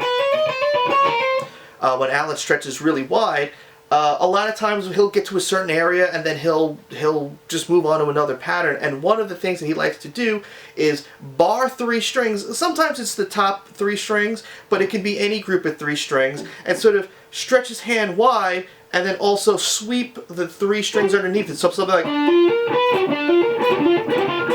I'm not really good at it. And of course, you can use that with moving your pinky up a half step, like up. I can't even do it. Something like that. A very awful performance of it, but once again, you get the idea, and you can see it in these examples. This kind of stuff was really hard to transcribe because, especially when he's just moving up the neck really fast with these stretches, I can tell it's kind of random because he misses notes sometimes, and usually when you play something that's more of a pattern, it's easier to hit all the notes because there's some sort of logic there. But if you're just moving your fingers randomly up the, you know, something like that, you know, it's hard to tell what's deliberate, what's not, what's a mistake, you know, what, you know, if you know, you meant to hit the B string but hit the G string instead, all that kind of stuff. That sort of stretching chaos stuff is the hardest stuff to transcribe, and probably the stuff that might be the least accurate, although I think I kind of got most of it right. But in any case, these are examples of Allan doing these kind of wide stretch things with this 3-string sort of sweep on the top.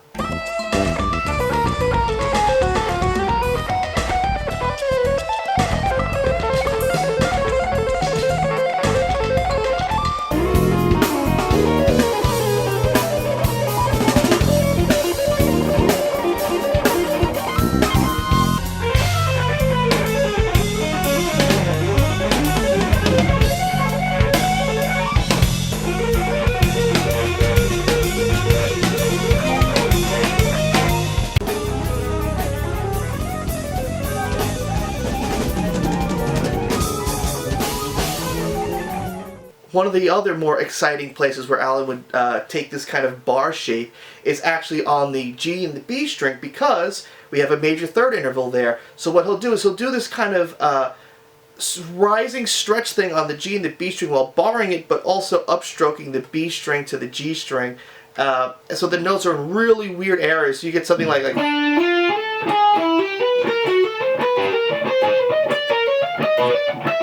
something like that. And of course, it's really hard to tell what intent is there, because I can't tell if he's if he's thinking I'm just going to move every fret, or he's just sliding his hands up while just moving his fingers like this, and just playing, you know, almost anything that he can hit. Because remember, I feel that the notes are not important. It's just the tension that you're creating, so it doesn't make a difference sort of what you do there as long as you get the point across. And sometimes with these lines, like I said, because Allan's stretching, he might, instead of playing a major third here, his fingers curved and is actually playing a minor third, like, and that makes trying to figure out some of that stuff really, really tricky. But it's just a concept that he does, and here are some examples.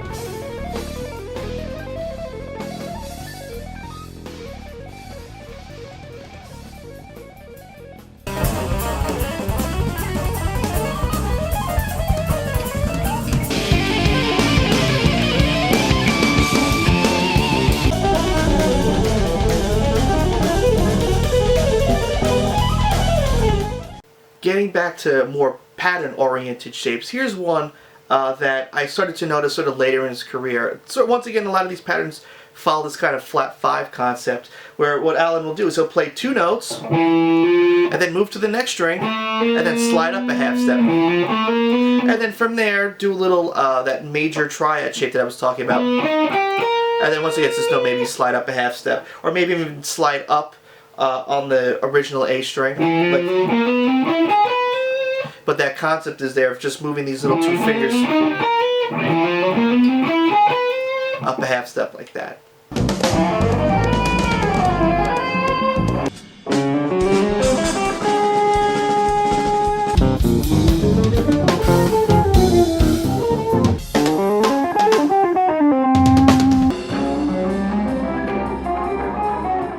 And of course, it just doesn't have to be half steps. You could do whole steps. This one is more common for Allan's playing and also appeared a bit earlier. So I think this is something that really stemmed from some of those minor pentatonic shapes. So it's the same sort of concept, but now you're doing it in this little whole step box.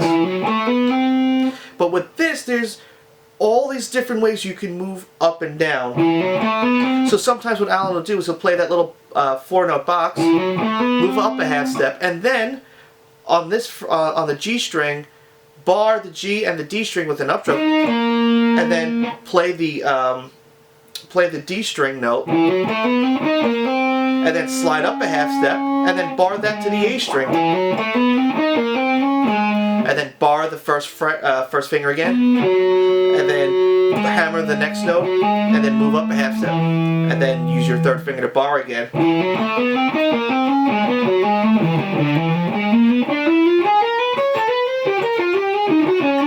Stuff like that. And of course, all you can use any type of variation with that, sliding up with your third finger, sliding up with your first finger, but you can see it's just that box pattern moving up with the occasional barring to move down a group of strings.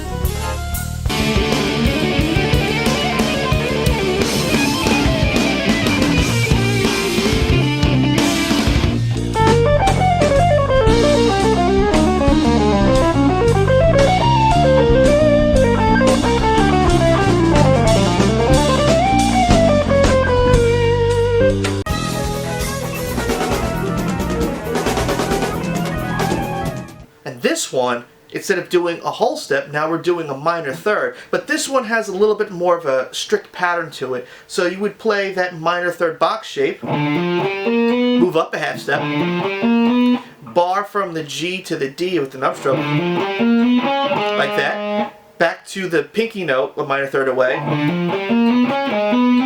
like that, pull off the D string note, and then play the A string note. And then play this note a flat 5 away, pull off with your first finger, and then do a little chromatic line moving down. This is also much more common in Allan's later playing, later outside playing. Again, notice how some of these things incorporate that minor, that sort of minor third, major third kind of thing. But instead of actually playing it with your finger, you're just sliding it up. And this kind of concept usually begins a phrase, but can also be in the middle of a phrase or an end of it. It could be anywhere.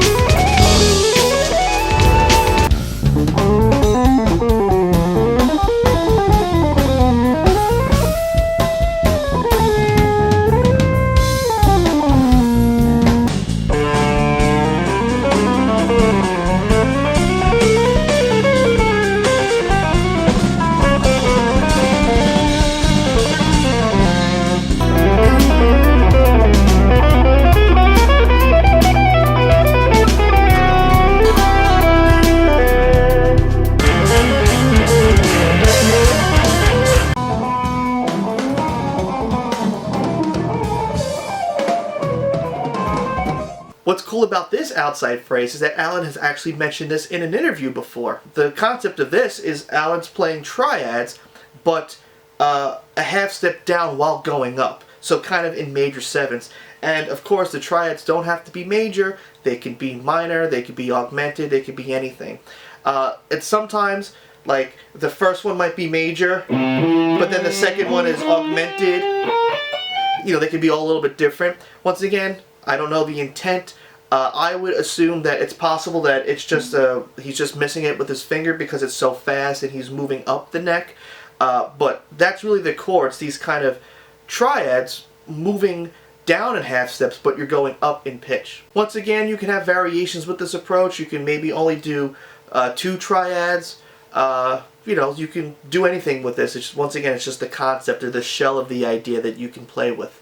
I want to thank again Joe Britton for this, because I remember him mentioning this to me even before I did this project and the quote about it. So thanks, Joe.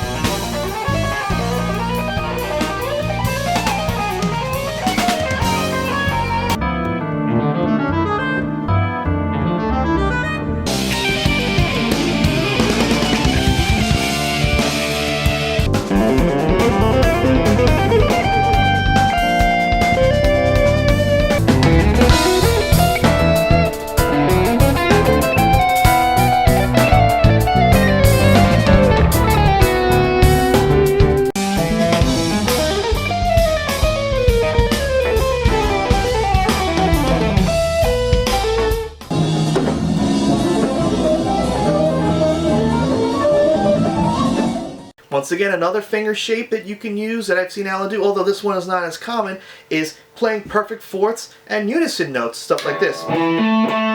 Or, and of course you can play that up and down chromatically. Like I said, you don't really see this often, but once again, it's just another idea to build tension.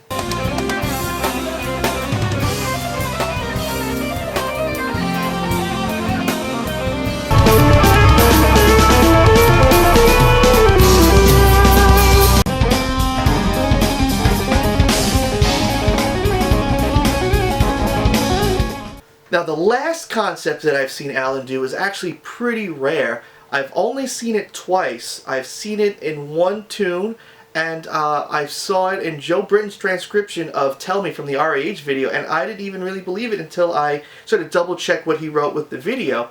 The concept is you're basically playing some of those shapes, but you're moving up with your pinky a half step and then going to the next string. This is what I mean. So for example, if we were to play the 10th fret, we'll play 10, 14, 12, 14, let's say something like that. But instead of going back to the 14th fret, I'm going to move up to the 15th fret. And now my fingers are on 11, 13, and 15. And of course you can stretch, do all that sort of crazy stuff with it. And it's physically a little hard to do as well. But it's in one tune that I found, and it's in the RAH video, which you can see here.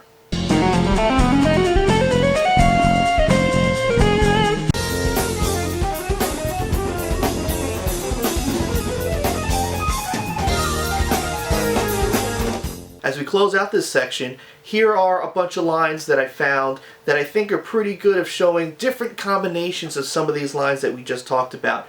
Keep in mind, all of these little physical ideas we're going to see in the tuning section, so keep in mind.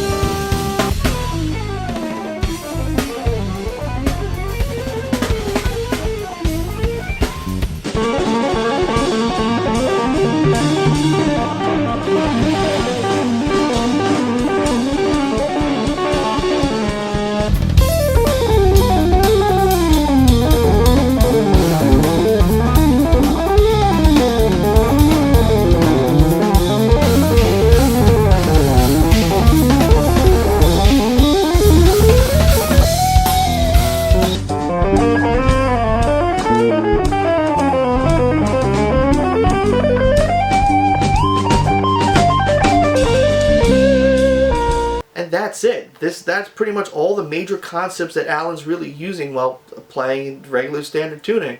So just as a quick example, here are some lines where Allan's combining all these ideas. He's combining the scalar playing with some of these outside shapes and putting it all together.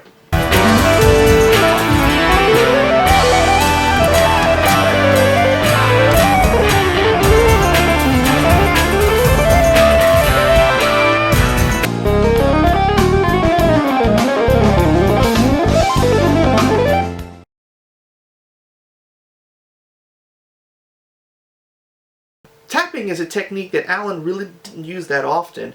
The majority of the tapping lines, I think all but one, really come from two records. It comes from the Road Games record and Metal Fatigue. And I found, I think, one other instance just randomly. But Allan stopped using it because I guess everyone was doing it. I think he mentioned that. But he did use it as a compositional tool. So, for example, any note that he couldn't reach, he might be able to just tap. I know, like, Sphere of Innocence has one note that he taps with his right hand, House of Mirrors. I've even seen in some zone sections where he's, like, swelling in with chords, he might be playing some weird chord this way, and then holding down a note with his right hand, strumming with his thumb, and swelling the whole chord in. And, of course, something like Tokyo Dream, if you saw my video, he's got all this crazy tapping stuff that he's doing that I think he eventually just stopped doing because either it was a pain in the butt or just, you know, was all this work for nothing. I would say the most popular tapping section that Allan did is the tapping section from Road Games because it's actually part of the song. It's like part of, I guess, the bridge or chorus or whatever it is. I do want to mention one thing that I got wrong, which is very indicative of Allan's style when he's tapping. I think every line that I'm going to show you actually has this. I thought when I first did the Road Games video it might have been a mistake. What Allan will do is, let's say he's tapping a line like this. Usually what ends up happening is the person will then tap the next note first and then pull off. Something like that. What Allan usually does is he'll play the next note with his pinky, like this, and then tap.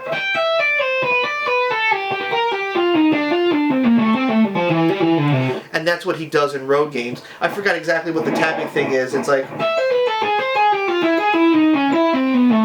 Hope I already messed it up. I can't do it. It's so foreign to me. But it's indicative to what Allan's style is. So, like I said, Allan uses that Messiaen scale to do that tapping thing in Road Games, and here are some other examples of some symmetrical whole tone and Messiaen scale tapping that I found in some of his tunes.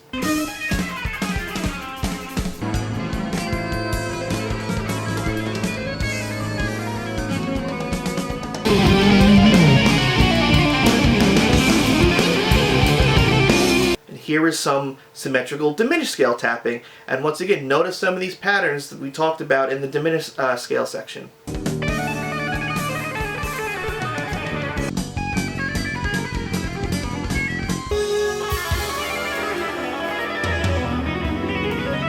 And finally, here's just a couple of tapping lines that have some symmetry to them.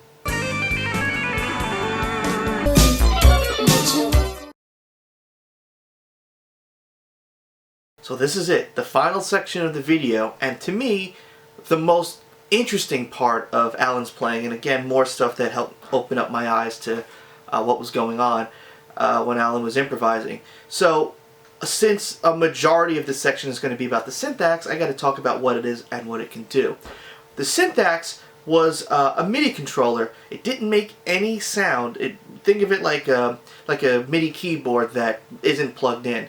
It's all it was, except that a guitar player could actually play it. And the way that it produced the sound was when you pressed the string against the fret, it would make a contact, and the Synthaxe would know what pitch that string should be, and then would just output it to your computer or to a synth, because you'd have to hook it up to a keyboard.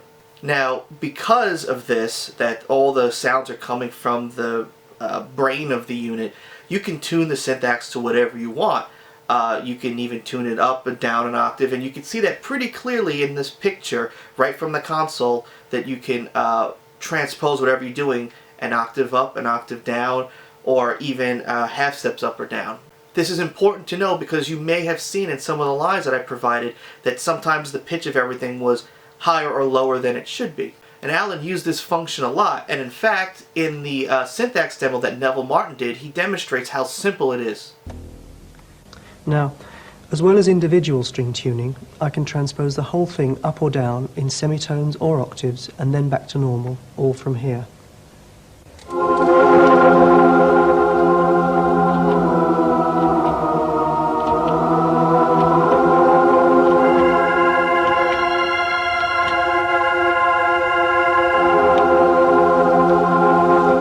Now the two main tunings that Allan did was straight fourths and fifths tuning. Fourths tuning is tuned just like the guitar normal, but instead of going E, A, D, G, and B, that G and the B is a major third interval, you would tune that B to a C, and then the next string would go from E to an F. So E, A, D, G, C, F. That would be fourths tuning. The other tuning that Allan used was fifths tuning. Fifths tuning is pretty common on the violin and other classical stringed instruments, which is I think where Allan sort of got it from. The violin is tuned G, D, A, E, which is kind of like the lower four strings on the guitar, just backwards. Now Allan's tuning of that from the lowest string to the highest string was F, C, G, D, A, E, with the high E string being at the same pitch that it is on a normal guitar. And that low F is now the same note as if you took a bass and you played the first fret on the low E string. So that's how wide that range is. And with fifths tuning, you can play these really wide chords that are pretty much impossible in any other way. Even on a keyboard, it can be really tough. And in the beginning, when Allan experimented with fifths tuning, I believe he had a 5-string guitar that he tuned to fifths, and in fact, there were a couple of solos that he did with that guitar, the most famous one being In the Mystery. Allan used a 5-string guitar that was tuned in fifths, so it's the same tuning, but now instead of the low F, just ended at C. In the Mystery, which is off of Mental Fatigue, was the first time Allan recorded a guitar solo in fifths, and that was 1985, and that same year is when the Synthaxe came out. So eventually Allan was able to just ditch that guitar because now the Synthaxe had all that capability. Here's a clip of Allan talking about some of the different tunings that he used in a 2014 clinic. Well, the only time I tuned anything in fifths beside the violin was because I like that tuning, but it's kind of gnarly on the chords, but you know, kind of limited. But was with the Synthaxe because it was easy to do, so I could tune it in straight fourths, which is my favorite. Which is, if I was starting to learn to play the guitar today, and somebody gave me a guitar today, I'd tune it in straight fourths without a doubt. Just like it's extreme bass, boom. Because to find that B string is a pain, and it's unnecessary because you play, you know, there's only a few of us like go around bashing out power chords anymore. Besides, you don't need that anyway. So, if I was to learn again, it's just that I spent so many years trying to beat the B string that I can't go and unbeat it anymore.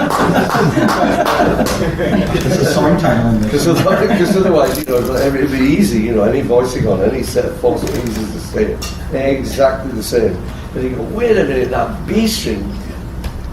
So are any of the Synthaxe tunes in fifths on the records or not? yes, they are. Do you remember but I figured out how to play them in fourths too, because that was one of the things. That was one of my pet projects. Was I like to figure out if I can play the same thing in fifths as fourths, and actually, most of the time you can, except for the Synthaxe had kind of unlimited range, so some of the low notes they weren't available, you know. So, but like Looking Glass, I wrote that in fifths, and Non-Brewed Condiment was in fifths, but you can play it on a regular guitar. I can play the same thing on the guitar. And the solos are in standard, or did you solo? The solo on Non-Brewed Condiment when I used the Synthaxe, that was in fifths, because I was just trying to play a fake violin, you know. Yes, please.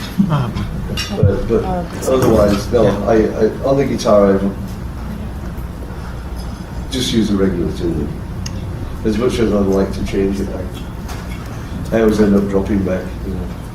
I've tried it, but failed miserably, so. So the first album that the Synthaxe was used was on Octave, And the tunings used there were pretty straightforward. It was either standard tuning or fifths tuning.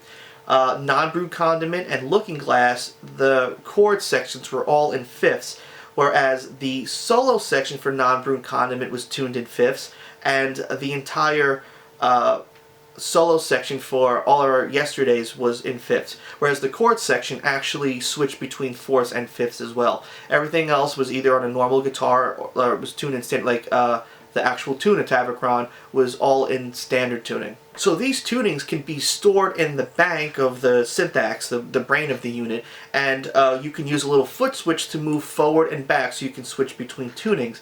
Now when the Synthaxe first came out, it actually didn't have this foot switch pedal, and you would have to manually change the tuning on the console. And in fact, you can actually see this in the 1986 Frankfurt concert in that DVD. You can see Allan's playing Non-Brewed Condiment, which switches between fifths tuning and standard when he solos. You can see Allan start to push a couple of buttons on the bank so he can go back into fifths tuning and then complete the song.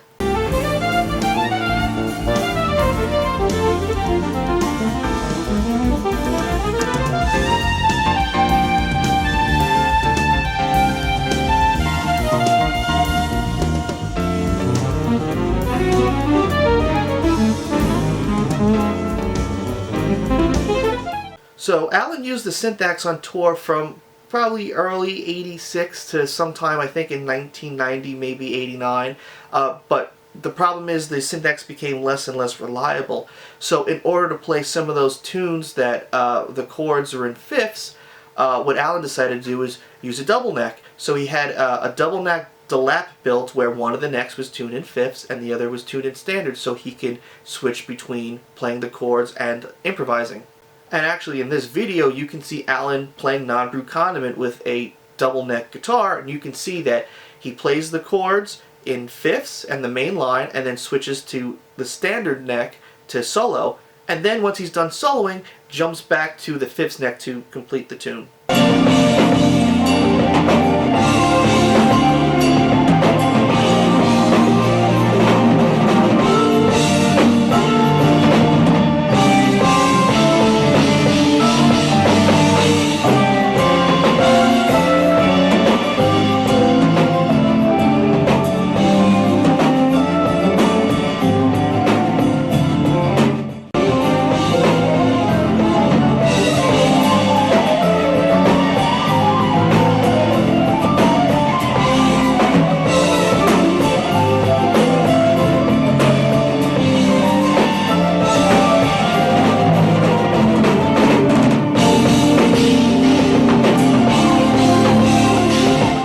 Then again, just to make life easier on the road, instead of having to use a double neck, Allan just then learned to play some of those tunes on a guitar for standard. So Looking Glass and Non-Brewed Condiment were both switched over with some modifications. They're not exactly the same, but they're pretty close to standard tuning.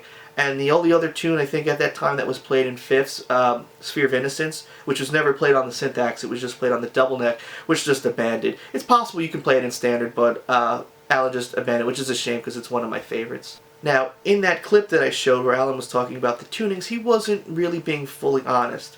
And I'm not sure exactly why. It could be he just forgot, or maybe he felt pressure for some of the fans to sort of create all these crazy kind of lines. But what was surprising is he says, Non-Brewed Condiment he played in fifth because he was trying to emulate a violin. But I'm pretty sure every single Synthaxe solo that I found, except for maybe one, has at least one line in fifths in it. And what's interesting with that is I've never seen Allan solo in fifths live. Now, during that '86 tour, there was a section where Allan would play the chords to Sand, which is tuned in fifths, solo in fifths, and then play the chords to Sand again, but that was unaccompanied. I've never seen video of him actually make the changes live while improvising in fifths. And you can see when he did solo in fifths, it was just for a little bit because he had to move on to the next thing. He wasn't making the changes. So maybe he just wasn't comfortable making the changes live, but you'll see how many different lines there are in fifths from all of these different tunings, which leads me to believe that the way that Allan recorded the Synthaxe stuff might not have been all in one shot, probably not all in one shot, but could be either different solos that he moved together, or maybe he played the solo in one tuning and then got to a different part, get to one part and said, oh, then I'm going to switch to fifths and play there for a little bit and then go back and forth. And it's really hard to tell, but you'll start to see, like I said, how many different of these solos have lines in them in fifths, and this will be even more evident later when we get into some of the other sneakier tunings.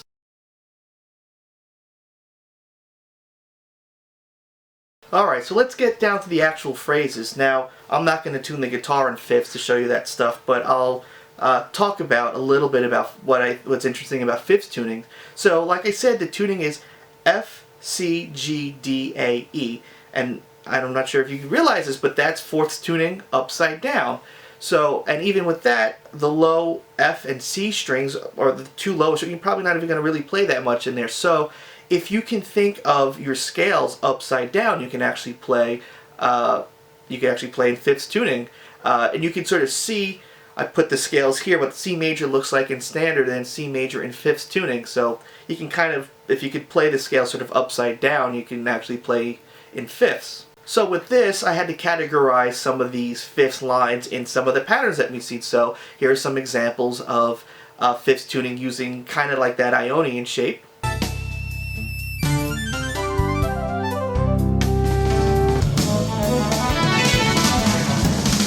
Here's some examples in the Dorian shape.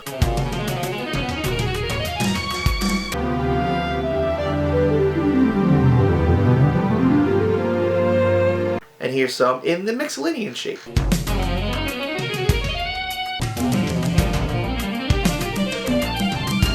What's kind of funny is because of the way that the notes line up in the Ionian shape, is that once again you can still play the lick that I talked about in fifths tuning, the same exact finger pattern. Again, the notes are going to be different, but this is what I was saying before, which is pretty cool, is that you can get more mileage by using these same finger shapes, and even though the notes are different under your fingers, you can get different phrasing by still using the same finger pattern, so you can do more interesting stuff with the least amount of knowledge put into it.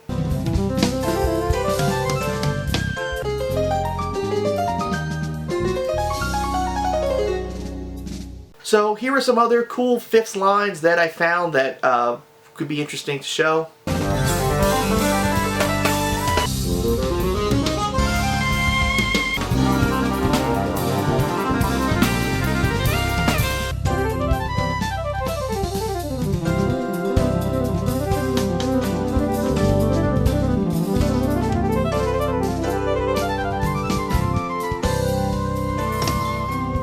That Dorian sus2 shape that I was talking about, here's it in fifths that you can find in one solo.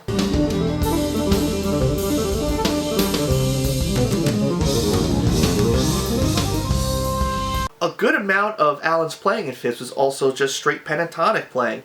Sometimes pentatonic mixed in with some regular major scale stuff, but here's some examples of some pentatonic lines.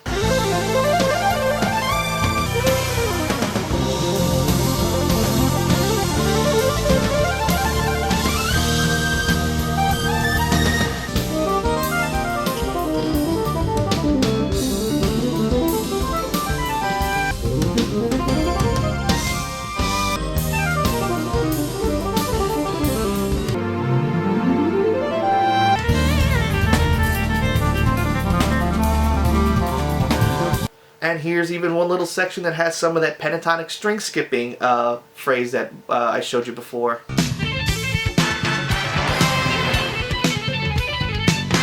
Now we're going to talk about some of the really cool outside shapes, if you remember them, and now see them in fifths tuning.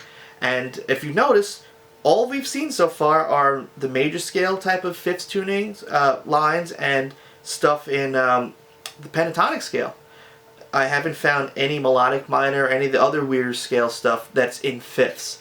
So once again, it leads me to believe that some of this outside stuff is really physical shapes just applied to this fifth tuning for the same concept of creating tension and interesting sounding lines, because they're going to be resolved again afterwards. I know it's not like a broken record, but I want to emphasize this as much as possible because, like I said, this is what helped me and hopefully might help somebody else that might be stuck in the same rut that I was. So here are some outside shapes in fifths tuning.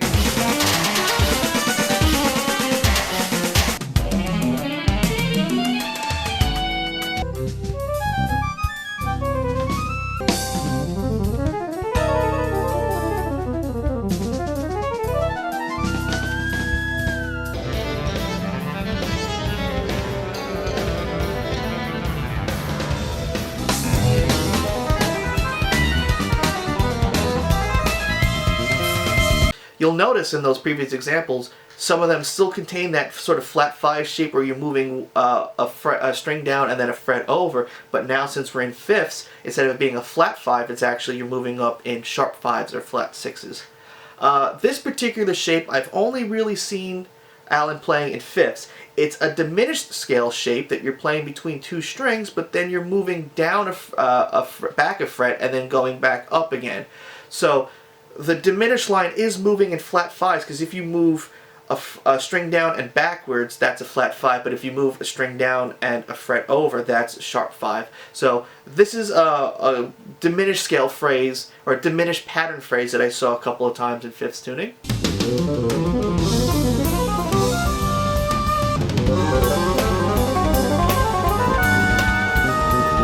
This one uses that same diminished scale idea, but now once it gets to the upper 2 strings, it turns into that forward staircase pattern that I showed you before. Speaking of the staircase pattern, here's another one.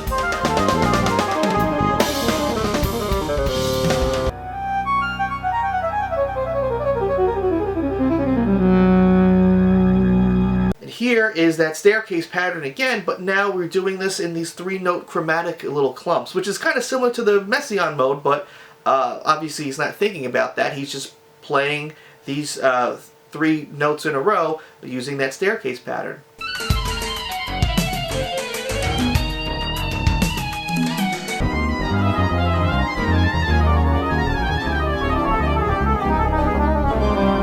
That chromatic box pattern that I showed you before, you know, with that was based off of the minor pentatonic box shape. Here it is in fifths.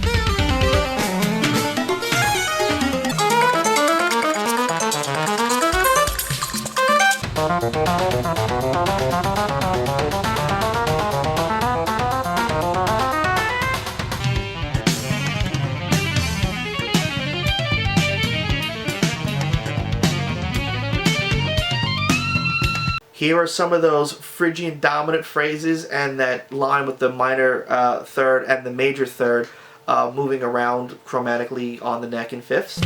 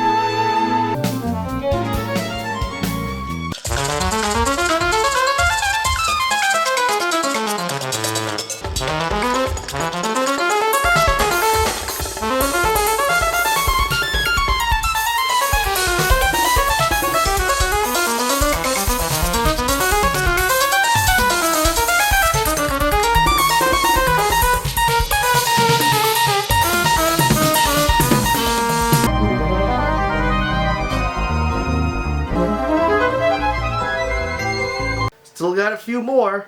That whole step pattern, where you're playing 2 whole steps, so like C, D, and E. Here it is in fifths tuning, moving around a bit chromatically.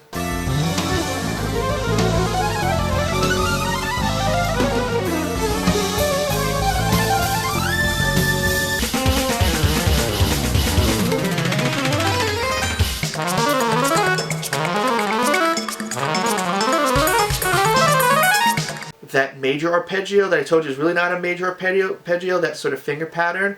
Here are different variations that you can see it in this tuning.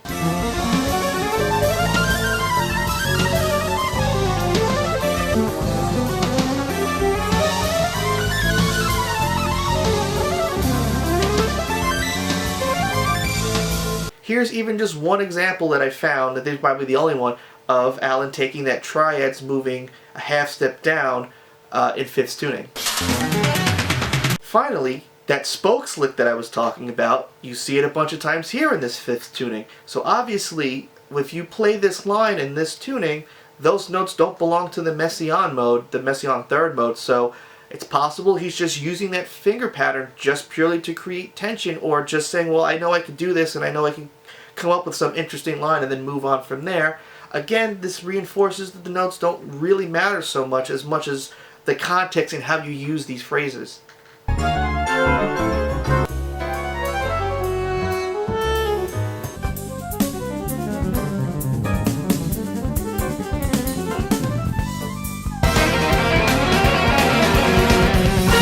Here's something that's a little crazy that I did not find, but once again my friend Joe Britton found out. He came to me with this line from Spokes, and he asked me about it, and I tried figuring it out, and I came to basically the same conclusion.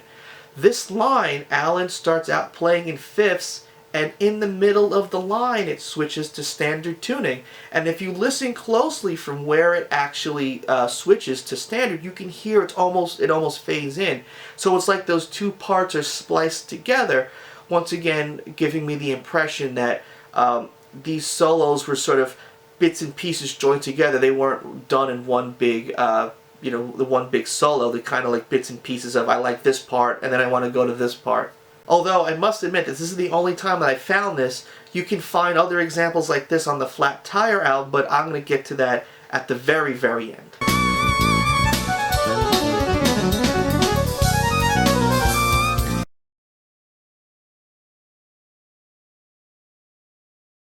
Now the last major tuning that we're talking about is fourths. Now Allan didn't really seem to use this tuning quite a bit, and if he did, it's obviously hard to tell because there's no way for you to really figure out, if he's playing a scale or not. So almost every time, I think actually every time that I found these fourths lines being used are really for outside playing. And once again, if he's playing the major scale in fourths, it's impossible to tell without looking at it. But in these outside phrases, there was something about it that made sense symmetrically. Once you put the tuning in fourths, you can see the symmetrical string skipping to it. Anyway, I've already talked to death about all these different outside patterns, and here you can see them in fourths, so I'm just going to sort of bring them out like a carousel, all the different outside patterns that we talked about, but now in fourths.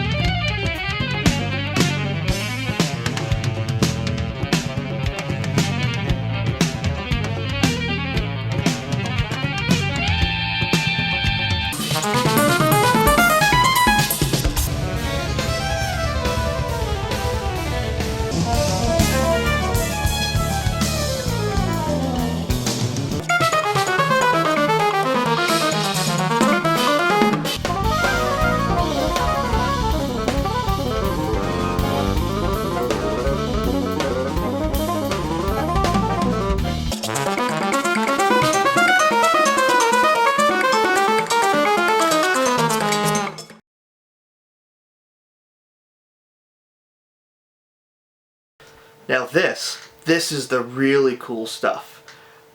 When Allan said that he was tuning in fourths and fifths, like I said, he wasn't really fully telling the truth. So I'll tell you how this sort of came to be, this kind of revelation. So I was transcribing the chord section after the solos in Eidolon, and I just couldn't quite figure out how to have everything played on one hand. All the notes seemed to be there, but I could never find the right voicing for it, and it didn't make sense. This is why I thank my friends Andre, Livio, and Joe, because I would bring them things like this and say, I'm having trouble with this. Can you see this another way, or are you hearing something that I'm not hearing? Maybe I did something really silly. I need your input. So we talked about it. Nothing really made sense. But then Joe, I don't know how he figured this out, had an idea where every other string was played an octave higher. This is really kind of sneaky, but then once I looked at what he wrote, I realized, hey, that actually is possible to be played. So I thought, oh, maybe this is one sort of unique instance of it, but I sort of, kept it in the back of my mind just to, oh, this might be used again somewhere, so I'll wait till I have to come across something else and maybe I can think about it. But it was quite a revelation at the time. So later I was talking to Joe about spokes, and spokes always kind of bothered me because I spent more time on that tune trying to get it right than anything else. And we were talking about the intro line that Allan plays for the solo because it's so wacky. Here's a quote of an interviewer asking Allan about it because it's, it's so weird. And in that solo, there's phrasing and weird stuff in there that just sounds so foreign that I never would have been able to figure out. And of course, it could be a little disheartening because you don't know what's going on. Well, how can I ever play like that? But when I talked to Joe about it, he said, oh, I got an idea. Let me work on it. And like a few minutes later, he sent me this, and I was totally stunned. And there it was. It was clear as crystal. It's that Messiaen line that I was talking about, so I call it the spokes line. But the guitar is tuned to fourths, and not only is it tuned to fourths, but every other string is tuned an octave higher, which is how you can get those crazy octave jumps. But once again, doing the least amount of work because it's a pattern that Allan's already done. So that was quite a surprise to me. So once I got to the Synthaxe solos, I had to remember this because I knew this is something that I could potentially see if there was a line I just couldn't figure out. Maybe he's using some wacky tuning. And these kind of weird tunings, or like suspicious tunings, are the ones that I was talking about where Allan really wasn't being straightforward with what he was doing on the Synthaxe. Now, I don't know if, once again, it was because he felt pressure to play all these weird things from his fan base. How am I going to keep on coming up with stuff that they never heard before? And how would anyone know? Because unless you had a Synthaxe, you couldn't do this, and it would be incredibly hard to try to figure out. But this kind of weird tuning stuff only appears on stuff from the late 80s. So the Secrets album, Wardenclyffe Tower, I think, has a little bit, even though that's not an 80s one. But also, the Truth in Shredding record and the record with Gordon Beck had some weird Synthaxe tuning stuff in it. So, armed with this information, I had to sort of think of every possible tuning that you can have. So, with the first, third, and fifth strings being an octave higher or an octave lower, the second, fourth, and sixth strings being an octave higher or lower, the top three strings being an octave higher or lower, and then not only taking them from those tunings, but then also moving them to fifths and fourths tuning as well as standard. And I think I ended up coming up with like 28 or 30 different tunings. So when I would try to figure out a line, I'd have to say, well, what kind of tuning is this in and what makes the most hand sense? And it was really frustrating at first trying to figure it out because it's really difficult to figure out what's going on there when you're just hearing notes. But once you figure out the first few parts, especially when there's a string transition, the rest of it just falls into place because, like in fifths tuning, though a lot of these lines can only be played one specific way because of the way everything's tuned, whereas in standard, you can play notes in multiple areas and it could be a little weird, you get different positions, but like I said, in these kind of weird tunings, this is the only way that it could be played. So, with all of that, here are all these weird tuning things that I found all grouped together from as many solos that I could find. In this section, this has the E, D, and B strings up an octave.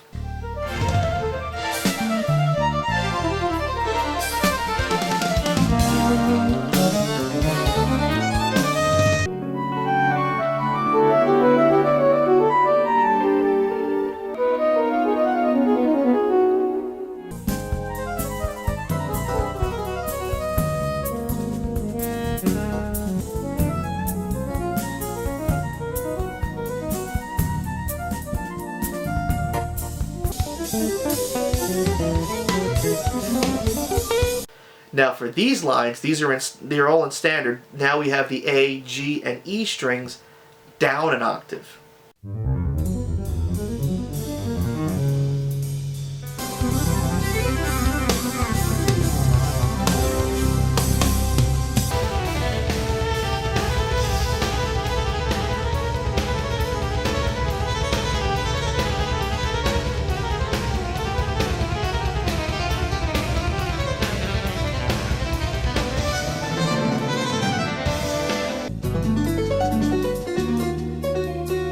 Now keep in mind, even with these tuning systems that Allan programmed, with the Synthaxe you can still move it up an octave or down an octave as well. So for example, here's a phrase that's in fifths tuning where the F, G, and A strings are an octave higher, and then on top of it, the entire tuning is also moved up an octave as well.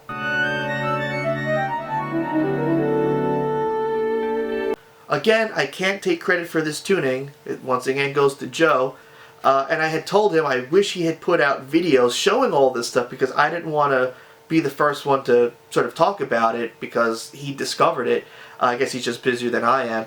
But here's another bizarre type of tuning that he figured out. So once again, we were talking about spokes, and I was showing him some of the lines that I had, and I think I said, oh, this kind of phrase doesn't really make any sense, you know, what do you think about it? And again, he goes, I got a crazy idea. Let me try to figure this out. And a few minutes later, he sent me something, and I looked at it, and as soon as I saw it, I said to myself, that's 100% right. That's the only way that it could be. And what it was is how he called it reverse tuning. So imagine the guitar being tuned E, A, D, G, B, E, but the low pitch strings are on the bottom and the high pitch strings are on the top. What if that's reversed? So the highest pitch string is the E string, and then it goes slightly lower in pitch as you go down, A, D, G, B, and then the last E string on the top is actually the lowest pitch string. This was absolutely bonkers, but it totally made sense with that spokes line. And what's really genius about this tuning is that, once again, you don't have to learn where the notes are differently. Like if you were to tune the guitar, I don't know, to like dadgad or something, you don't know where any of the notes are on the neck. All the notes are still in the same spot. It still goes C, D, E, F, G, A, B, C for the C major scale. It's just that the octaves that they're in are just so weird. So once again, you can take all of your shapes and move them around and come up with something so bizarre and unique.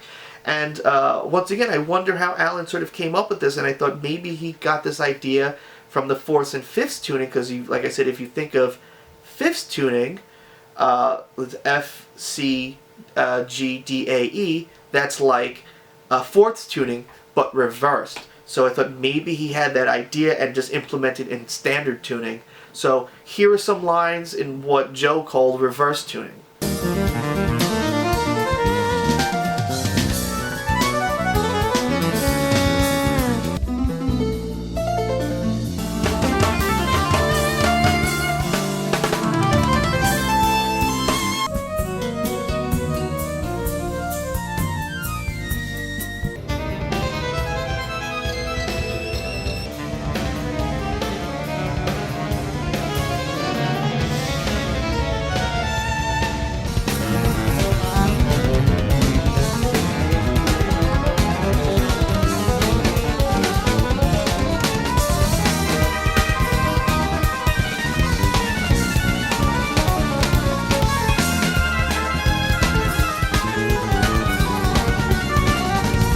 So just like that initial spokes line that Joe figured out, where you're tuned in fourths and the A, G, and F strings are an octave higher, that's the only tune that I found that has that fourths tuning in it. So here are a bunch of lines from spokes that use this tuning. So once again, you can see how accurate Joe actually was.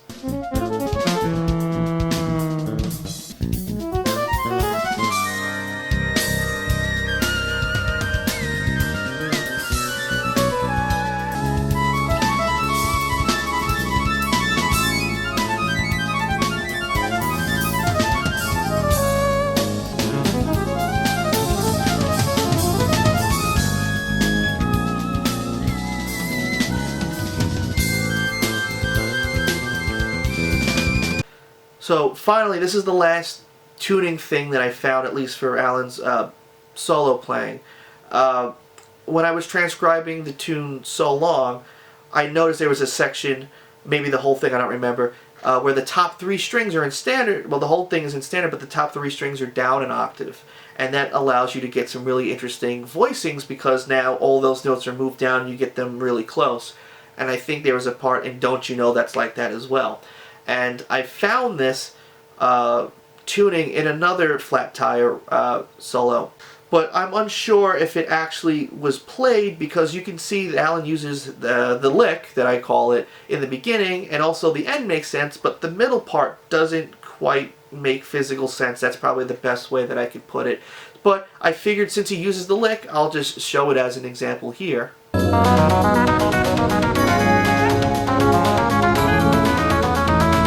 So with all of that information, you can see how Allan kind of stitched these solos together with different tunings.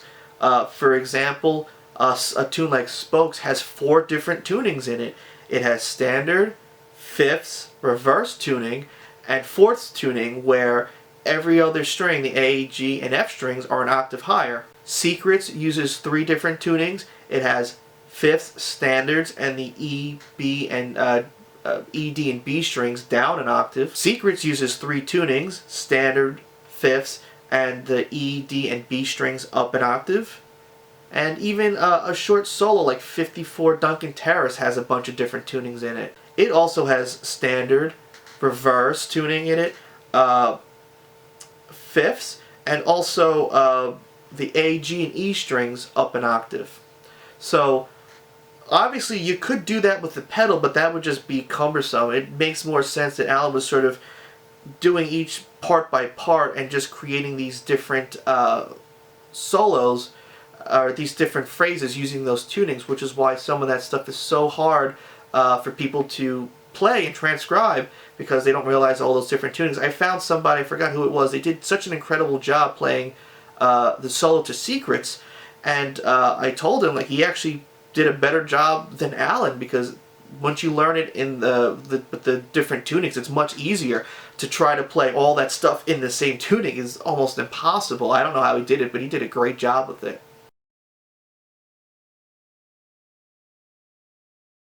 And this leads me to the absolute last section that I'm going to talk about. Something that I didn't even expect to learn about Allan's playing, and that's sequenced solos.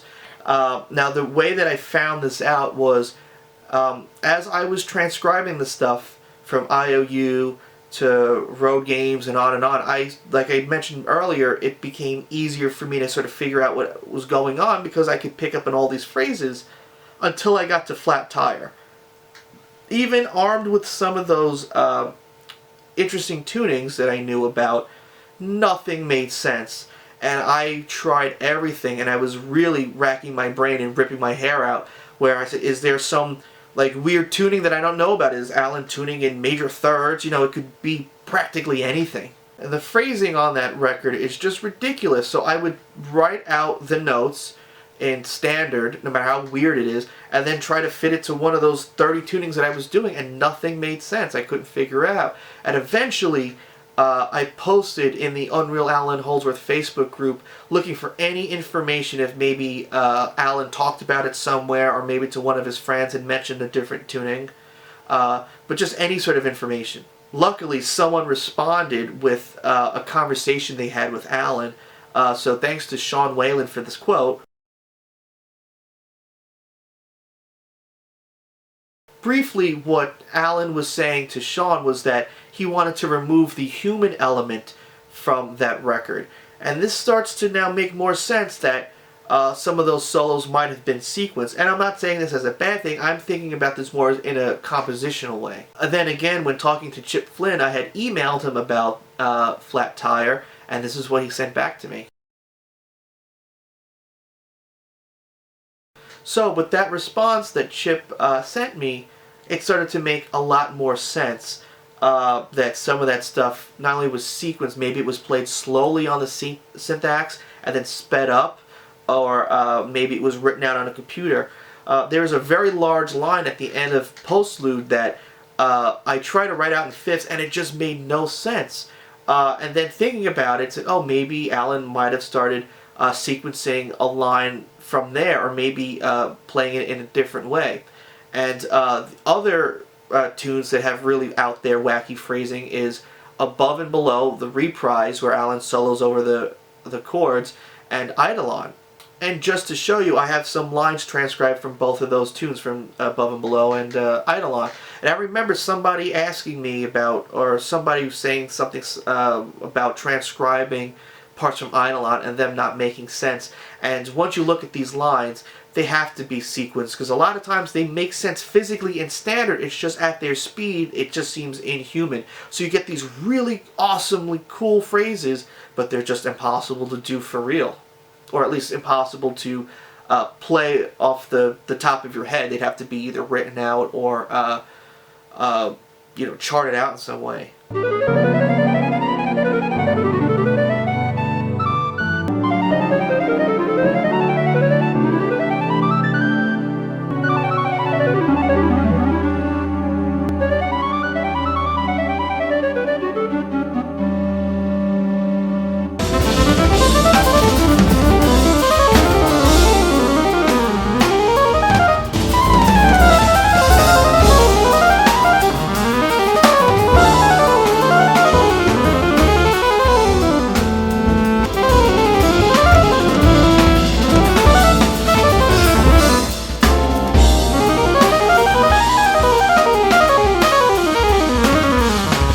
So on Flat Tire, a majority, if not all the lines, might have been sequenced, or at least played slowly on the Synthaxe, like I said, and then sped up.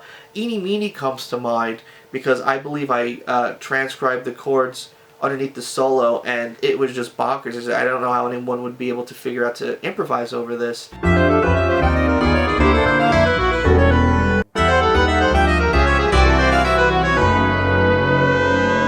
So I really only found it on those tunes, and also on Highway Star by Snoo. The first guitar solo obviously is for real, but there's an organ solo at the end that's played on the Synthaxe, but once again it just has really ridiculous phrasing, and I'm pretty sure that was sequenced as well. Now, as I said, I think the main reason why Allan did this, especially on Flat Tire, is compositionally. Because like Allan said to Sean, where he wanted to remove the human element, when you are improvising or playing the guitar, you are limited to what your hand can kind of do. And on that record, on Flat Tire, it's more of a, like, classical album in a way, where, you know, it's supposed to be music for, like, a movie. But each of the Synthaxe stuff, he wasn't trying to make sound like a guitar, so he would write this chord sequence and then, let's say, have an oboe solo over it. But if you were to take an oboe sound and then play on guitar, it would still sound like guitar phrasing. So I'm sure that in some way he said, well, if I'm able to sequence or write out this solo, I can come up with phrasing that doesn't sound like guitar phrasing. It might sound like phrasing for another instrument, and that's what I mean by compositionally, to make it almost sound more authentic instead of a guitar or guitar phrasing just with a flute sound, you know, or a trumpet sound. So that's why those solos sound so crazy. And what's interesting is that you don't even really notice it until you try to figure it out. It's completely about melody and not sort of what your hand is sort of limited to do and what your fingers can sort of grab in that position. Also, Allan did use a Starlab Z board, which is sort of like a keyboard looking thing with all these little buttons on it. And I know he used that on Chad Wackerman's Dreams, Nightmares, and Improvisations record. And also on his cover of Pat Smythe's New Dawn, which is on the Tales from the Vault record.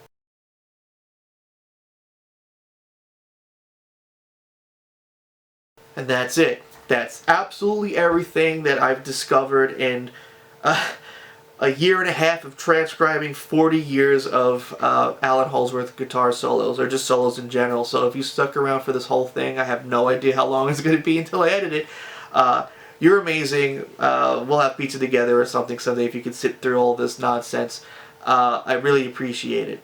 And really what I'm hoping for is, I really hope that you at least learned something that you can take and make your own, or something that really helped and improved your own playing, or seeing the neck, or make you feel more comfortable with trying things that you might not have been comfortable trying before, using sort of Allan as a conduit to say, hey, this is what he does, why can't you do this? So especially if you're a beginner to improvisation, I know it could be intimidating, I suggest trying it because, you know, I really enjoy it.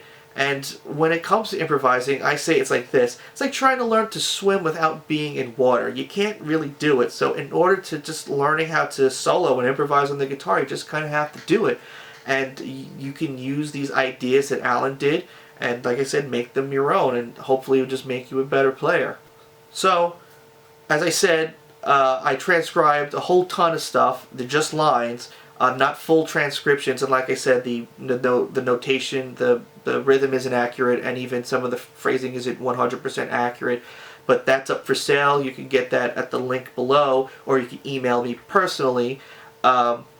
Also, this is the only time that I'll do this, but if you just want to tip me as a thank you because you learned something, or for all the Allan videos that I've done, you can do that on the link below. You don't have to. This video is for free because, as I said, I think the information is the most important thing, not necessarily you know, trying to squeeze as much money as I can. I want to put this out there to help other people the way Allan helped me without, you know, telling me how to do it, but made me a better improviser. I'm not the world's greatest improviser, but I really enjoy it, and again, I can't thank him enough for making me better. So the only way that I can thank him is by putting this information out there for all of you guys, and hopefully you'll learn something and be as content as I am with my playing. So with that being said, thank you for sitting through this whole thing. I'm not looking forward to editing this now, but thank you so much, and hopefully I'll see you guys soon.